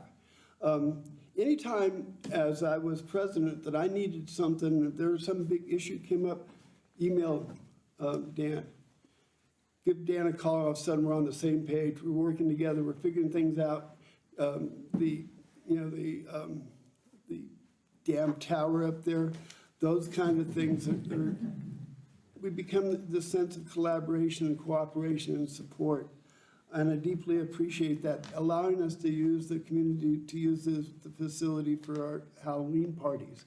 That's a little thing, but we'd have 200 people show up for the Halloween parties. And so that was an important part. You know, most farming communities don't have a plaza. They've got a winding road. I grew up on a winding road in Los Ranchos, and the winding road was to accommodate the farmland, to make exceptions and do that. But this is our plaza in a sense. This is our place. And one of the things I thought about a number of years ago, and I think it might have been a fundraiser for the fire department, we had a La Ciénega Day here. And it brought out all our friends and people were all here together at one time. So that's one of those things I think about in a village, maybe a village day where La Baja, the Agua Fria, all come to kind of join together. And making sure that we don't interfere with museum operations, because I think that's really important. Not too long ago, it was a few years ago, we had a flea market. And again, these are things that the community should do. We shouldn't depend on your staff to run these things, but we need to organize, hint, hint, we need to organize so that we can do those kinds of things and get those kind of things done.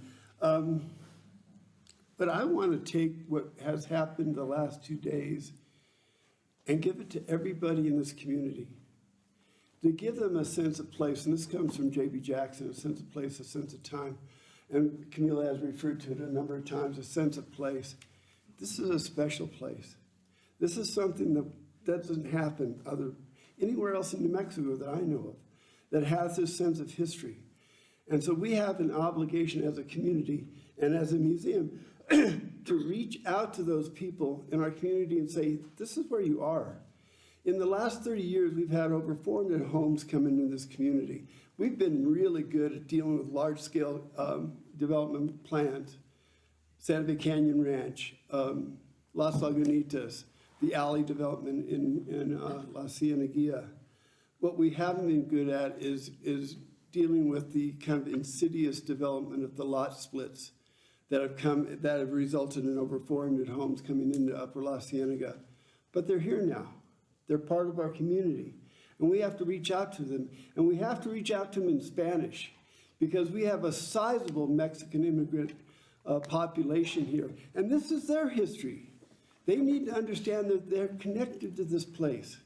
And the indigenous people, we need to build on the Pueblo relations. I mean, that's what I heard over and over the last couple days with the Pueblo, relations to Pueblos. And I know that's a sticky thing and a hard thing to do sometimes. I've tried myself. And it's a cultural issue and all those kinds of things. We've got to break through that. We've got to get them to be part of this. I had this wild idea that, one of the things we did when I was president is we created an ex officio position for the Pueblo Poaqui, because we know they're an important part of our community. And I had this crazy idea, they're going to develop the downs at some point. We understand that. One of the commitments they've made is they'll go onto county water. And I'm sitting there thinking, thank you. Yeah, that's really important to us. But I have this idea of like a Pueblo Golondrinas there. And so we've got these two wonderful museums of the history of this place.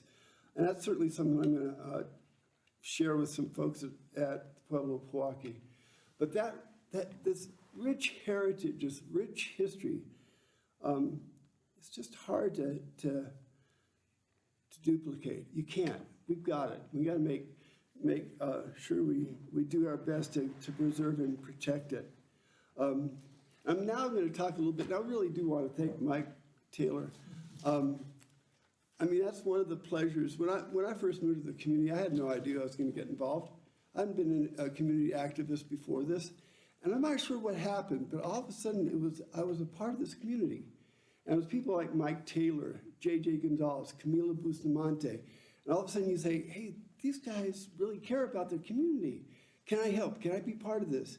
And it kind of evolved into what I've been able to accomplish over the last few years. And I want to continue to do that as long as I can. It's just important to me to recognize this kind of community and its contribution to the world around us. I mean, one of the things about La Ciénega was, if you go back to the Pueblo revolt, my understanding is the residents of La Ciénega had a little heads up because they had such a good relationship with the Pueblo Indians that the Pueblo Indians kind of get, hey, guys, you should head out of here before things get bad. And it's because these were farmers. They weren't the military guys. These were the simple folks, the people that brought food to the table. And we can talk about agriculture, which is now going to lead me into my big, passionate plea for water. We are nothing without water. And we can talk about the reduction in the acequia de la Ciénega, which is about 60% in the last 40 years, now dependent on a well to provide water when the springs used to provide all the water for the community. But there's some initiatives and things that I'm involved with that really give us a little bit of hope, a little opportunity to see if we can't restore the springs. We've got to try and do this. If we don't have water, you don't have a museum, we don't have history. We've lost all those things that are so important to us. We don't have agriculture. And as Camila said, that's the foundation of this community, is the water, the farming, and what that brought. I mean, we were the breadbasket for for Santa Fe for a number of years.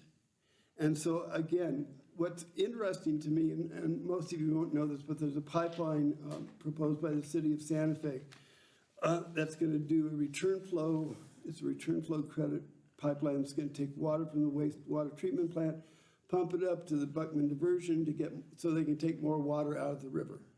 Doesn't make sense. I'm not going to try and explain it. When that happens, there's going to be a 50% reduction in that water that goes down the river. That river was the El Camino Real when it first began. And we can't let that happen. But what's interesting in this whole process is people are starting to recognize the importance of the contribution of the La Ciénega Springs to the Santa Fe River. And so I think we've really got an opportunity to do something special. And I'll keep people informed. I think I've tried to do my best with you, Dan. But there are a number of initiatives and things that we're looking at that may bring that water back. And so that's what I'm going to work toward. And with that, again, I want to thank you all for allowing me to be here, to be with these folks. I mean, this is magical to me on some level. I'm the new kid on the block, and I grew up in the little community of Los Ranchos on a windy road. So thank you very much, appreciate it. This has been absolutely wonderful.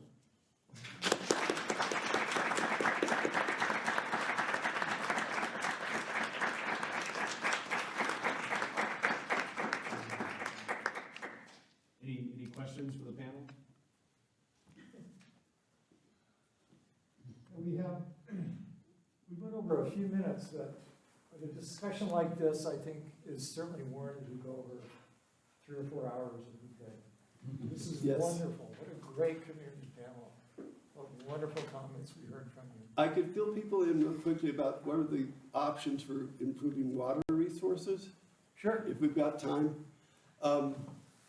This is going to sound crazy, and I don't know if any of you live in El Dorado, but there are 4 wells in El Dorado that affect the springs in La Ciénega. This is done as a result of a study by Peggy Johnson and Stacy Timmons in 2015, Bureau of Geology and Mineral Resources, that demonstrate there are 4 wells in the Ancha-Tsuki Formation that have lowered considerably that affect the springs of La Ciénega.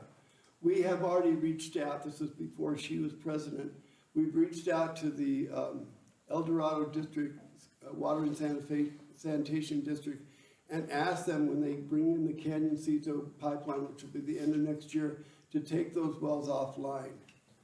That's one. Now, the other thing, this is a little not quite as certain, but there is a treatment plant at the Penn. It's called the Quill Penn Treatment Plant that the county owns and runs, which they have just updated. I've been in touch with John Dupuy, who's the utilities director for the county. He wants to use the water coming out of there to recharge our aquifer. That's something significant.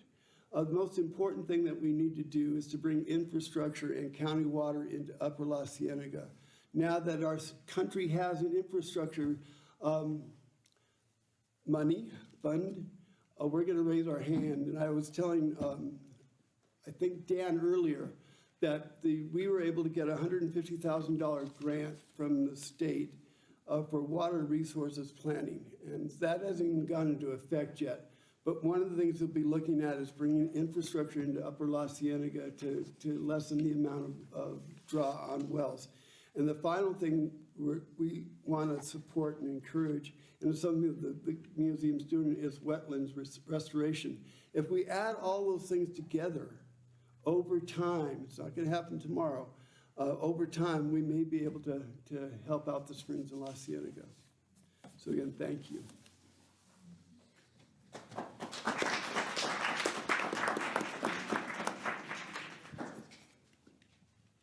have a question for JJ. Yes. Your great-grandfather's first name was? Andres de Vaca. Okay, thank you. You knew him?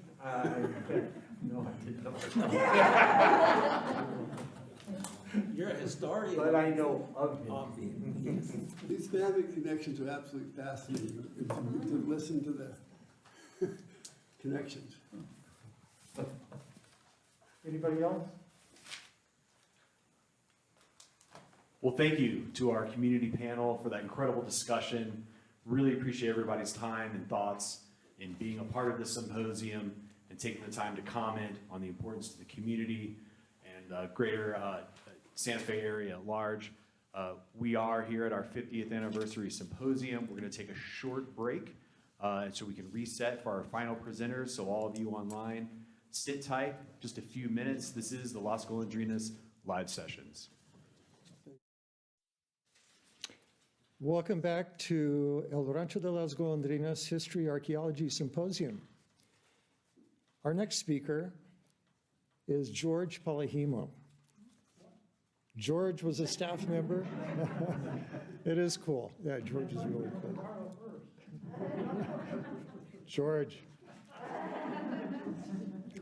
George was a staff member here at El Rancho de las Golondrinas for 34 years. First as the agricultural curator and then as director from 1985 until his retirement in 2010. He is a member of the board and chair of the Buildings and Grounds Committee. He served as a board member of the Association of Living History, Farm, and Agricultural Museums for 16 years, serving as a member, president, and secretary-treasurer.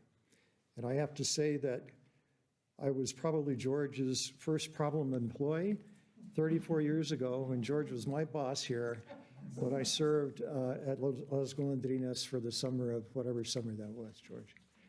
It is with great pleasure that I introduce George Palahimo.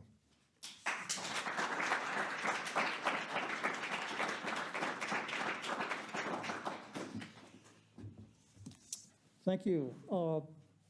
I really did think that Carla was going to speak first. So now I don't know how much time I've got. Trying to compress 50 years into half an hour is an interesting proposition. I'd like to mention that I knew Brink Jackson, who Carl referred to. He used to live here on the ranch in the house that Luis Tapia and Carmela Padilla live in now. And that was, he started back in the days before there was any running water up there. This was in 1948, I believe. And it was only in 1964 that he finally left because my father wanted to raise his rent from $125 to $150 a month. So he wound up building this beautiful house down the road.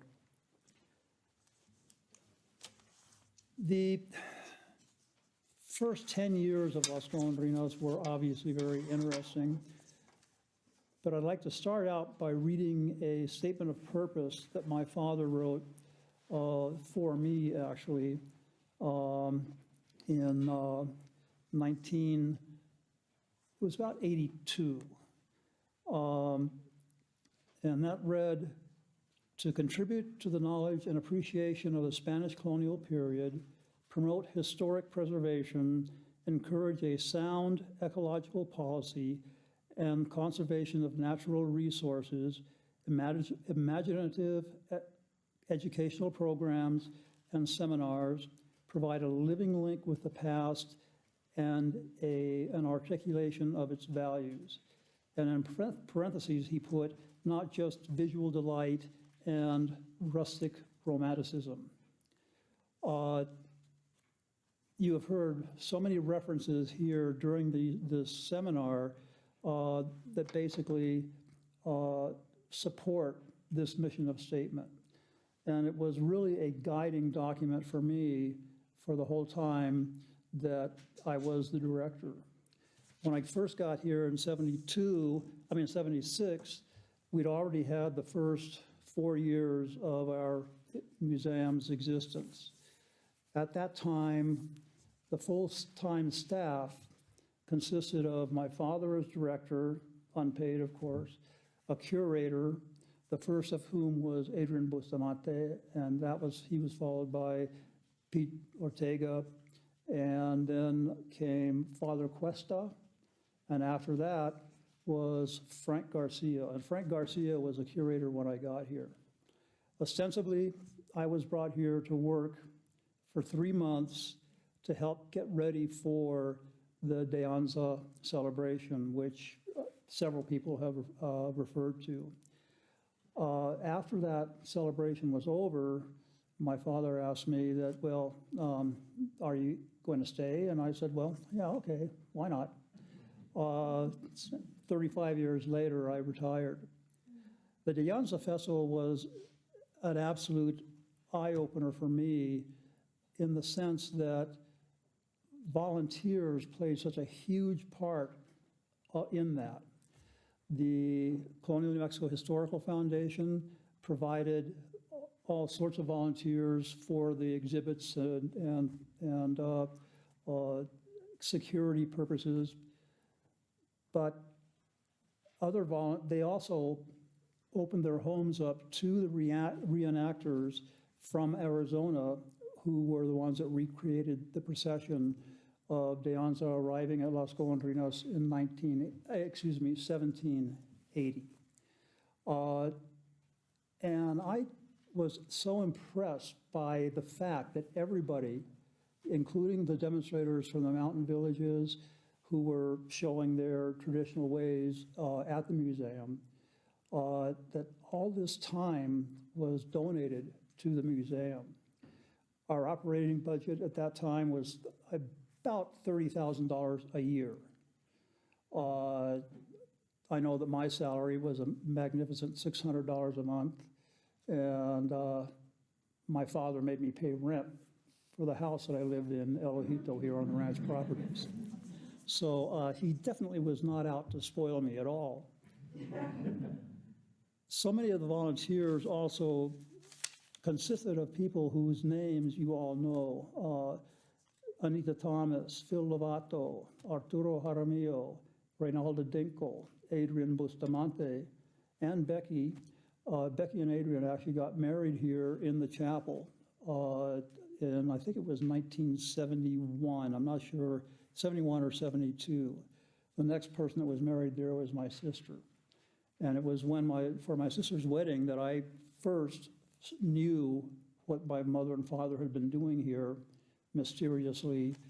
I had been in the Army and going to college, and so I really had no idea of what they were up to. And of course, once you see the place, you can never forget it.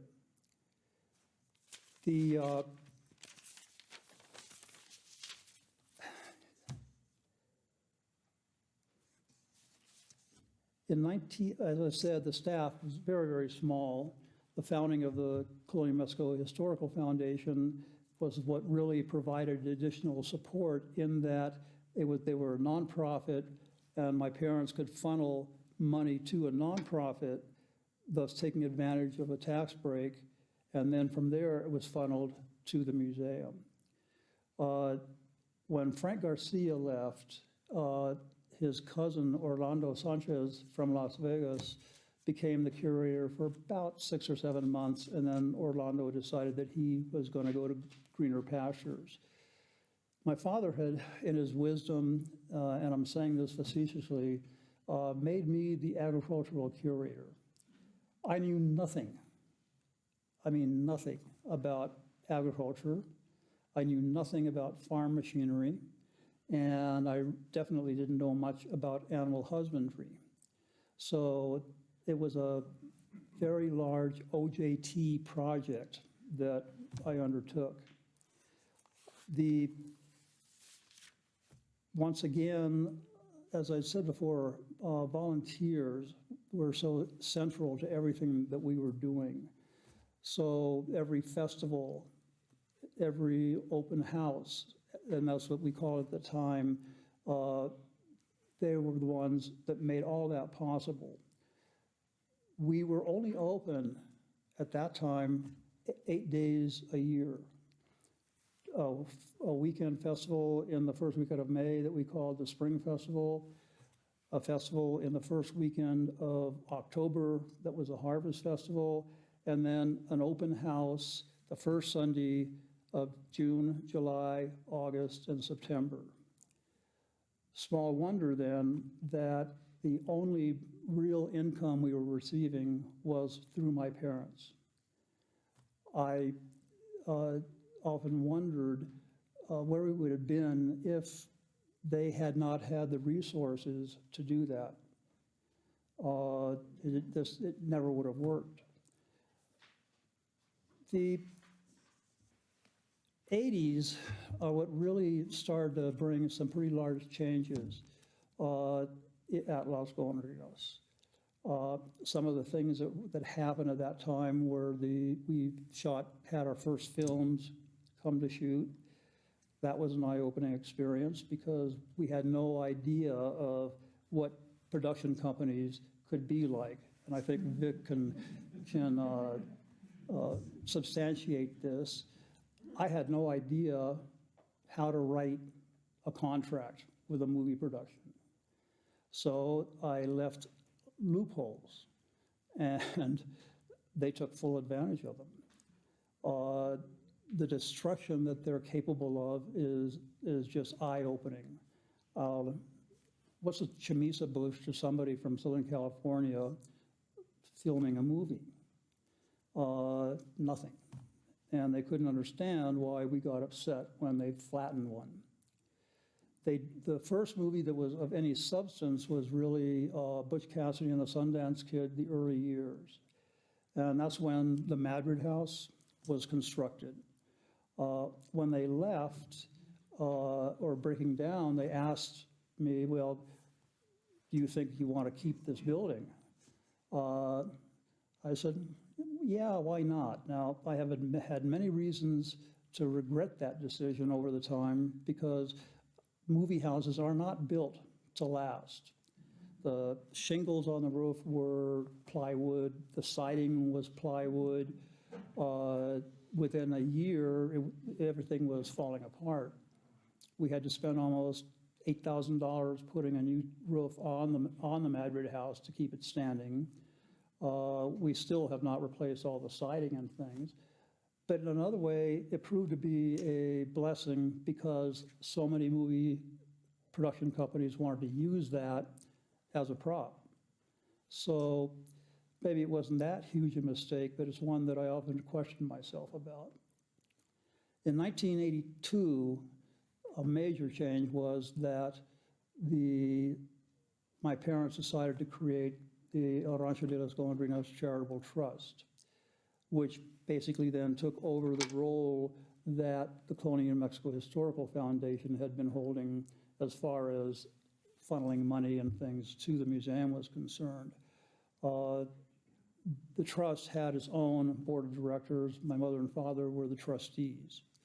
The Colonial Mexico Historical Foundation continued to exist, but not on any large scale, and their membership kind of slowly fell by the wayside. It was, I think, in 1995, Anita Thomas was still alive, that they actually dissolved as an entity. And the funds they had left over, they donated to the museum with instructions that they be used for publications and that kind of activity. It's so easy to lose track of what you're saying because my mind keeps going, by the way. One of the tenets that my parents both strongly believed in was that admission to Las Golondrinas had to be affordable to everybody. I think the admissions to festivals back then was $2 for adults, $1 for children, and kids under 12 were free, $1 for teenagers. And that philosophy has been thankfully followed all the way to the present. As somebody mentioned, that school groups are never turned down because they can't afford to pay for buses. There was a grant given to us to provide funds to give to schools that couldn't afford to come. And if any school ever told us that we can't afford the admission, then okay, well, you come in free. My mother was so adamant on that point that she mentioned it to John Birkenfield, who I'm going to get to in a minute, who was the director of development, that never, ever make prices so high that people can't afford it. And I can't emphasize this enough. That was a very strong tenet that I stuck to. In the 80s also, in 1984, I received a phone call from my father, and he said, I want you to meet me in Los Angeles at the airport. You're flying me to Quebec. I had no idea what was going on, why, and it wasn't until we got to Quebec that I said, Dad, what the hell's going on? He had been diagnosed with prostate cancer, and he was one of these, I'm tough, I don't need to go to a doctor type. So by the time the pain got so great that he had to see a doctor, it had already metastasized into his pelvic bones.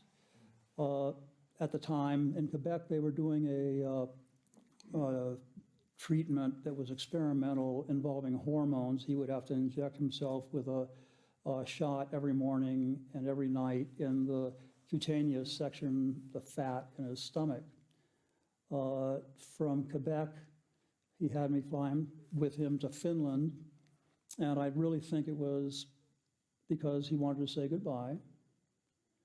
And when we came back from Finland, or actually I flew back, he stayed for 3 months, then flew back and came to Santa Fe and was in pretty bad shape.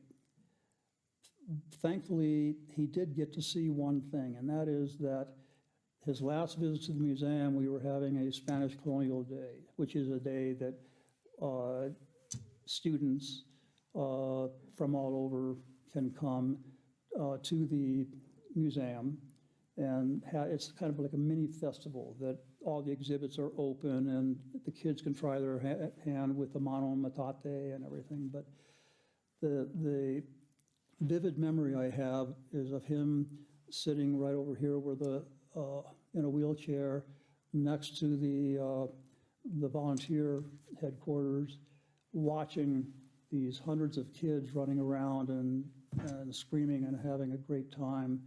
And I'll always treasure the fact that he did get to see that. He passed away May 23rd, 1986. Before he died, he named me director.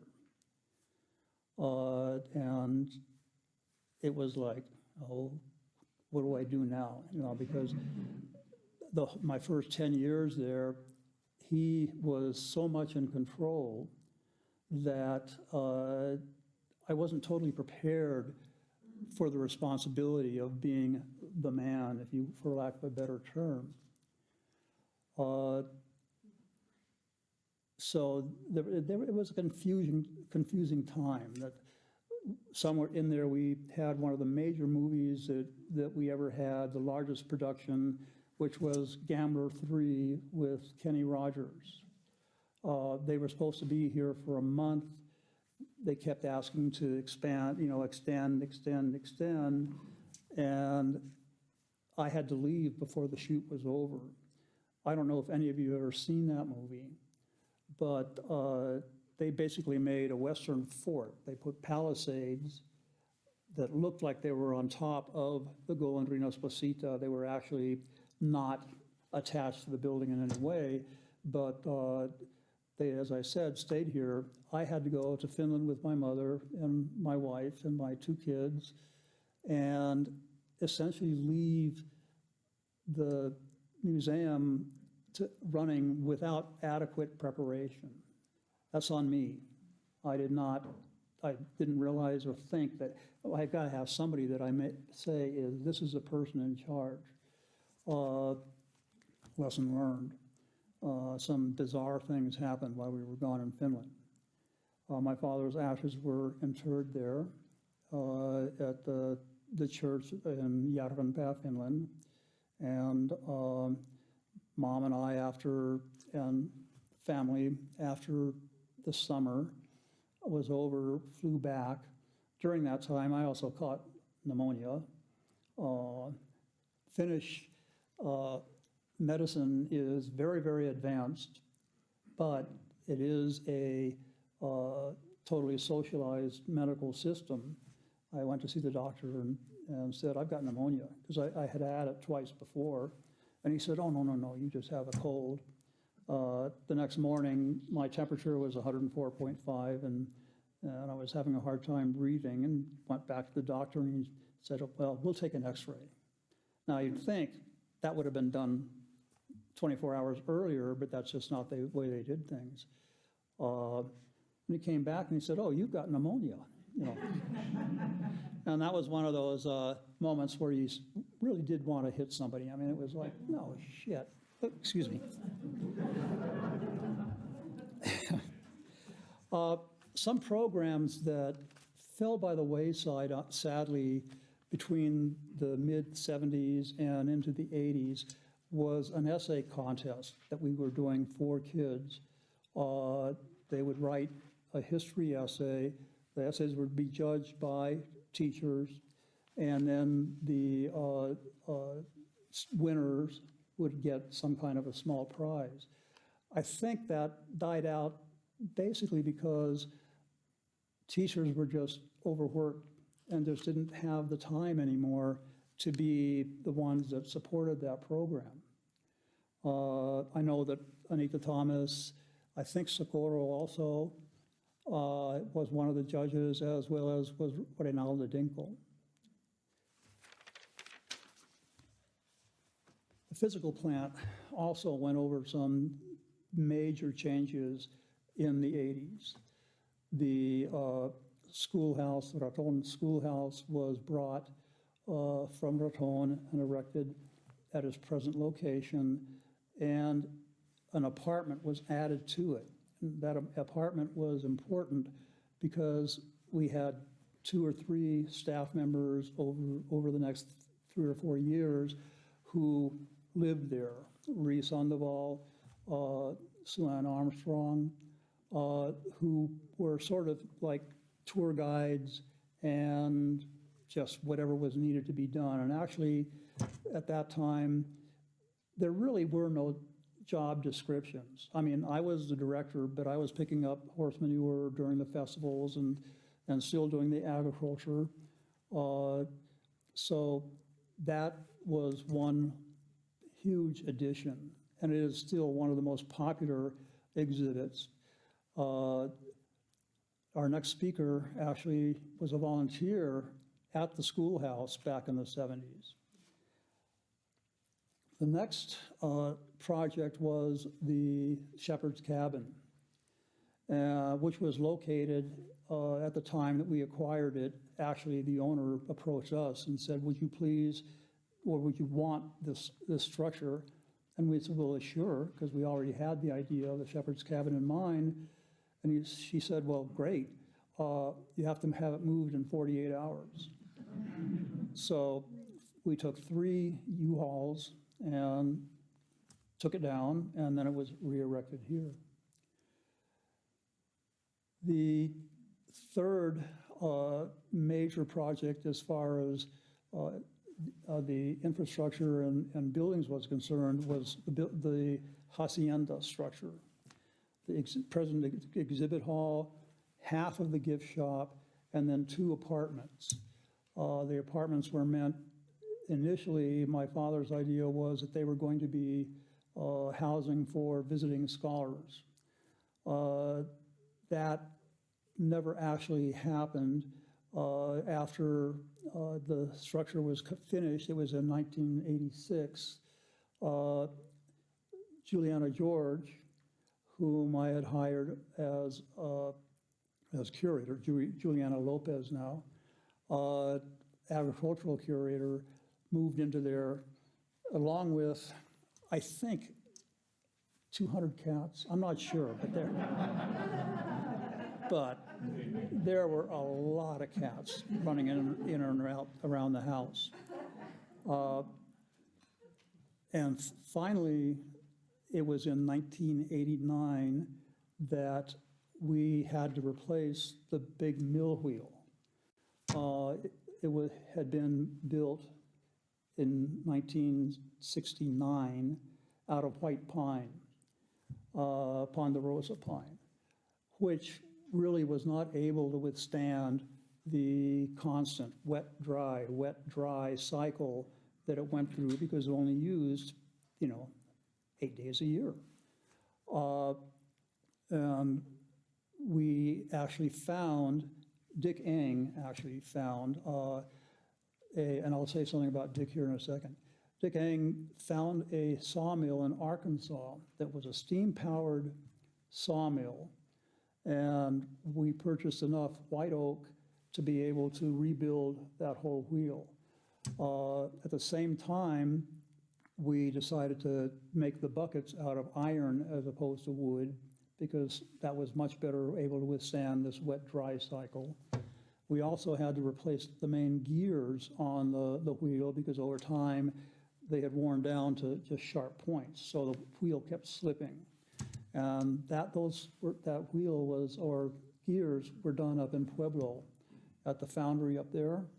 They made the most beautiful models or molds, if you will, out of wood, which they used then to make the casting or the impressions in sand to cast the wheels. And you can all see that. It's a work of art as far as I'm concerned. I would hang it on my living room wall, the big gear and then the small sections that are on the actual big wheel. Dick was one of the most important people in the museum's long history. He was trained at the Ford Institute and knew how to use old tools. He helped with the renovation of a very famous mill whose name escapes me in Massachusetts back in the 1940s. So whenever we needed anything done here, he ramrodded the schoolhouse construction, the Shepherd's Cabin construction, the wheel construction, and all at the same time was taking care of 614 and my mother's needs as far as maintenance and things were concerned there. Sadly, he was killed in an auto accident going down to his son's graduation from UNM with his wife. It was a brutally windy day, and I guess a gust of wind caught him, and there was no center divider there like there is now, so he went across the road about 2 miles south of Butterhurst and ran head-on into another truck.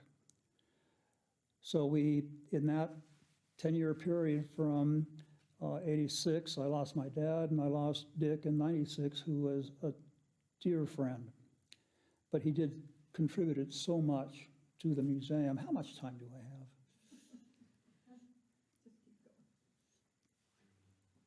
I'm going to lose, you know, like I said, 50 years is kind of hard to do. And I'm skipping things that I know I shouldn't. Another 15? Another 15? Okay. The volunteers keep being referred to. And I can't overemphasize how important volunteers were and are still to the museum. It was a volunteer who, Martha Ann Freeman, who organized our archives here. It was a volunteer, Earl Porter, who approached me and John during a festival and said, "Is there anything an old retired engineer can do here?" And we said, "Well, there's this mill." And he said, "But one caveat, I will not wear a historical costume." We decided it was a pretty fair trade-off. So Earl totally rebuilt the Chuchos Molino, then he totally rebuilt the canoa system, and then he made the paths up to the Morada, and I mean, he did so many different things. It was mind-blowing. It was volunteers who built the large loom in the weaving room. We'd had one on loan from the Museum of New Mexico. Norm Jordan copied that, took all the measurements, and then hand-built the new loom, which is now still being used as a demonstration. Jack Kennedy was a woodworker who also did so many projects that I can't really list them all. One of the rooms in the maintenance shop is named after him, is dedicated to him. I so well remember him working in the old maintenance yard in the winter, in the snow, wearing mittens and things, but still working. And in the summertime, there was no shade there, so he'd be broiling. But God bless him, he did it. It was volunteers who, from day one, ran our food service. The Caballeros de Vargas ran the small food service we had. It was a small kitchen attached to the founder's room, and that lean-to here on the north side of the chapel was a seating area. The wives of the Caballeros would cook at home and then transport the food out here to the museum.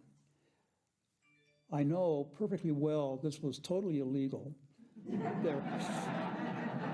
There were no inspections or permits or anything else ever pulled. As a matter of fact, my father always used to say, "We're a museum, we don't need a permit."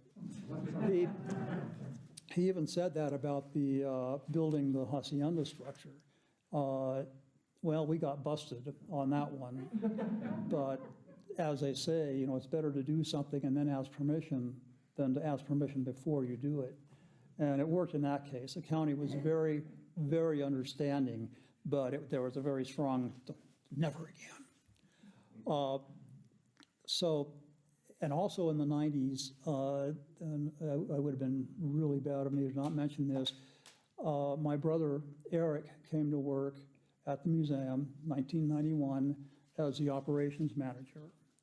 He was living in the Torreon house and was with us until 1997 when he retired or resigned and went on to other things. Once we get into the oh my God, John Birkenfield. In 1989, my mother essentially told me, look, I am now donating 200,000 plus a year to the museum. You are not producing any real revenue to help counteract that. We are going to hire a director of development.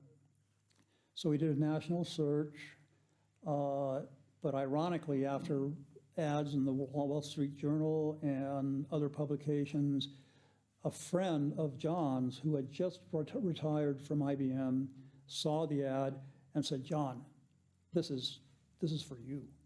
And John did apply, and the selection committee, consisting of me, Rex Arrowsmith, Gabriella Palmer, and Dick Eng, interviewed John, and we hired him. He lived in the Torreon house for about 6 months while his house was being completed in La Tierra, and started work January of 1990. 2 days after he started, he was involved in a horrific accident.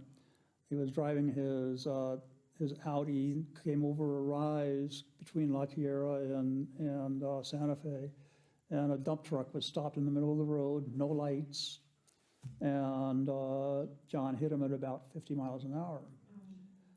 Second I heard, I went to the hospital the next morning, and once I established that John was okay, he had a heart contusion, but nothing serious, I told him, John, if you really don't want to work at the museum, just tell me.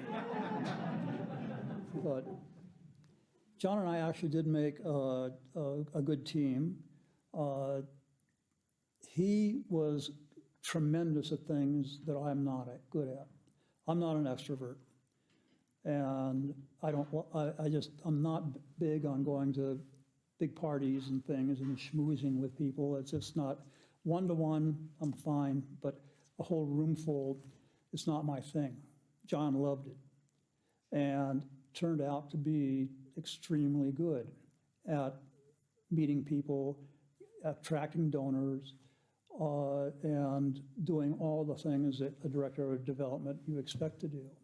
In 1993, we got our first Institute of Museum Services grant for about $33,000, I believe it was. John is one that instituted our annual auction, held every February or so at La Fonda in the Lumpkins Ballroom. That auction over a period of 10 years averaged $50,000 net in profit. The only reason we stopped doing it was because John really was getting burned out on going to every gallery in town, to every possible person you could think of as a donor to give things for the auction. There again, volunteers. Without the volunteers, the whole auction couldn't have happened. It was a volunteer who organized the actual auction. It was volunteers who stood at the tables to make sure there no hanky-panky was going on, and also then took care of the really hard part, which is dealing with people who were impatient to pick up the items that they had bought. And when you've auctioned off 200-some items, that can be quite a task. By the end of the 2000s, I also forgot to mention that El Rancho de las Golondrinas Charitable Trust, God, that's hard to say fast, was changed to El Rancho de las Golondrinas, Inc., which is now the present governance that we have. When that change took place, and this was after my mother's death, a couple of really important things happened. Paul Halame, who was the executor of Mom's estate, he had been a longtime attorney for my dad and my mom. He made the decision that we're eternally grateful for. Rather than donating or giving all the money to the Palahamo Charitable Trust, which is located in California, he gave Las Golondrinas $9 million out of my mom's estate. And that $9 million provided the basis for what our endowment is now. Also, my mom's will left us real estate property on Palace Avenue and Paseo de Peralta. I don't know if any of you are old enough to remember Dr. Streeper, who had an office there. Well, his office my mom bought, and then it wound up coming to the museum. So between the endowment and the rent from these structures, our financial basis was really, really solid and is to this day. The future, I think, is nothing but bright for Las Golondrinas. We have a tremendous board of directors. Our chair is dynamic and so incredibly conscientious. He attends every single committee meeting, and there are 7 or 8 of these committees, as well as all the board meetings. I don't know how anybody is going to replace him, because that just takes so much time. The present administration at the museum, with Dan and the staff, have an incredible enthusiasm and esprit de corps, and there's no "that's not my job" syndrome here. That it is so incredibly important. And I see no reason why the future for the Las Golondrinas does not look anything but bright. I've left out so many things, but there just isn't time. Is there anything, there's a question, or? I know I'm not that good, but okay.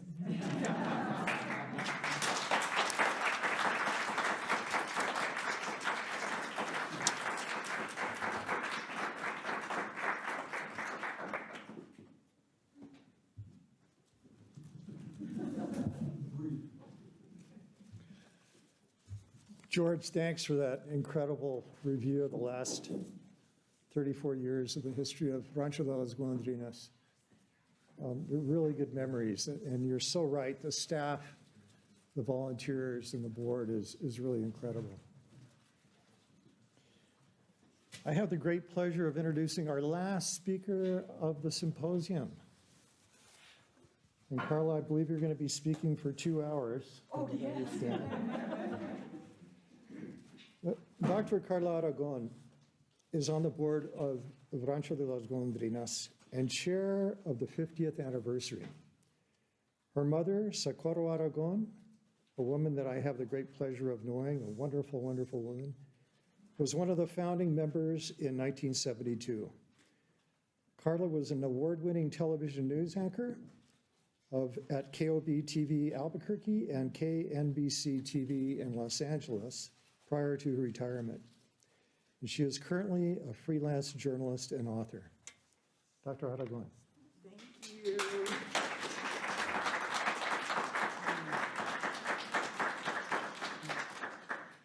And actually, I am a doctor, but it's an honorary doctorate from my alma mater, JJ, New Mexico State University. So, but thank you when you use it. My role today is to really plug our 50th anniversary, and I will be doing that, but I'm going to do a little bit of a show and tell before that. You know, I've been out of news for 14 years, and it's interesting because people ask me what I'm doing right now, and of course, I'm on the board of El Rancho de las Golondrinas, and I'm also the chair of our 50th anniversary celebration and our 50th Fiesta Matanza. And like George, I am the guardian of our family legacy. In my case, it's the legacy of my mother, Socorro Aragon, and she is a Santa Fe living legend, and she also received the Queen Isabella Católica Award from the King of Spain, so it's pretty impressive. And it's wonderful. We have that family legacy, isn't it, George? But at the same time, you kind of feel like you're a slave to it too, if you know what I mean.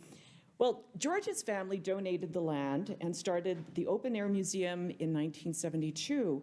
And one of the people the family recruited, Mr. and Mrs. Palojemo, they recruited to help in this effort was my mom, Socorro Aragon. And it's hard to believe in this picture right here, my mom was 38 at the time.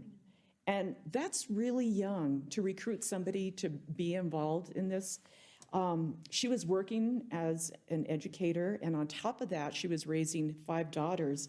So she had her hands full, but she was right in the middle of Las Golondrinas.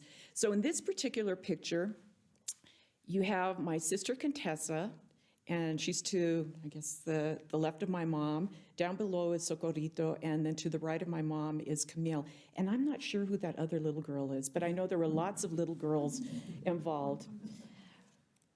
So my mother was and continues to be a member of La Sociedad Folclórica, and that is a women's organization that preserves the language, the culture, and the history of Spanish colonial New Mexico. And you might be familiar with the ladies of the Sociedad Folclórica because they sell their bizcochitos up at the Madrid house. And in fact, my 87-year-old mom was there this last Harvest Festival selling bizcochitos. So she was and is very involved. Her mentor, the legendary Anita Thomas, was also a member of La Sociedad Folclórica and also a friend of Mrs. Leonora Curtin Palojemo. And Anita and Mrs. Palojemo and Reynalda Dinkel tapped my mom to be a part of the advisory committee.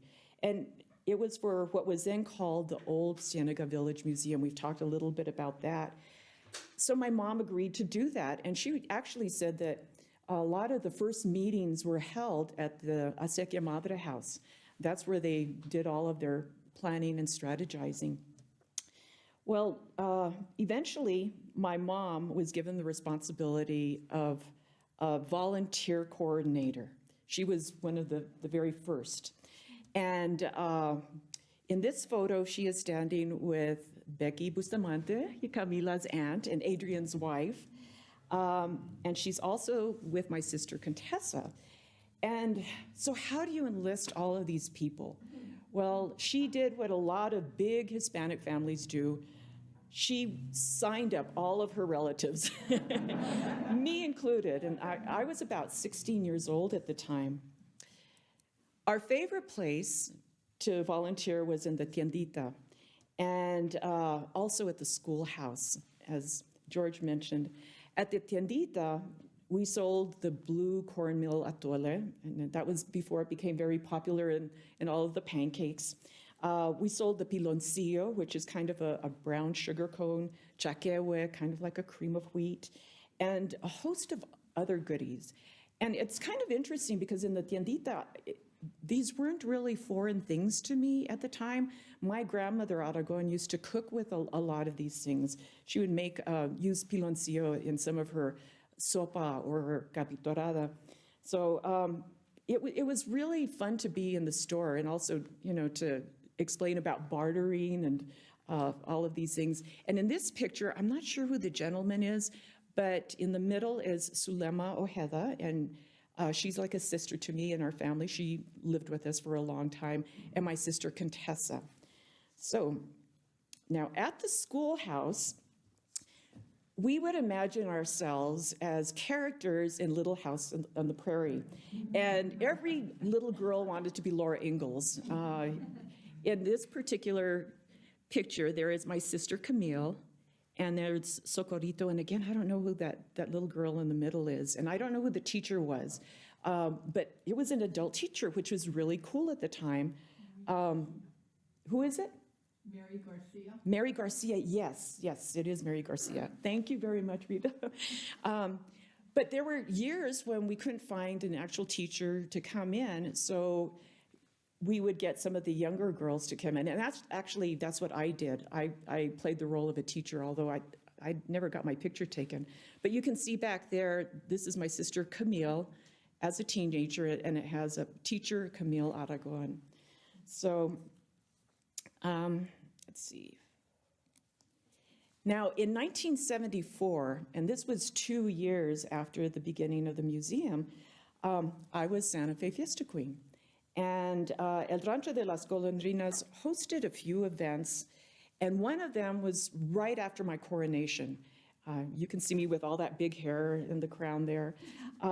This photo is right in front of the placita, and it's with Archbishop Roberto Sanchez. And then you see Della Montoya, the wife of Senator Joseph Montoya, and then in between them is my Don Diego de Vargas, the man who portrayed him, Tony Lopez. This second photo is another cool one. There's Tony adjusting the shirt for Lieutenant Governor Roberto Mondragon, and then Archbishop Sanchez, me, and then I think this is such a cool picture too. When I discovered it, it's with Mr. Y.A. Palojemo. And then next to him is Barbara Serna, the wife of Eric Serna, and she was very involved in the committee. So you can see back then, I mean, gosh, my family was really involved in Las Golondrinas. So throughout the years, dozens of people were exposed to El Rancho de las Golondrinas through my mother. Here she's with one of the volunteers and with Chuck Rudolph.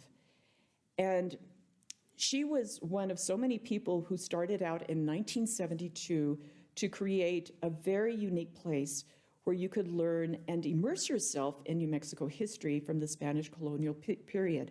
Now, George talked about the Caballeros de Vargas, and they were very, very helpful, of course, with the food, but they were also very involved with processions. So you can see them here in one of the processions of the early years.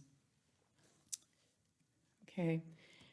Since those modest beginnings, there has been an incredible amount of growth and expansion of programs. I mean, you see the sign right there. It says, Adios y vaya con Dios.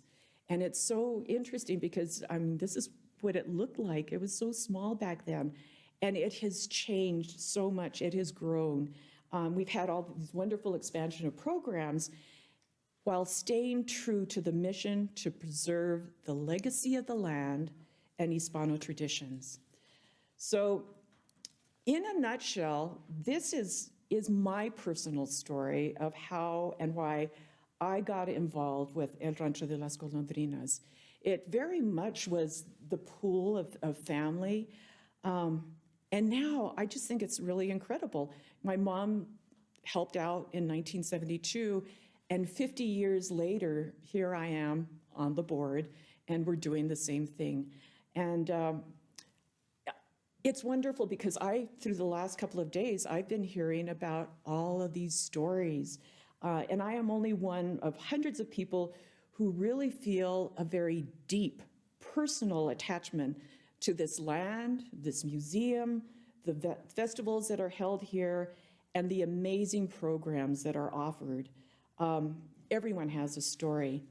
And that is why our 50th anniversary is truly a reason to celebrate. Now, our theme for the 50th anniversary, and we are ambitious, but we're going to do it, is 50 for the 50th, beginning with this Archaeology History Museum. And I have to say, oh my gosh, thank you so much, Dan and Michael, for doing this. It has been an incredible wealth of information, and it has beautifully set the stage for our 50th anniversary celebration. So thank you so much for doing this. This is why we're here. This is why we need to know about all of this information, and this is why we're going to celebrate. So we've started out with number one, this symposium, but we will be holding 50 events throughout the entire year and a half. We will present our award-winning winter lecture series. We're going to have all kinds of volunteer events, including the luncheon and the training. And we're also going to do our popular, Laura, thank you very much, Las Golondrinas live sessions, as we'll continue to tape all of these and put them on the Golondrinas channel. We're going to have the La Ciénega cleanup day on Los Pinos Road to show and I know there's a lot of involvement with the La Ciénega community, but that continued involvement. We're going to have our New Mexico Heritage Days, where we have Fourth graders from all over the state come in and experience history. We're going to have 20 special themed weekend days. So we'll focus a little bit like maybe on weaving, that'll be the specialty, or maybe tin work. And we're going to have 20 of them throughout. So lots of really interesting things there. And then we're going to have our 9 amazing festivals, beginning with the Spring Festival, and that's going to be June 4th and 5th. And we were hoping to make this a volunteer appreciation day as well. I mean, we appreciate so much all of our volunteers, as George had mentioned. We couldn't do this without all of the volunteers. We're also going to have the Herb and Lavender Festival, June 18th and 19th, the Santa Fe Wine Festival, Viva Mexico Fiesta. We're going to have Panza Llena, Fiesta de los Niños, the Santa Fe Renaissance Fair, Harvest Festival, and Spirits of New Mexico. Plus, there are going to be 5 lifetime membership giveaways. So that's going to be very exciting. And we really, really hope that we're going to get on the registry of historic sites. So that's one of the things that we're keeping our fingers crossed. But we also are going to have 3 very special 50th anniversary events. As we've talked about, Rob Martinez mentioned it, and some of our speakers mentioned it this morning, El Rancho de las Golondrinas was a rest stop, or a paraje, during the Spanish period on the famed Camino Real. It stretched all the way from Mexico City to Santa Fe. And on May 14th, here's my little sign here, we are going to host a half marathon 5K run. And it's going to be from Las Golondrinas, and we'll come out probably Pinos Road, Paseo Real, do a loop, and then come all the way back to El Rancho de las Golondrinas. Now, for those who prefer to do a fun walk, we're going to have what we call a guacamole. And it's just going to be a fun walk that's going to be around the grounds here. And so when everybody finishes, it's going to be a wonderful fiesta. We're going to have food trucks out here and a beer garden. So again, that is going to be May 14th, okay? And let's see, highlighting, oh my gosh, this is the one thing that I've been truly involved with. Highlighting our anniversary is going to be our 50th Fiesta Matanza, and it's going to be on Saturday, October 8th. So I've got my little sign here. And it's going to be right here at El Rancho de las Golondrinas.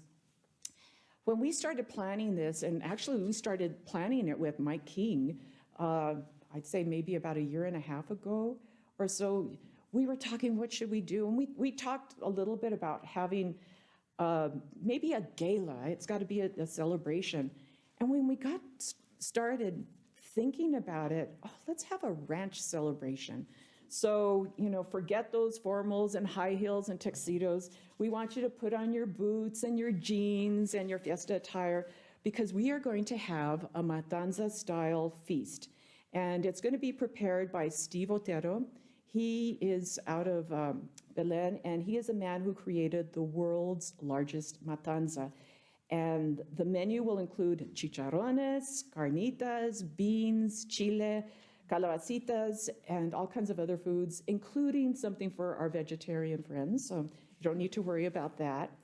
And it's going to be right out here. It's going to be outside, a tented event. It's going to be absolutely beautiful. If you've been here during Spirits at night, and you know how magical Las Golondrinas is, it's going to be twice that. It's going to be so beautiful during the evening.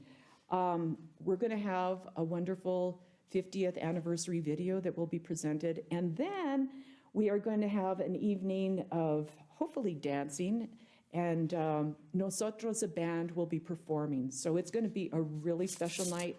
We are limiting it to about 300 people. And I am so excited to say that we already have half of our sponsorships. And thank you very much, Phil, for being one of our sponsors. And our board has stepped up. We have so many sponsors from our board who have stepped up. So this is going to be a sold-out event. It's going to be October 8th, and again, it's going to be a fundraiser. We want to kind of raise some money so that we can get started on the next 50 years. And again, this is such a special evening, so it's going to be Saturday, October the 8th. And then closing out our celebration, this is something that's very special. Noted author and historian and former Golondrinas board member, now a resident of Spain, Tomás Chávez, is going to offer a small group of people the opportunity to join him in Spain, and it's going to be a guided tour of Barcelona, Girona, and La Palma de Mallorca, and that's going to be in the spring of 2023. The trip will include lectures by Tom, by his wife Celia, and by noted Spanish scholars. So there's a second component of this wonderful trip. The board of El Rancho de las Golondrinas is going to be having a raffle, and it's going to be for the chance to be a part of this exclusive trip to Spain. Plus, Federico Vigil has also offered one of his panels, so that will be one of the prizes on our raffle. And we also have a commitment from Steve Otero to have it's a fajita, not a matanza, but a fajita dinner for 50. So we're hoping to sell these tickets and that some lucky winner will be able to go to Spain. And the winner of the raffle will be chosen at the 50th Fiesta Matanza. So as you can see, this is really a big, big year. We're going to have all kinds of celebrations, and you can find the detailed information on golondrinas.org, golondrinas.org. I should have had another page for that. But we have a whole page there that is for our 50th anniversary. We're hoping to gather stories like the ones that we have heard today and to hear from others. And it's just going to be a remarkable, remarkable event. I want to, as I'm finishing up here, I want to thank the Palojemos for the beautiful gift that you have given to this community, to the entire state. So thank you so much to your family and Sean as well. The staff, oh my gosh, Dan is the best. I mean, I'm one of his biggest cheerleaders, and what we are doing could not be possible without Dan. He is such a good ambassador for El Rancho de las Golondrinas. He has that knowledge, and he's able to work with others so well, and he's a leader. His team gets behind him. So Dan, thank you so much. Staff, Sean, Vic, Sophie, Laura, Amanda, and there are others who need to be thanked specifically.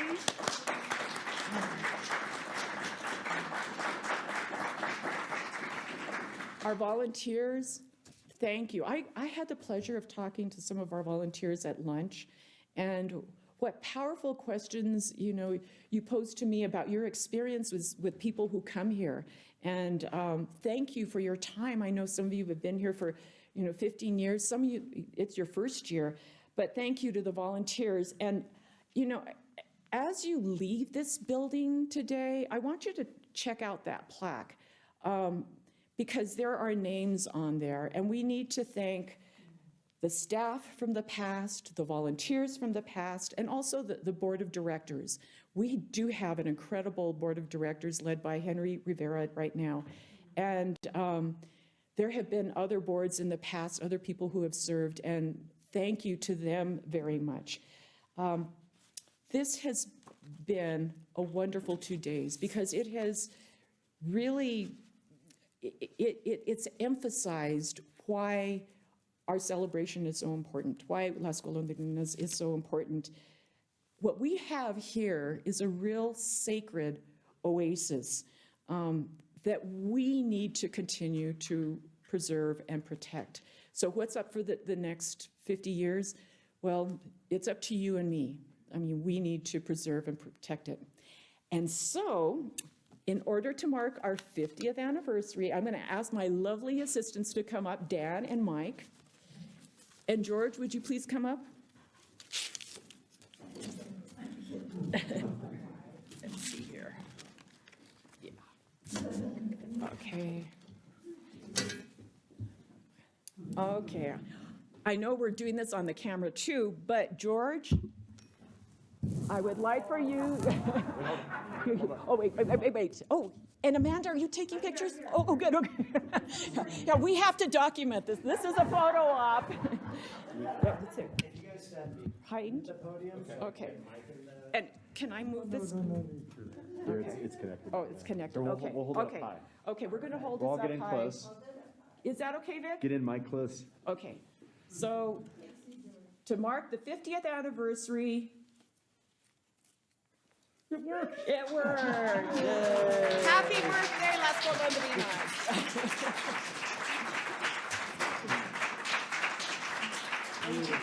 I made our little banner.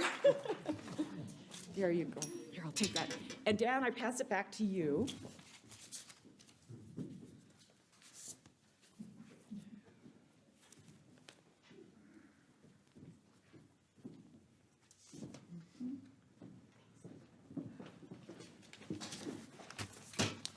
So I said before that I've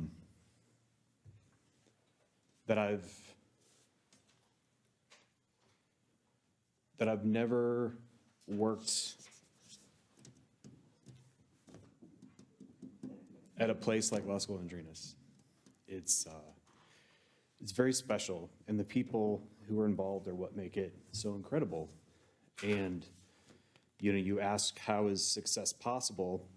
And you have a presentation from George, who is just a phone call away. Two former directors, by the way, who are just a phone call away, that you can call up and seek advice at any hour, and they're there for you. That's very rare. Usually directors they just move on to whatever the next thing is. And then board members like Mike Romero Taylor, who conceived of this entire crazy idea that has just turned out to be such an incredible thing, I think, for all of us to experience. And people like Carla Aragon, who is about as sincere and genuine as you can get, who gets all the gold stars as a board member, who you're almost running to catch up with, because they can get so far out in front of you and just take the ball and roll with it, and a staff who understands the concept that you can't be too big to do the little things, and board members who follow in suit, and this incredible cadre of volunteers that are the same as well, who will show up on a moment's notice when you put the call out, and they're there for whatever it is, whether it's for a tour or to be here for a festival or to do some thankless task like cleaning out a building or helping you move things around. It's really an incredible crew, and this symposium has been an incredible experience for me. I hope it has been for all of you here and all of you online. Very eye-opening, but the people who presented, the people who are here, the people who are participating and making it happen are the reason why success is possible at a place like Las Golondrinas, and I've never seen anything like it before, and I'm thankful every day to be a part of it. I'd like to thank all of you for joining us today. At this time, we're going to be moving on to site tours for those who are up for it. For those of you online, thank you so much for joining us. As always, a special thank you to Mike for